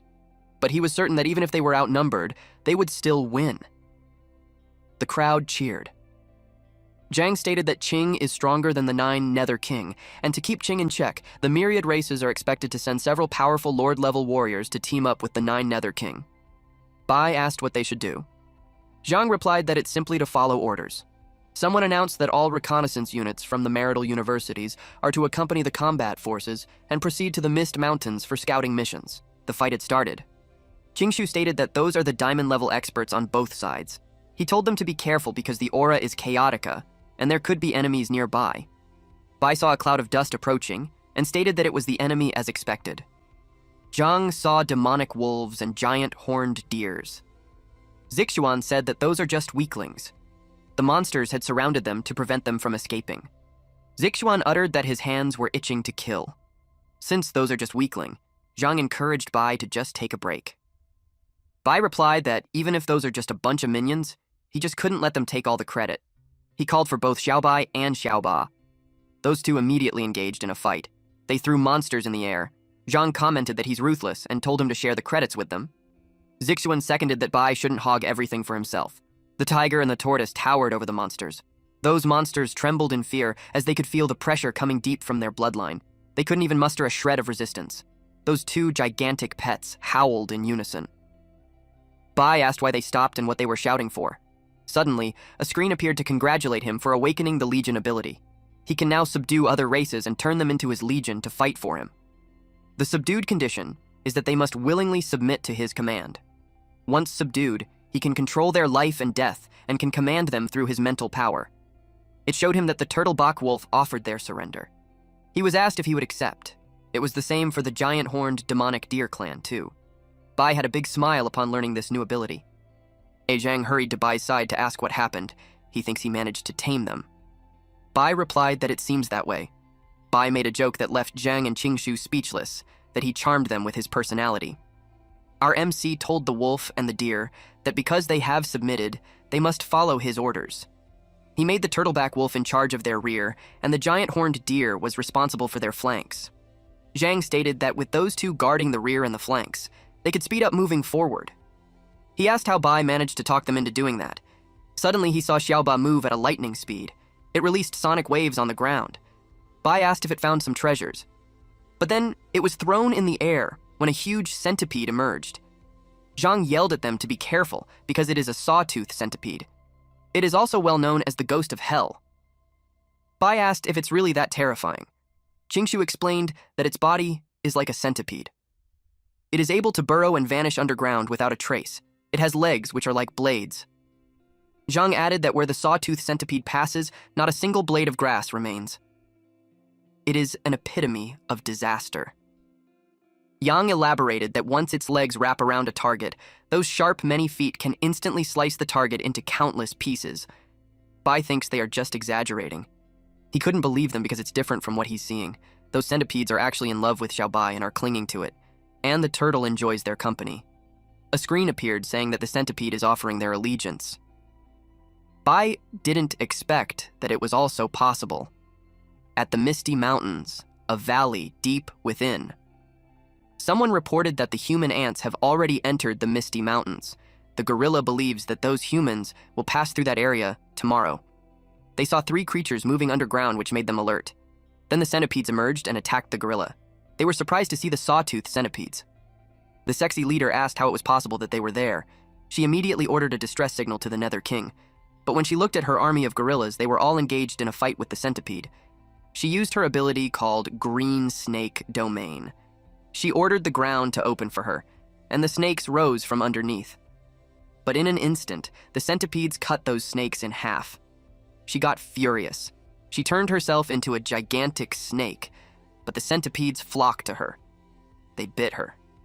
She couldn't believe they pierced her so easily. Eventually, her body was shredded to pieces. Not long after, the humans arrived and inspected the scattered pieces of body. They are curious as to what creature strangled the mystic snake. They realized that it must have been a sawtooth centipede. That made the humans worry. Their leader ordered them to report the situation immediately. He ordered that if they encountered them, they should flee immediately and avoid fighting with it. Meanwhile, Bai, Zhang, and Qingshu kept walking. Zhang told Bai that according to the map, the entire Misty Mountains stretch just over 300 kilometers, and they have been traveling for quite a while already, and yet they haven't reached the Clearwater Lake. Bai asked him if he's questioning the route that he planned. Qingshu agreed that they were lost, but Bai refused to believe that. He blamed the map. Zhang replied that it can't be wrong since it's a military map. Bai wondered if it's really a mistake. He did admit that he's hopeless when it comes to directions. Upon hearing that, Zhang raised his voice and asked why he didn't say that earlier. Qingshu asked what they should do now. Him and Zhang admitted that they are bad with directions, too. Hearing that, Bai made a scowling face and told them to stop blaming him when they're bad at it, too. It was funny how those two evaded his gaze. Zhang uttered that they are done for because they are three directionally challenged people. Bai told them that they had no choice but to use their last resort. He brought out Xiaoba. He expects Xiaobai to know. He gave it a pill and instructed it to lead them to the Clearwater Lake. Xiaoba happily chewed. Qingshu felt relieved that Xiaoba was there to help them. Zhang checked the map and stated that it looks like they are in the right direction. He appreciated how reliable Xiaoba is. Bai got annoyed because it seemed like he's relaying that he's no better than a turtle. While Xiaoba leads them, they noticed that the mist has thinned out a lot. Qingshu replied that it seems like it. They were glad to have made it out of the Misty Mountains. Bai praised Xiaoba for doing well. But Qingshu noticed that something was wrong. They were on the edge of a cliff and saw a river. He stated that it doesn't look like the Clearwater Lake. Bai asked Xiaoba where he had taken them. Zhan checked the map and he could tell that they are on the outskirts of the Clearwater Lake. Suddenly, they felt a gust of wind, and a dragon appeared before them. They had no idea what's going on. Their instincts tell them to run. Bai carried Xiaoba on his back, and as they ran, he asked this goofball where it had led them. He's hoping that they didn't go beyond the map and into an unknown territory. A running human silhouette formed behind them and yelled for those three to wait for the Saintess. Qingshu told them that someone was behind them. Bai told him to forget about it and run. Eventually, the creature had disappeared. They stopped running. Bai complained that it's terrifying. Bai asked them if they knew where they were, especially when the map says that the outskirts of Clearwater Lake aren't very dangerous. He claims that the map is unreliable. Qingshu acknowledges that the place isn't marked on the map, and there were no dangerous places such as that marked on the map. Zhan wondered if Xiaoba took them to a wrong path. Someone appeared and called out those three. It was a child with red hair and eyes. She scolded them for not protecting her, especially during those critical times. They were surprised to see the little girl. They were focused on running earlier than they just noticed her at that moment. The system screen appeared and congratulated him for discovering a demon phoenix with the vermilion bird bloodline. He was informed that the demon phoenix clan is proud and hard to tame, so he was advised to find a way to subdue her. That information surprised Bai. Then the screen showed the status of the little girl. She is from the race of ancient demon phoenix and was called Saintess. Her attributes are fire and life, which have not yet awakened. She is at high-level silver and also possesses some vermilion bird bloodline, but not yet meeting the conditions to be tamed. She has a constitution of 1538, defense of 862, agility of 1420, and spirit, specialty, 2560. Her talents are, first, Phoenix Flame, where she transforms the fire element in nature into Phoenix Flame through spiritual power, increasing fire element damage by 300%. Second is the Fire Spirit Possession. It consumes a certain amount of stamina to cover the entire body with fire elemental energy, boosting fire element damage by 100% to 200% and defense by 200%. Third talent is Spirit Attachment, which uses immense spiritual power to help others unlock a second primal element. And the fourth is Nirvana, which grants strong vitality and recovery ability. As long as the damage isn't catastrophic, it can convert fire elements into the user's life essence. Both third and fourth talents are still sealed, and it can only be unlocked after the host tames the entity, or the entity cultivates a pure vermilion bird bloodline on their own. Bai uttered that the vermilion bird that he's searching is just a kid. The saintess got offended and warned him to watch his tongue, or she'll roast him alive. Our boy was thinking how to tame her because when he tamed Xiao Ba and Little Bai, he didn't find it difficult. He thought of beating her up to make her behave. He had this creepy expression as he approached her. The little girl warned her not to come closer. It triggered her to release fire from her body and scolded him for his disrespect to the saintess. Jean realized that this little girl isn't easy to mess with. Bai noticed that she had a fiery temper. He exudes aura from his body. Then he grabbed her while activating keen golden ghost steps. He uttered that kids will be kids if they don't listen, so they gotta be disciplined. The saintess is slowly getting annoyed, especially that this lowly creature has his hands on her. She kept whining that she wouldn't let them off. It was so funny how Bai threw her on the ground. Then he spanked her while scolding her.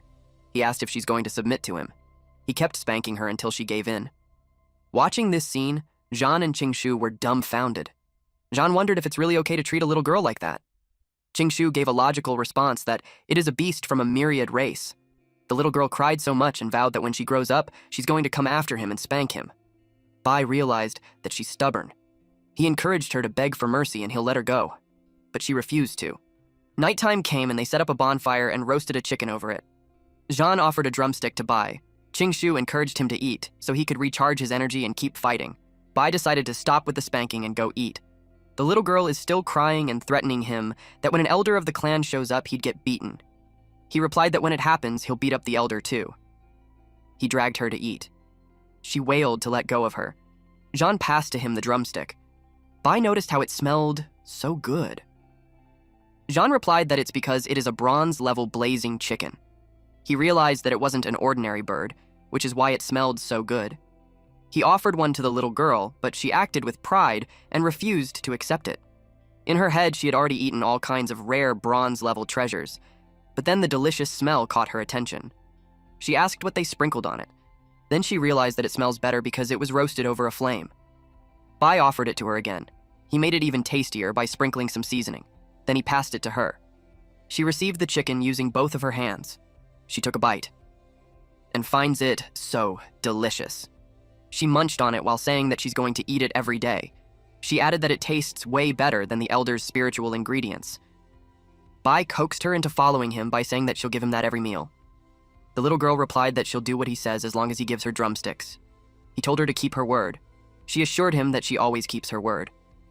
The system window appeared to congratulate him for successfully taming the ancient demon phoenix. His level had now risen to the silver high rank. Bai didn't expect to tame a vermilion bird with a single chicken drumstick. He took out Xiao Ba and Little Bai to come out and say hi. He introduced them to the vermilion bird, Xiao Hong. Hong finds them really cute. Xiao Ba and Little Bai weren't pleased, though. With a single roar, they were conveying that they are the senior brothers, so she should show some respect, but she treats them as pets. She couldn't help but hug the one she calls Little Turtle and Little Kitty. Bai reminded her to mind her manners because they are her big brothers. John asked Qingshu if he really thinks that Bai would raise that little girl that he tamed. Qingshu replied that it looks like it. Jean expressed that he had a feeling that Bai's intention wasn't exactly pure. Qingshu added that he didn't expect Bai to be a lolicon. Jean also noticed that Bai leveled up without them noticing, so it felt like he's hiding something from them. Jean subtly asked Bai about his advancement to silver rank. Bai replied that it was pretty easy, but Jean thinks otherwise. It prompted him to ask if he had some kind of secret technique or something to level up so fast. Bai couldn't tell him that he has a system, but he just told him that he had a secret, but with their relationship, he couldn't share it. Then he added that there's a saying that the way must not be passed on casually. He added it's not easy to share, especially when it's secrets about reaching the king level. That made Jean intrigued. But with Bai's expression, it actually looked like he's tricking him. Jean backed off and replied that he understood. He was about to give him a gold-tier beast core, but Qingshu reminded him to be careful not to get fooled. But Bai already grabbed the core and replied that he'll be rooting for him. He told him that what he will say came from Lord Niqing, so he should pay close attention. He uttered that in martial cultivation, they are not really training their realm, instead, it is their Taoist heart. He pats him on the shoulder while saying that as long as he has the heart to seek the Tao, with his unwavering faith to grow stronger, he will be able to advance faster and further than others. Jean replied that he doesn't quite understand. Bai pointed at the bog mountain and uttered that what they see is only the mountain and not the dangers that come with it. But if he would only focus on the summit, the paths wouldn't be difficult. What he means to say is that Jean should just push forward with unstoppable momentum, straight to the top without stopping. Jean expressed that he seems to understand it, but at the same time he doesn't. It was too vague for him. Qingshu knew he totally got scammed, but Bai refuted that, saying that it was really the secret. Then Jean exclaimed that he finally understood. Bai asked him what he understood. He replied that as long as he tells himself every morning that he's going to reach the king level no matter what, nothing will be able to stop him. Jean leapt to the center of a rock. Then in a confident stance, he stated that it was just a simple path, and he just realized it, then. He was determined to use every moment to improve himself. Qingshu commented that he's hopeless. Bai didn't expect his words to be that convincing. He turned his attention to Hong and told her to stop playing around and help Xiaoba and Little Bai to awaken their second elemental power. She replied that she doesn't know how. He told her to use her spiritual power to sense the changes within her body. He knew she couldn't do it before, but he's positive that she can do it now. She stated that there's an ability that can help others awaken their second elemental power. She decided to give it a try. Her hands glowed and she felt it. She zapped Xiaoba first. Xiaoba complained that it hurts. It transformed into its original size while enduring the sensations. Bai cheered him on. Hong noticed that its tail was glowing. The tail formed another face. The screen appeared to congratulate Bai for having his mystical earth turtle to awaken its second elemental talent, the water origin. He's glad that it was a success. Then the screen showed the status of the mystical earth turtle. Its attributes are earth, water, and water origin power that can only be fully unleashed upon reaching gold rank. Its level is mid-silver rank. Since the water origin talent had awakened, the fourth talent was also enhanced. It also showed its constitution of 1538, agility of 400, and spirit 400. It has 4 talents, namely Earth Barrier, Earth Spirit Possession, Gravity Pull, and Earth Water Origin. With it possessing dual elemental origins of earth and water, it is able to absorb and manipulate both forces from nature, providing extremely strong defense and healing capabilities. Bai stated that now that the water element had awakened, the defense of the dual earth-water system got terrifying. Xiaoba was back to its little form. It got spooked when it saw the other head from its rear. Little Bai tried to escape, but Bai saw him and told him that it was his turn. Hong zapped them, and told them that if he wants to awaken, he gotta hang in there. Little Bai was in pain. It stomped its foot, and it grew in size while it emits ominous shadows. The system window appeared to congratulate Bai for the successful awakening of the second elemental talent called Shadow Origin. Bai was happy with that. Because of his happiness, he hugged Little Bai. He celebrated having a white tiger bloodline with the power of shadows. He commented that it was a deadly dance of stealth and slaughter, and now that he gathered 3 sacred beasts, he felt ready crushing the myriad clans. The next day, they are back again on searching for the Clearwater Lake. Bai asked Hong if she knew about it. Hong told them that they are about 80 kilometers away from the core area of the Clearwater Lake restricted zone. Qingshu suggested that they leave at once. John expressed how he couldn't believe that they had actually reached the outskirts of the Clearwater Lake. They didn't waste any time. While they travel, Bai brings up the topic about the creature they saw that day. He asked Hong what it was. She replied that it's the azure dragon guarding the restricted zone of Clearwater Lake. She shared that it is incredibly powerful, and any creature that gets near the core area will be slaughtered by it. Bai didn't expect it to be a dragon. She told him that it's a really terrifying creature. She narrated that some Lord-level beings wandered in before, and none of them made it out. Jean felt overwhelmed that those Lord levels got devoured. Qingshu asked why the 9 Nether King hadn't come to tame it. She told them that back then, the 9 Nether King gathered the elders of the 3 great royal clans, but they still couldn't tame the Azure Dragon. It was surprising for them to know that even the 9 Nether King couldn't do it. Qingshu got worried that it would be dangerous for them to pass through. Bai ordered the system to scan for nearby Azure Dragon bloodlines. He was determined to tame it. With that being found, it made him think that they have completed all 4 divine beasts. The system showed the results of the scan. It detected the Azure Dragon bloodline. It showed that bloodline purity is extremely high and power has reached half-king level. It is currently in a berserk state, which makes it dangerous. He was informed that his level is too low to tame it, and he should improve his power before attempting again. Bai was surprised that he couldn't do it. That was Huanshan's cue to stretch some muscles. He used his ability called Parasol Tree Under the Moon, and it was like the sun was behind him. Upon witnessing that, Bai's jaw dropped. He was amazed. It was Zhan's first time seeing that too. Even Long Ao couldn't fathom how he could use the power of a law. Long Ao felt it eroding his vitality, and it made him think that it's impossible to defend against it. He opened a rift in space and admitted that he's no match for him. He warned him that he can protect the brat at that moment, but it's not forever. Before the rift closes, he advises him that the myriad class will surely kill him. He told him that as soon as the brat appears outside the Great Wall, his people will send powerful experts to eliminate him. Huanshan released a gust of wind, and it instantly eliminated the snakes. Zhan questioned if that's how a battle between strong opponents are supposed to be. He stated that each move feels as though heaven and earth itself is at work, and its might is vast and boundless. Bai wondered when he'd be that powerful. Huanshan reminded them that no matter how strong one's power is, there will always be opponents that will be stronger, so the only person they need to surpass is themselves. All three students replied that they will keep it in mind. He then created a magic circle beneath them, so they could all head back. And just like that, they were gone. Even Bai thinks that was too fast. Zhan was impressed. He expressed that a single person activating a teleportation array with their own strength is truly a master. Zixuan wished he had such strength.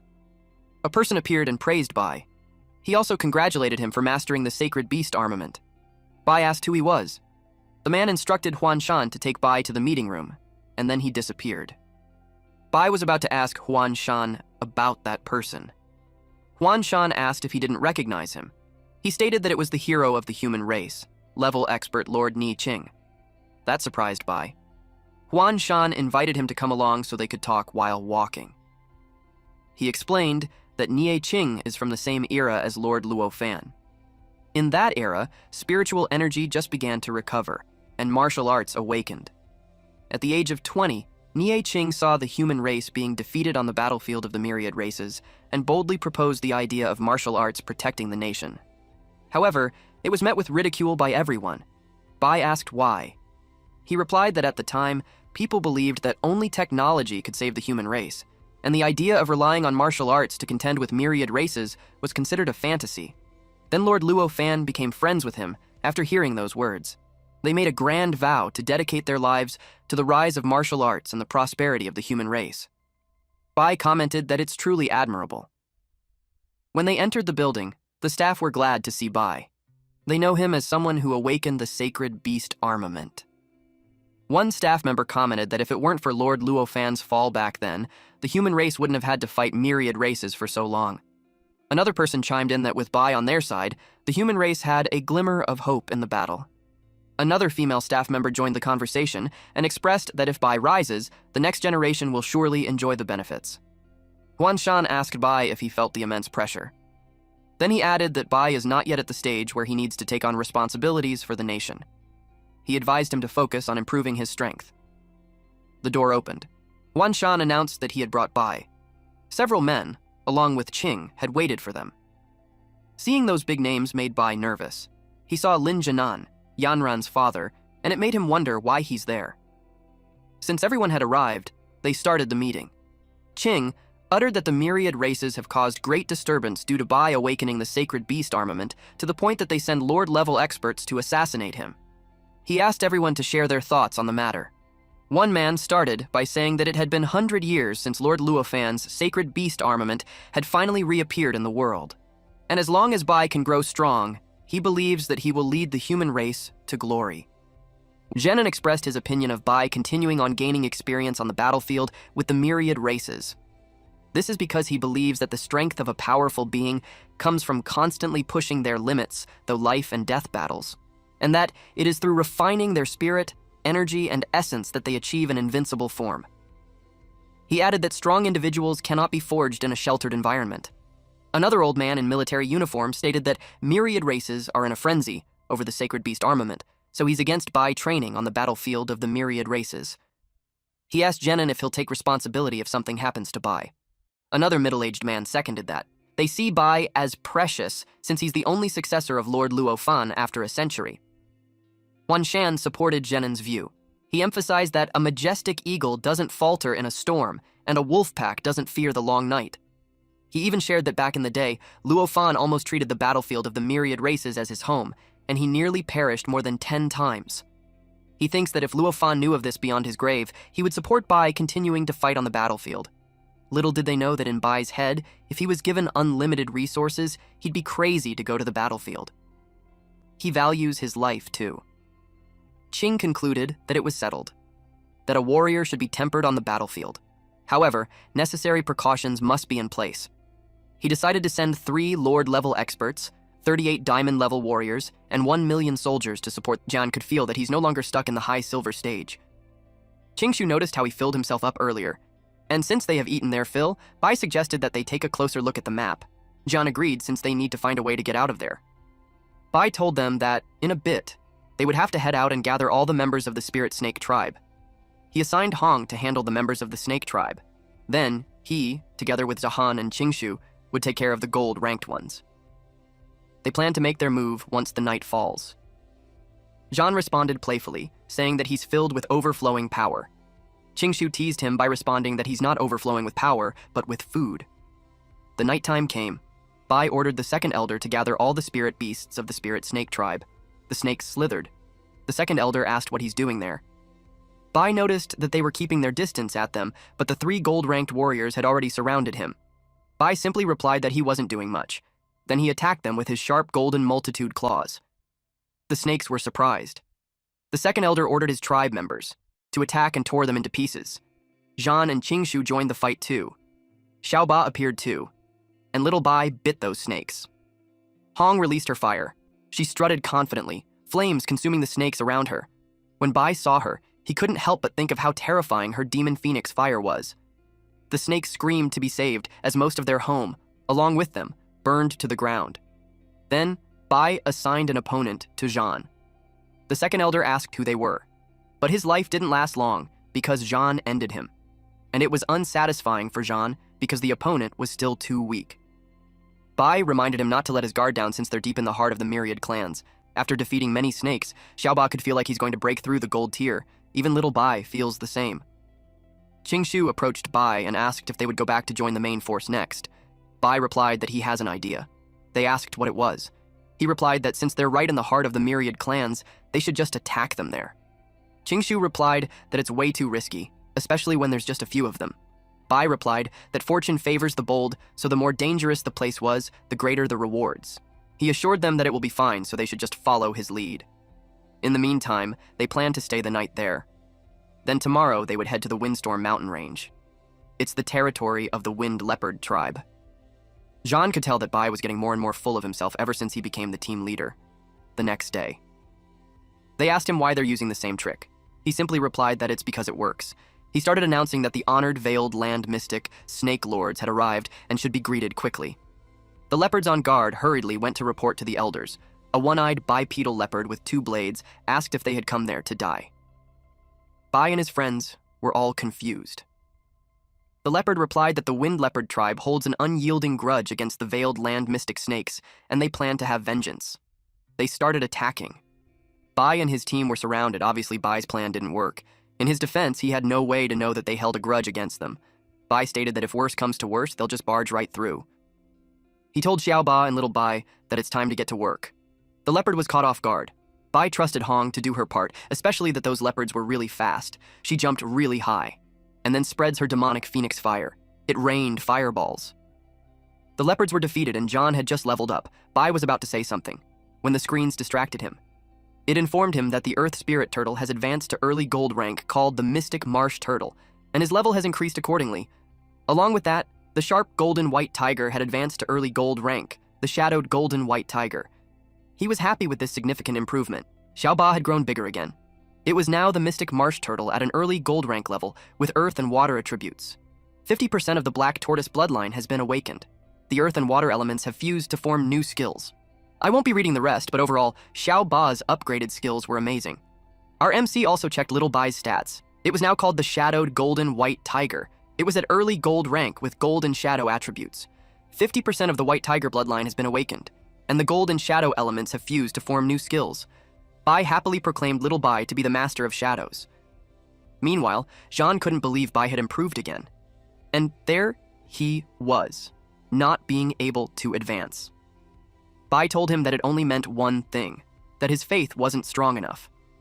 Bai checked the map to see where they're going next. Hong shared that there's only one place that she hadn't been to. She pointed at a mountain. It was the main city of the Veiled Land Mystic Snakes. Bai agreed to go there. John and Qingshu think it's a bit too crazy, because it was truly a great city of the myriad clans.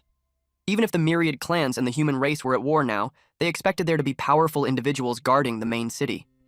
Jean was worried since it was them who's going to attack the main city. It was no different from courting death. He refused to have that since heading to the main city was way too dangerous. And if their human identity was exposed, then they wouldn't even have a chance to escape. Qingshu agreed with him. It was too risky to go there with their current strength. Bai asked them if they had forgotten their faith and will to seek the Tao. He claimed that if they want to gain more resources to strengthen themselves, they must go to the main city. Those two were dumbfounded. He made them imagine themselves reaching the king-level realm, standing atop the Great Wall, looking down at the myriad clans like mere ants, and the admiration they'll receive, and how great a contribution they'll be to make to the human race. And besides that, they're doing it for the greater good of the human race, which makes it a glorious deed. He added that even if they can't make it back this time, they're doing something incredibly great. Jean was persuaded by that speech. He's now convinced to die gloriously. Bai clasped his hand and affirmed him the true spirit of a proud hero of humanity. Qingshu couldn't believe that he got fired up just like that. Bai ordered Hong to lead the way. Those two were all pumped up to do this for the greater good of humanity. 3 days later, they're still walking. Bai asked Hong how much further it was. She replied that they were arriving soon. She pointed at the main city of the Veiled Land Mystic Snakes. Bai checks it out. But he couldn't tell it was a main city because it's more like a towering mountain. Jean expressed that he regrets it a little. Bai responded that there's nothing to be afraid of since they're the great heroes of the human race.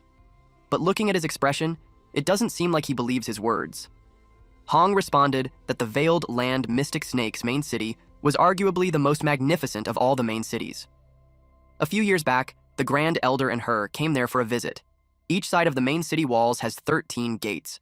Generally, royal strongholds enter through the central main gate, while members of the Veiled Land Mystic Snake Clan enter through the side gates flanking the main gate. As for the remaining side gates, they're reserved for certain high bloodline races. However, all of them must undergo aura verification and pay a toll to enter. Bai was surprised to hear about the toll fee. Hong replied that it's just purple crystals. Roughly speaking, one purple crystal was enough to buy a standard grade 3 spiritual herb.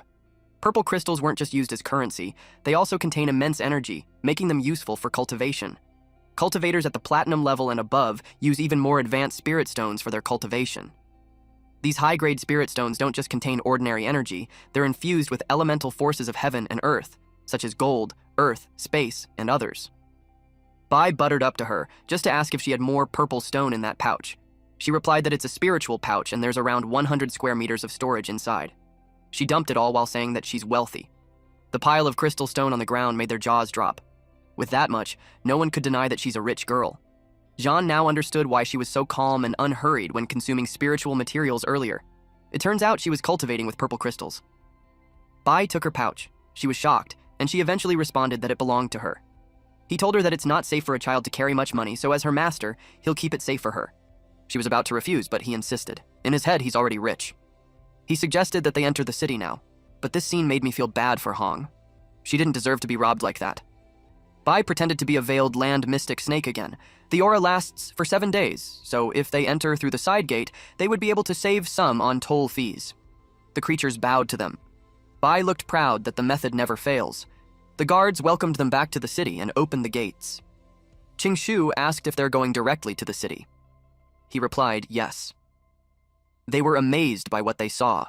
Fierce beasts were all over the palace. It was bustling and lively, surely unexpected. There were so many fierce beasts and they looked powerful. Qingshu stated that the foundation of the myriad clans were far deeper than they had imagined. With just the 3 great royal clans plus the elites from the main city, their human warriors were no match for them. Hong shared that the three great royal clans possess extremely high control over lower bloodlines. And this time, the King of Nine Hells raised an army of 10 million, but she bets that 9 million of them were just cannon fodder. The true elites were probably only the clans of the Nine Hells royal family and the veiled land mystic snake tribe. After hearing that, Qingshu realized that it was no wonder that Lord Huanshan didn't take the army of 10 million seriously. Bai didn't expect the main city to be so lively, so it made him suggest that they go for a stroll. After leveling up, Xiaoba and Little Bai now reside in the system space. Xiaoba informed Bai that he found something good about 10 kilometers in the southwest direction. After hearing that, Bai suggested that they split up to be more efficient. Qingshui agreed since he wants to see if there's a place to study the ancient records of the myriad clans. Then, being the reliable brother, he gave them each a purple crystal and advised them to meet back at the city gate when they're done. They think he's being stingy for just giving out one when Hong has a full bag of it. But Bai was shameless. He even told them that there's no need to thank him. Then he left with Hong. Qingshu asked John if he wanted to go with him. He refused because he'll go check out the armory shops in the city. Bai arrived at the designated place.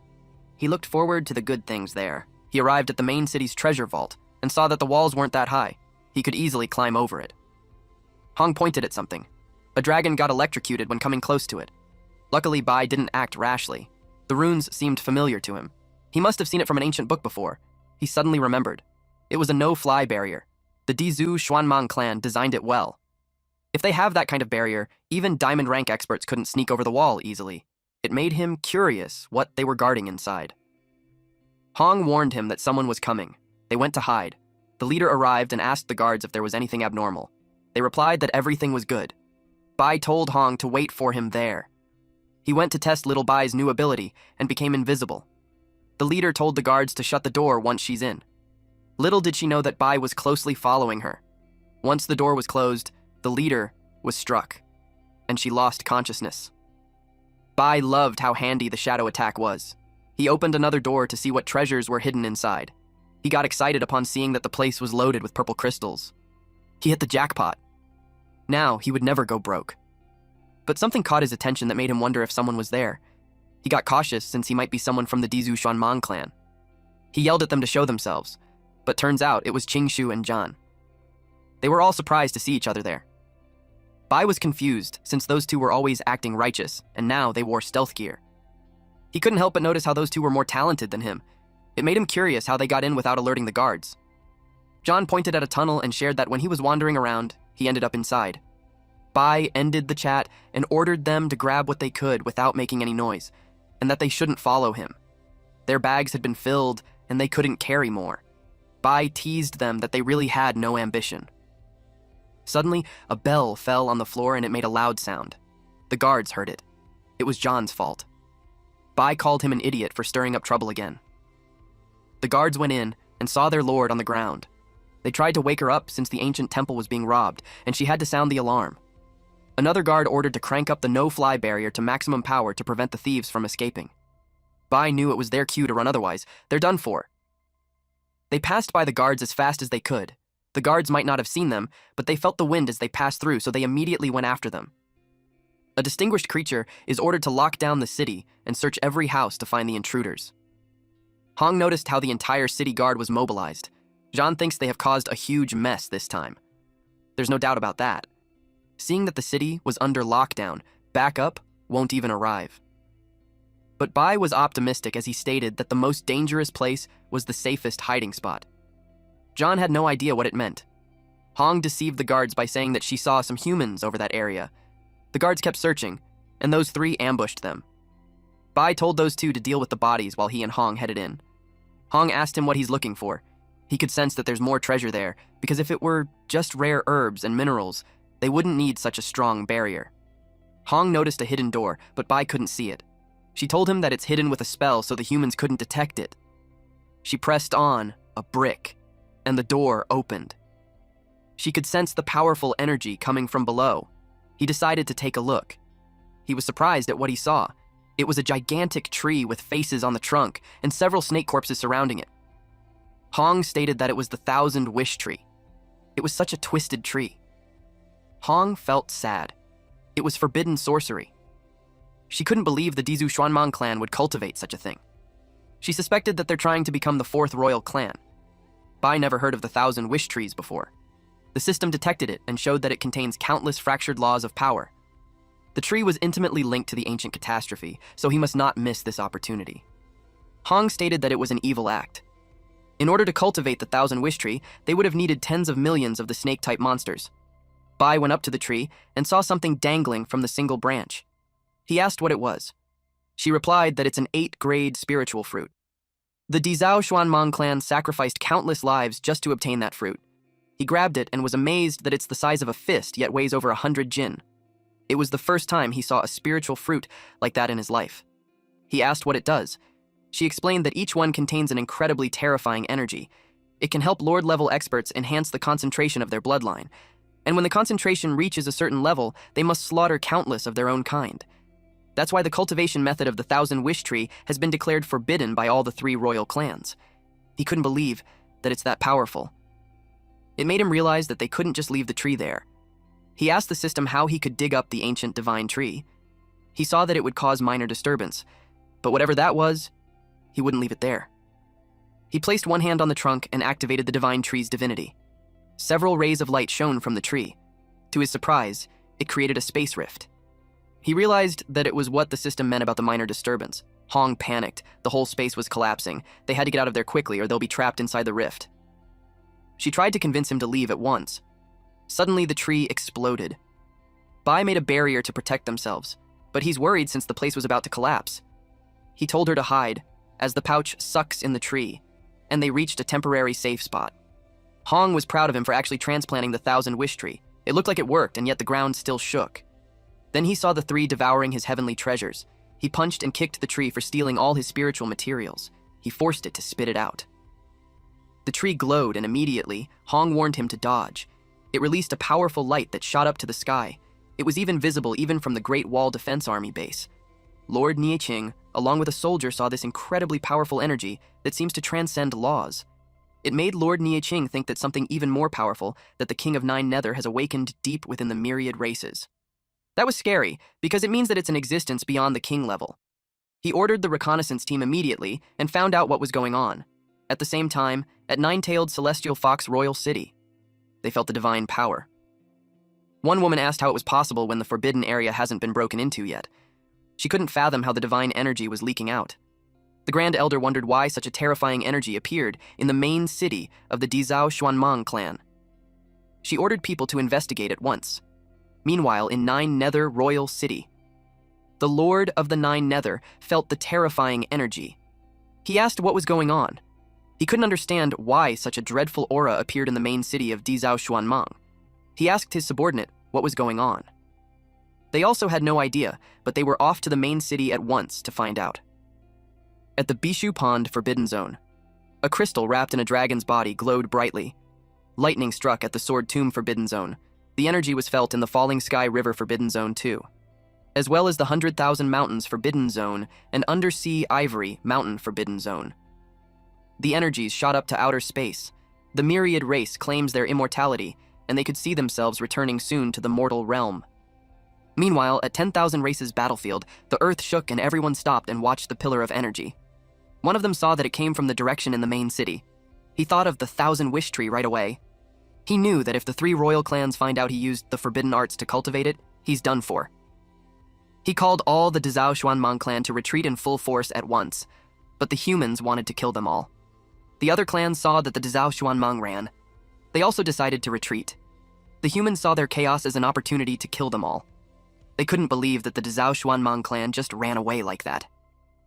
Meanwhile, Bai was confused on what's going on. He wondered if he really caused all of it. The whole city was wrecked. Even for him, it was too much. Suddenly, several guards appeared.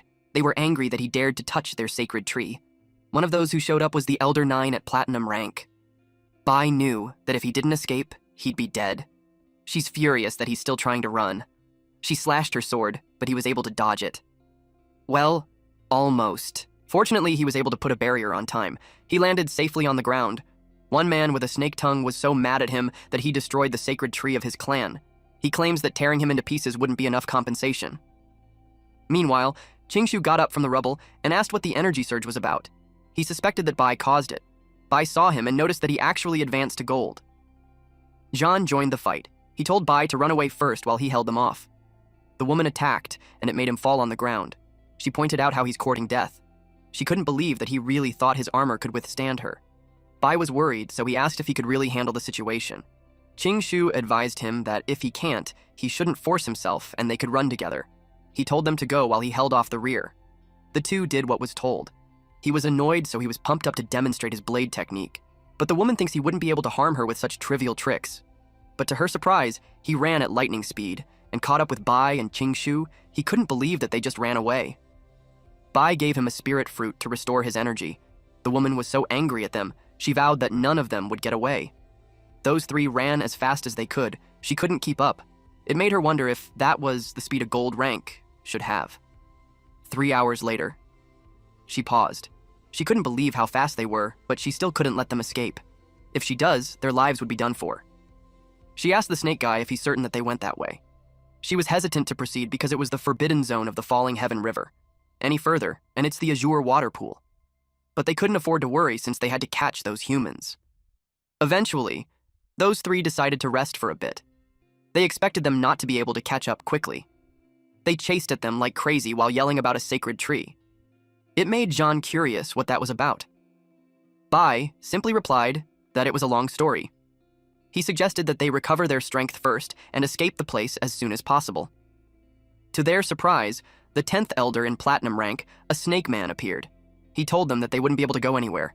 He's annoyed that a bunch of useless trash can't even capture 3 humans, and now he had to come to personally. Again, Jean told Bai to leave first. The snake man demanded their clan's sacred tree. The snake man transformed into a large snake and was about to devour him. Jean was blasted away. Bai couldn't fathom that they dare call the wish tree a sacred tree. He told him that he had taken care of that evil thing for them. The snake challenged them on how long they could hold out. Jean ate the fruit and advised them to go. And this time, he's not joking. He reasoned that leaving one behind is better than all of them dying there. Humanity's victory was what matters the most to him. Those two felt pressured. Jean urged them to go, and they did. They promised to wait for him up ahead. The snake chased after them, but Jean interfered and blocked its path. The snake swats him away and makes him crash on the ground. He told this lowly human that he's overestimating himself when his life wasn't worth more than an insect's. But he replied that he's not done yet. He grabbed the snake's tail and yelled that his opponent was him. The snake shook him off and squeezed him on the ground. The snake's eyes glowed red as he states that he doesn't have time to waste on him. Several snakes appeared from the ground, and they attacked Jean simultaneously. Jean was bitten on his forearms, meanwhile on a different side of the mountains. Bai and Qingshu arrived on the beautiful lake. It was the Azure water pool. Bai thinks it was strange that it was quiet. It made him think that the dragon wasn't home. Qingshu checked behind them and was worried that Jean hadn't caught up yet, in the outskirts of the forbidden area. The pursuers find it strange because normally, any living being stepping into the Bishutan forbidden zone would be immediately attacked. It puzzled them as to why it was quiet. The 10th elder was worried because their clan's sacred tree was in the intruder's hand. They absolutely can't let them get away, so they thought of giving it a try. The 9th elder agreed, since if they were only at the outskirts and they sensed danger, they would still be able to retreat in time. They stepped inside the barrier. As soon as they did, a menacing dragon appeared. It was the Azure dragon, so they retreated immediately. Meanwhile, the other part inside the Bishutan, Bai fed Xiaoba. Qingshu asked him why he's calm when those guys could catch up to them any time.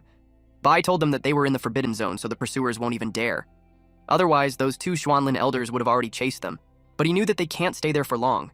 They needed to think about where to go next. Qingshu suggested returning to the Misty Mountains and regrouping with the main force. Bai doesn't think that's a good idea, because they totally messed up their territory, so they could expect that they would deploy troops. If they go back that way, they would surely run into the Xuanlin clan. Qingshu agreed that it made sense. Bai thought of something. He suggested going back to the heart of the myriad races and launching a surprise attack. Qingshu was surprised with his idea. It was crazy. If they went back there, they'll have more than just 2 platinum levels hunting them. Bai clarified that they won't be taking the same route. Instead, they'll circle around this time. Qingshu doubted if he really knew the way, but Bai was confident. Plus, they could take the chance to also find Jean. He comforted Qingshu by saying that he should relax as trees die when they don't move, but people thrive when they do so. With that, He called the gluttons, namely Hong and Xiaoba, to get moving.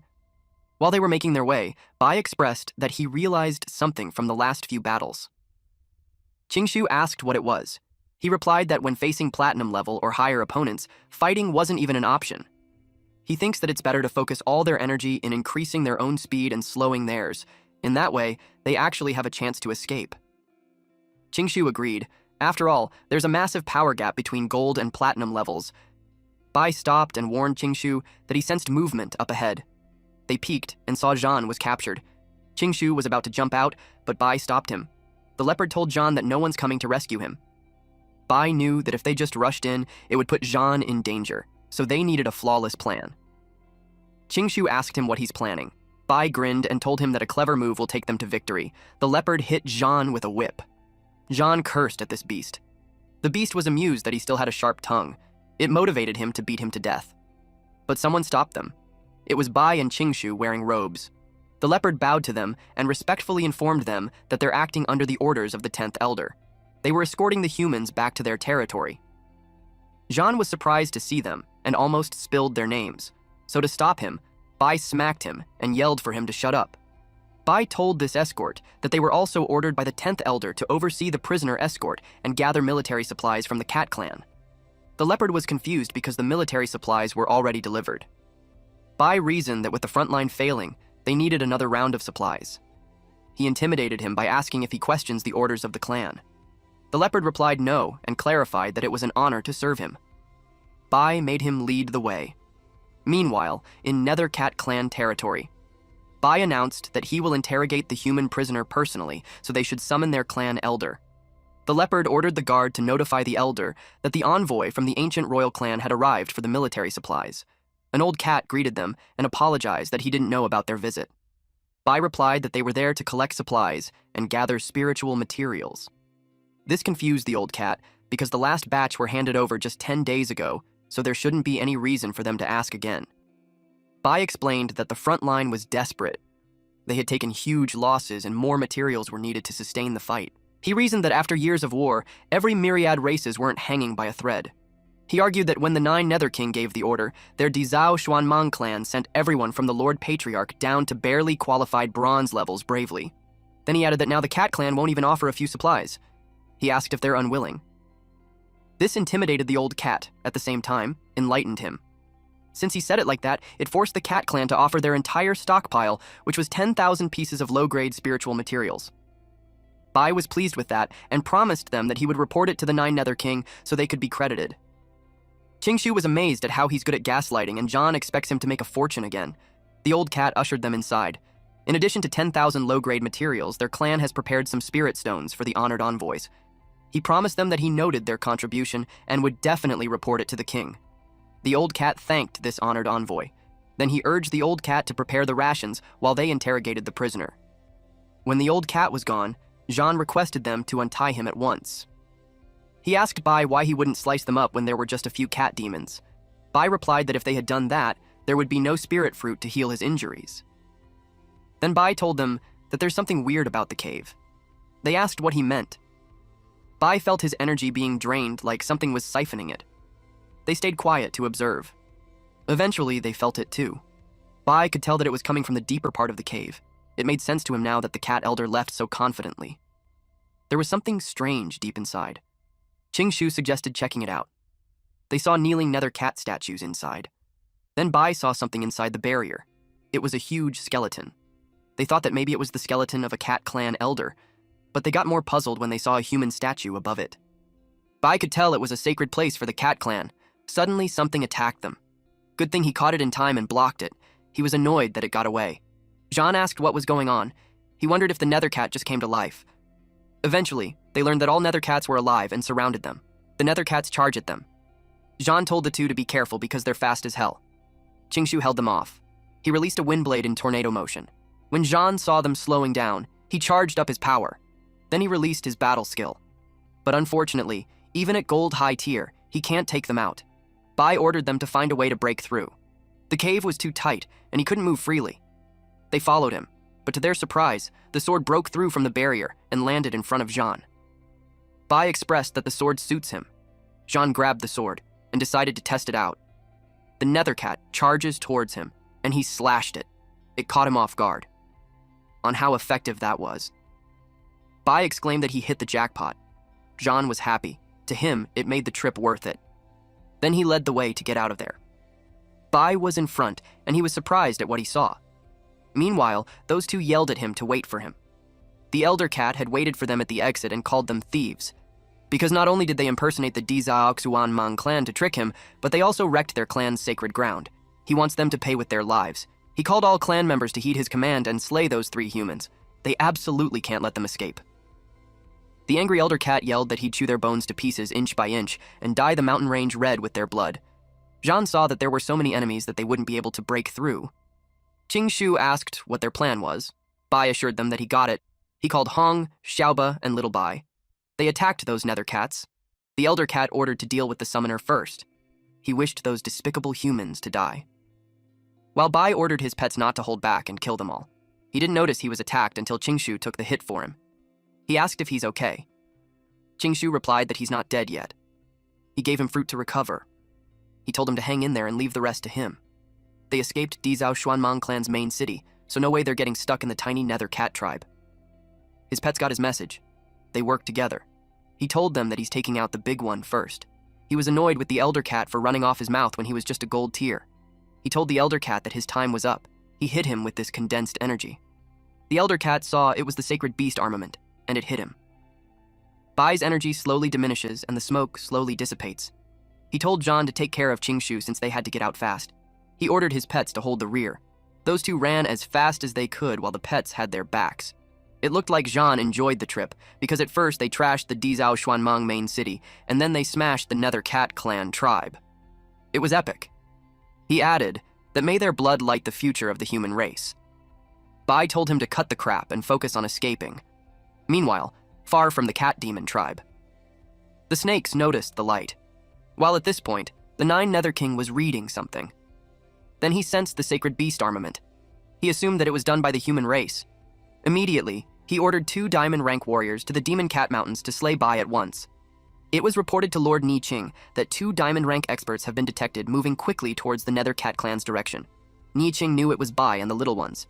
He ordered 2 diamond ranks to swiftly head to the Demonic Cat Mountain range to support Bai. They replied, yes. Nie Qing added an order to have the Golden Fire Cavalry rush over to support as well. He wanted Bai to be saved. He can sense that they were currently surrounded by millions of enemy troops. Jean was relieved that they finally got out. Those nether cats were really fast. But Bai told him not to rest because it's not safe to linger there. Out of the blue, someone saw them. It was the 9th Elder. She challenged them to run now. She threatened to flay their skin, strip their tendons, grind their bones, and scatter their ashes. Suddenly, someone attacked them and sent Qingshu and Jean flying. It was the 10th Elder. He appeared from behind and hit them with his tail. He couldn't help but notice that they were just a mere gold, and yet they didn't die in one strike. He realized that they could do more than just run away. The 9th Elder ordered Lao Shi to release poison fog to seal off their escape route. If they let 3 ants escape from their hands, they wouldn't be a laughingstock if the words get out. Bai approached those 2 to check on them. Qingshu told him not to worry, and he should just go. But that's not his style. He called his little ones. And he transformed using the sacred beast armament. He grew some wings too. He told them that he's not afraid of them. The 9th Elder transformed too. Her arms turned to blades. She couldn't believe that he could activate the sacred beast armament in such a short time. She told him that it was a pointless struggle, but to her surprise, he blocked her attack. He even escaped being eaten by Lao Shi while attacking her. Qingshu couldn't believe how a gold rank pressed down 2 platinum ranks in battle. Jean admitted that if he told him about it earlier, he would think that he's insane. Bai swings his sword. With the power of gang metal, he believes that he could break through anything. Lao Shi acknowledged that he's truly worthy of being the sacred beast armament, the strongest innate skill. The 9th Elder replied that they must not let him grow stronger, at any cost. Lao Shi released green smoke, and it turned into a clump. And from that, the 9th Elder came out. His stomach turned into a large mouth with spiky teeth. She told him that he's just a mid-level gold, and his body hasn't even been tempered to the extreme. She became humongous, with 2 large spikes behind her, and her hands had grown back. Bai told her that she's ugly. She wanted to see how long he could stay arrogant. And then she released a condensed, dark energy on his way. Bai blocked it using his barrier. The energy was so powerful that it even shot up to the sky, and Qingshu and Zhan were caught up in the impact. Bai glanced at them to check how they're doing. He curled his hand into a fist and released a demonic phoenix flame. She laughed at him because she believes that even the demonic phoenix flame can't do anything to them. She prepared a ball of energy. Bai complained that they're becoming troublesome, but he didn't care if they're platinum rank. He believes he could kill them. He declared that he'll fight them to death. The ninth elder told him that he can't even hurt her. But then she sensed that a diamond rank was headed their way. She felt bad since if she had more time, she could wear him down to death. She held a grudge against him since he destroyed their clan's sacred tree. So, even if she fails that day, she will see to it that he'd be dead. She wanted to bury him with their sacred clan's tree. Zhan saw that they swallowed Bai. Qingshu realized that they were trying to die with Bai. Unexpectedly, something zapped them. It made the barrier glow brightly, and eventually diffused it. Zhan saw General Lin, the next king rank Lin Zhenan. He saved Bai. General Lin supported Bai to stand up and asked him if he's okay. Bai replied yes. Then he asked why he's there. General Lin couldn't believe that he had forced 2 platinum-ranked snake elders to the point of self-detonation. It made him curious if there's anyone else present. They went to Qingshu and Zhan. General Lin praised them for doing well. They were able to force 2 platinum ranks to self-detonate. He told them to go back to the base quickly. If they moved late, it would be bad. But someone appeared and told them that they were too late. Those people recognized General Lin. One of them is a giant bear expert, a diamond rank. And the other one was a yuan python expert, also in diamond rank. Meanwhile, on the main battlefield, they saw the explosion. It came from the Nethercat mountain range, so they sent reinforcements there at once. Giant bear expert remembered that Zhenan killed his bear clan elder before, and now it was his chance to execute his revenge. Yuan python expert told him not to waste any more words at him because they would just slaughter them all and offer them as a sacrifice to the king of the 9 nether worlds. They threw a boulder at them. Zhenan created a barrier to block it. But some debris still flew, and the impact was overwhelming. He told the kids to go at once, but Bai was worried about him because he's facing 2 diamond levels by himself. But he insists that they go. Zhan encouraged him to retreat first and get reinforcements. He pointed out how they shouldn't disobey the orders from him. All 3 of them left as fast as they could, but unexpectedly, their paths were blocked with the falling rocks. Of course, giant bear experts wouldn't just let them escape. Bai was determined to fight him to death. Yuan Python pointed out how Zhenan couldn't even protect himself, and yet he still wanted to save others. Zhenan knew those 3 couldn't fight a diamond level, so he urged them to retreat quickly. Bai summoned his pets to attack from the sides, while Hong would blast the enemy directly. It just made the giant beat expert laugh. He told them that no one would save them. They were all lifted in the air when pointy rocks appeared from underneath them. Zhan expressed that diamond levels were truly terrifying. They can already control the forces of nature, so he knew they're no match for them. Unexpectedly, a flying spear hit the giant bear expert on the side. It was the Golden Fire Cavalry. By the order of Lord Nieching, they had come to provide support. They were determined to protect Bai and fight the myriad race. Those 3 felt relieved that they're now saved. And since reinforcements had arrived, Bai got motivated to counterattack. Giant bear expert couldn't believe that the human race actually dispatched the fire cavalry. Bai called Xiaoba and Little Bai to prepare for the counterattack. They all attacked at the same time, so the giant bear expert used rock shield to protect himself. But Bai warned him not to get too cocky. He told Little Bai to get out of the way while Hong struck lightning on the rock shield. The rocks cracked, but the giant bear expert remained strong and claimed that his bear clan was invincible. Meanwhile, Zhenan moved at lightning speed. Yuan Python expert commented that he's indeed worthy of being the next king level for his skills. Zhenan replied that he would kill him. He used the technique Sword Qi Long. Yuan Python expert asked the giant bear expert on what they should do since the humans had the advantage in terms of numbers. The giant bear expert wasn't shaken though. He used Gaiga energy form, which truly transformed him into a bear. He yelled that he's going to tear all those ants to shreds. The humans used a formation break battle skill to face him, while Zhuan, a python expert, was occupied with Zhenan. He yelled that the tide had turned against them and suggested that they retreat for now. Giant bear expert lets him retreat first while he covers the rear. Bai wouldn't just let them leave, especially that they had been arrogant. Xiaoba prepared an energy in his mouth and the mouth from his tail. Zhuan Python expert was shocked that this beast can actually control 2 elements. It unleashed the skill Black Tortoise Impact and hit the giant bear expert on the back. Then, the cavalry released their spears. The bear's head was blown into pieces. Seeing that, Zhuan Python expert left him, but he was tracked down. Surprisingly, it was a shadow that pinned him. Later on, it showed its true form, a white tiger saint beast. It was little Bai. But he's on so little anymore. He yelled that it was impossible. On the front line of the battlefield, the humans overpowered the myriad clans. 9 Nether King appeared, as well as Lord Ni Ching. He warned the 9 Nether King that if he made a move, he wouldn't be merciful. He encouraged him to admit defeat. 9 Nether King told him not to be arrogant. If not for the 2 clans, the demonic phoenix and heavenly fox withdrawing before battle, the human race would have been crushed. He added that even if Lord Ni Ching was more powerful than him, he wouldn't still be an advantage against the power of the 3 royal clans. Lord Ni Ching responded that the human race has been gathering strength for 100 years to counterattack. Yet, a king still insists to go against the heavens, and such defiance would only bring destruction.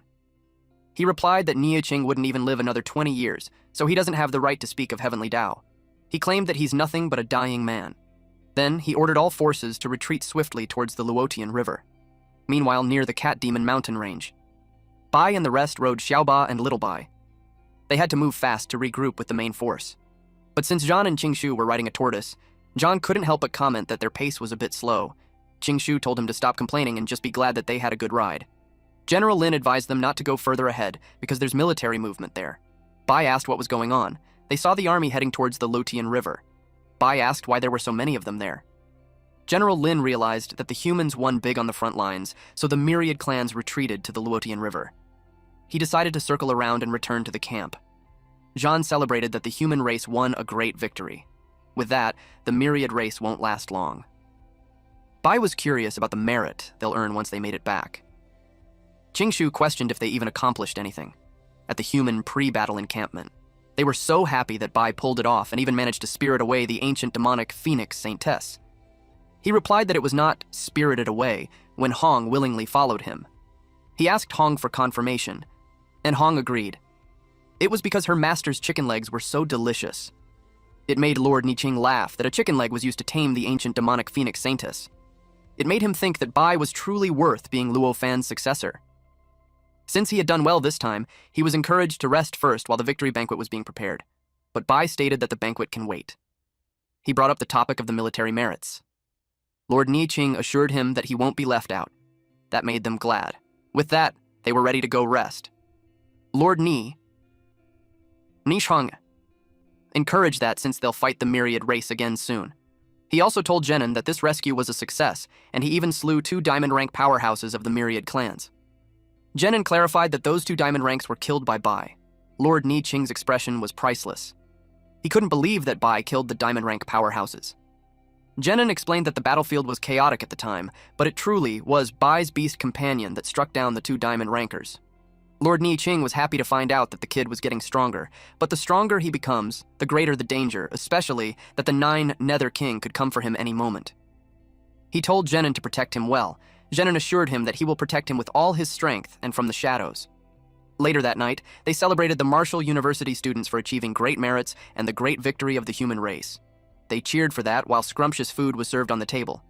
Zhan expressed that he almost lost his life, and he was thankful to Bai and Qingshu for saving him. He raised a glass to them. Bai teased him that his life sure wasn't just worth 1 cup of wine. So he already wrote a list of equipment and materials directly to be sent to Jiangzhou Marshall University. Qingshu commented that Zhan made sure there was a loss there. He knew how Bai strikes while the iron was hot. Zhan was truly grateful, so he'd do it. Bai was pleased to know that he had a conscience. He also noted how Zhan turned misfortune into blessing and obtained a weapon after chugging down a glass. He took out the sword and expressed that he had never been able to unleash the sword's power. Bai remembered that he hadn't examined it. Lord Ni Ching noticed them. He could tell that it was an ancient divine weapon, but the power was sealed. They got curious. He explained that in order to break the seal, the wielder must need to reach king level. Bai complained that it was too difficult, but Zhan was up for the challenge. So, to unseal the weapon, he'll push himself to reach king level as soon as possible. They toast a drink for Zhan's early ascension to king level. The next day, at the Great Wall Garrison Base, Jiagang noticed Principal Zhou watching from there for 3 straight days. Principal Zhou was worried for Bai and Qingshu since they had no real battle experience and the battlefield was nothing like the arena.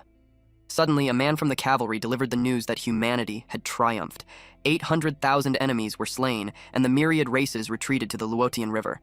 Everyone at the wall celebrated. They were so happy and relieved. Someone ordered the gates to open quickly.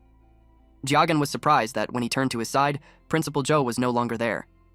Principal Zhou jumped to ask if there's any news about Bai and Qingshu. He blocked the general's path and asked about them. The general informed him that those two were fine. Not only that, but they also achieved great merit. He added that with those two, plus Zhan, they were truly remarkable. After that, the crowd gathered around the general to ask about different people. He encouraged them not to rush, as they will answer them slowly. He narrated that the great decisive battle was fought from the Misty Mountain all the way to the Cat Demon mountain range. It lasted 1 month and 8 days. The myriad races collapsed and retreated to the Luotian River. Of the million-strong army, fewer than 200,000 escaped. Lord Nieching ordered the establishment of a new Luotian garrison base 20,000 miles beyond the Great Wall along the Luotian River. Everyone celebrated the great news. Zixuan claimed that once the base was built, they could teleport straight to the front lines. The general continued to say that in that war, the human warriors fought valiantly. Among them was Bai and Qingshu from Jiangzhou. And together with Zhan, they charged deep into the enemy lines without regard for their lives, and they annihilated over 100,000 beasts entrenched in the lair, wiping out no fewer than 10 clans. The three of them stormed into the Zhuan Phython clan's main city, triggered an earthquake, and destroyed it completely, killing tens of thousands more. Bai, by his strength, also slew 2 diamond-ranked powerhouses. That was shocking news for everyone. The general added that in the battle, Bai's exploits were unparalleled, and he outshone the entire army. Those three will have their Martial University status preserved and were conferred the military rank of lieutenant colonel, formally assigned to the Luotian garrison. And Bai was specifically awarded a first-class merit medal, the highest honor of the Luotian garrison. The crowd was skeptical. They asked the general if he's certain about it. The news warrants that reaction, since Bai left them when he was just a silver rank. Principal Zhou couldn't help but be intrigued on what Bai and the others experienced in the war. The general confidently replied that it was true, and the war report was personally ordered to be broadcasted by Lord Niqing. They couldn't help but think that Bai was too monstrous, and it made Zixuan worried if he'd ever be able to catch up on his footsteps. Thank you all for watching. Please watch this next Giga Chad video, and I'll see you guys next time. Also, support the channel by joining the Summon Club membership. You can also support by just liking the video and being awesome.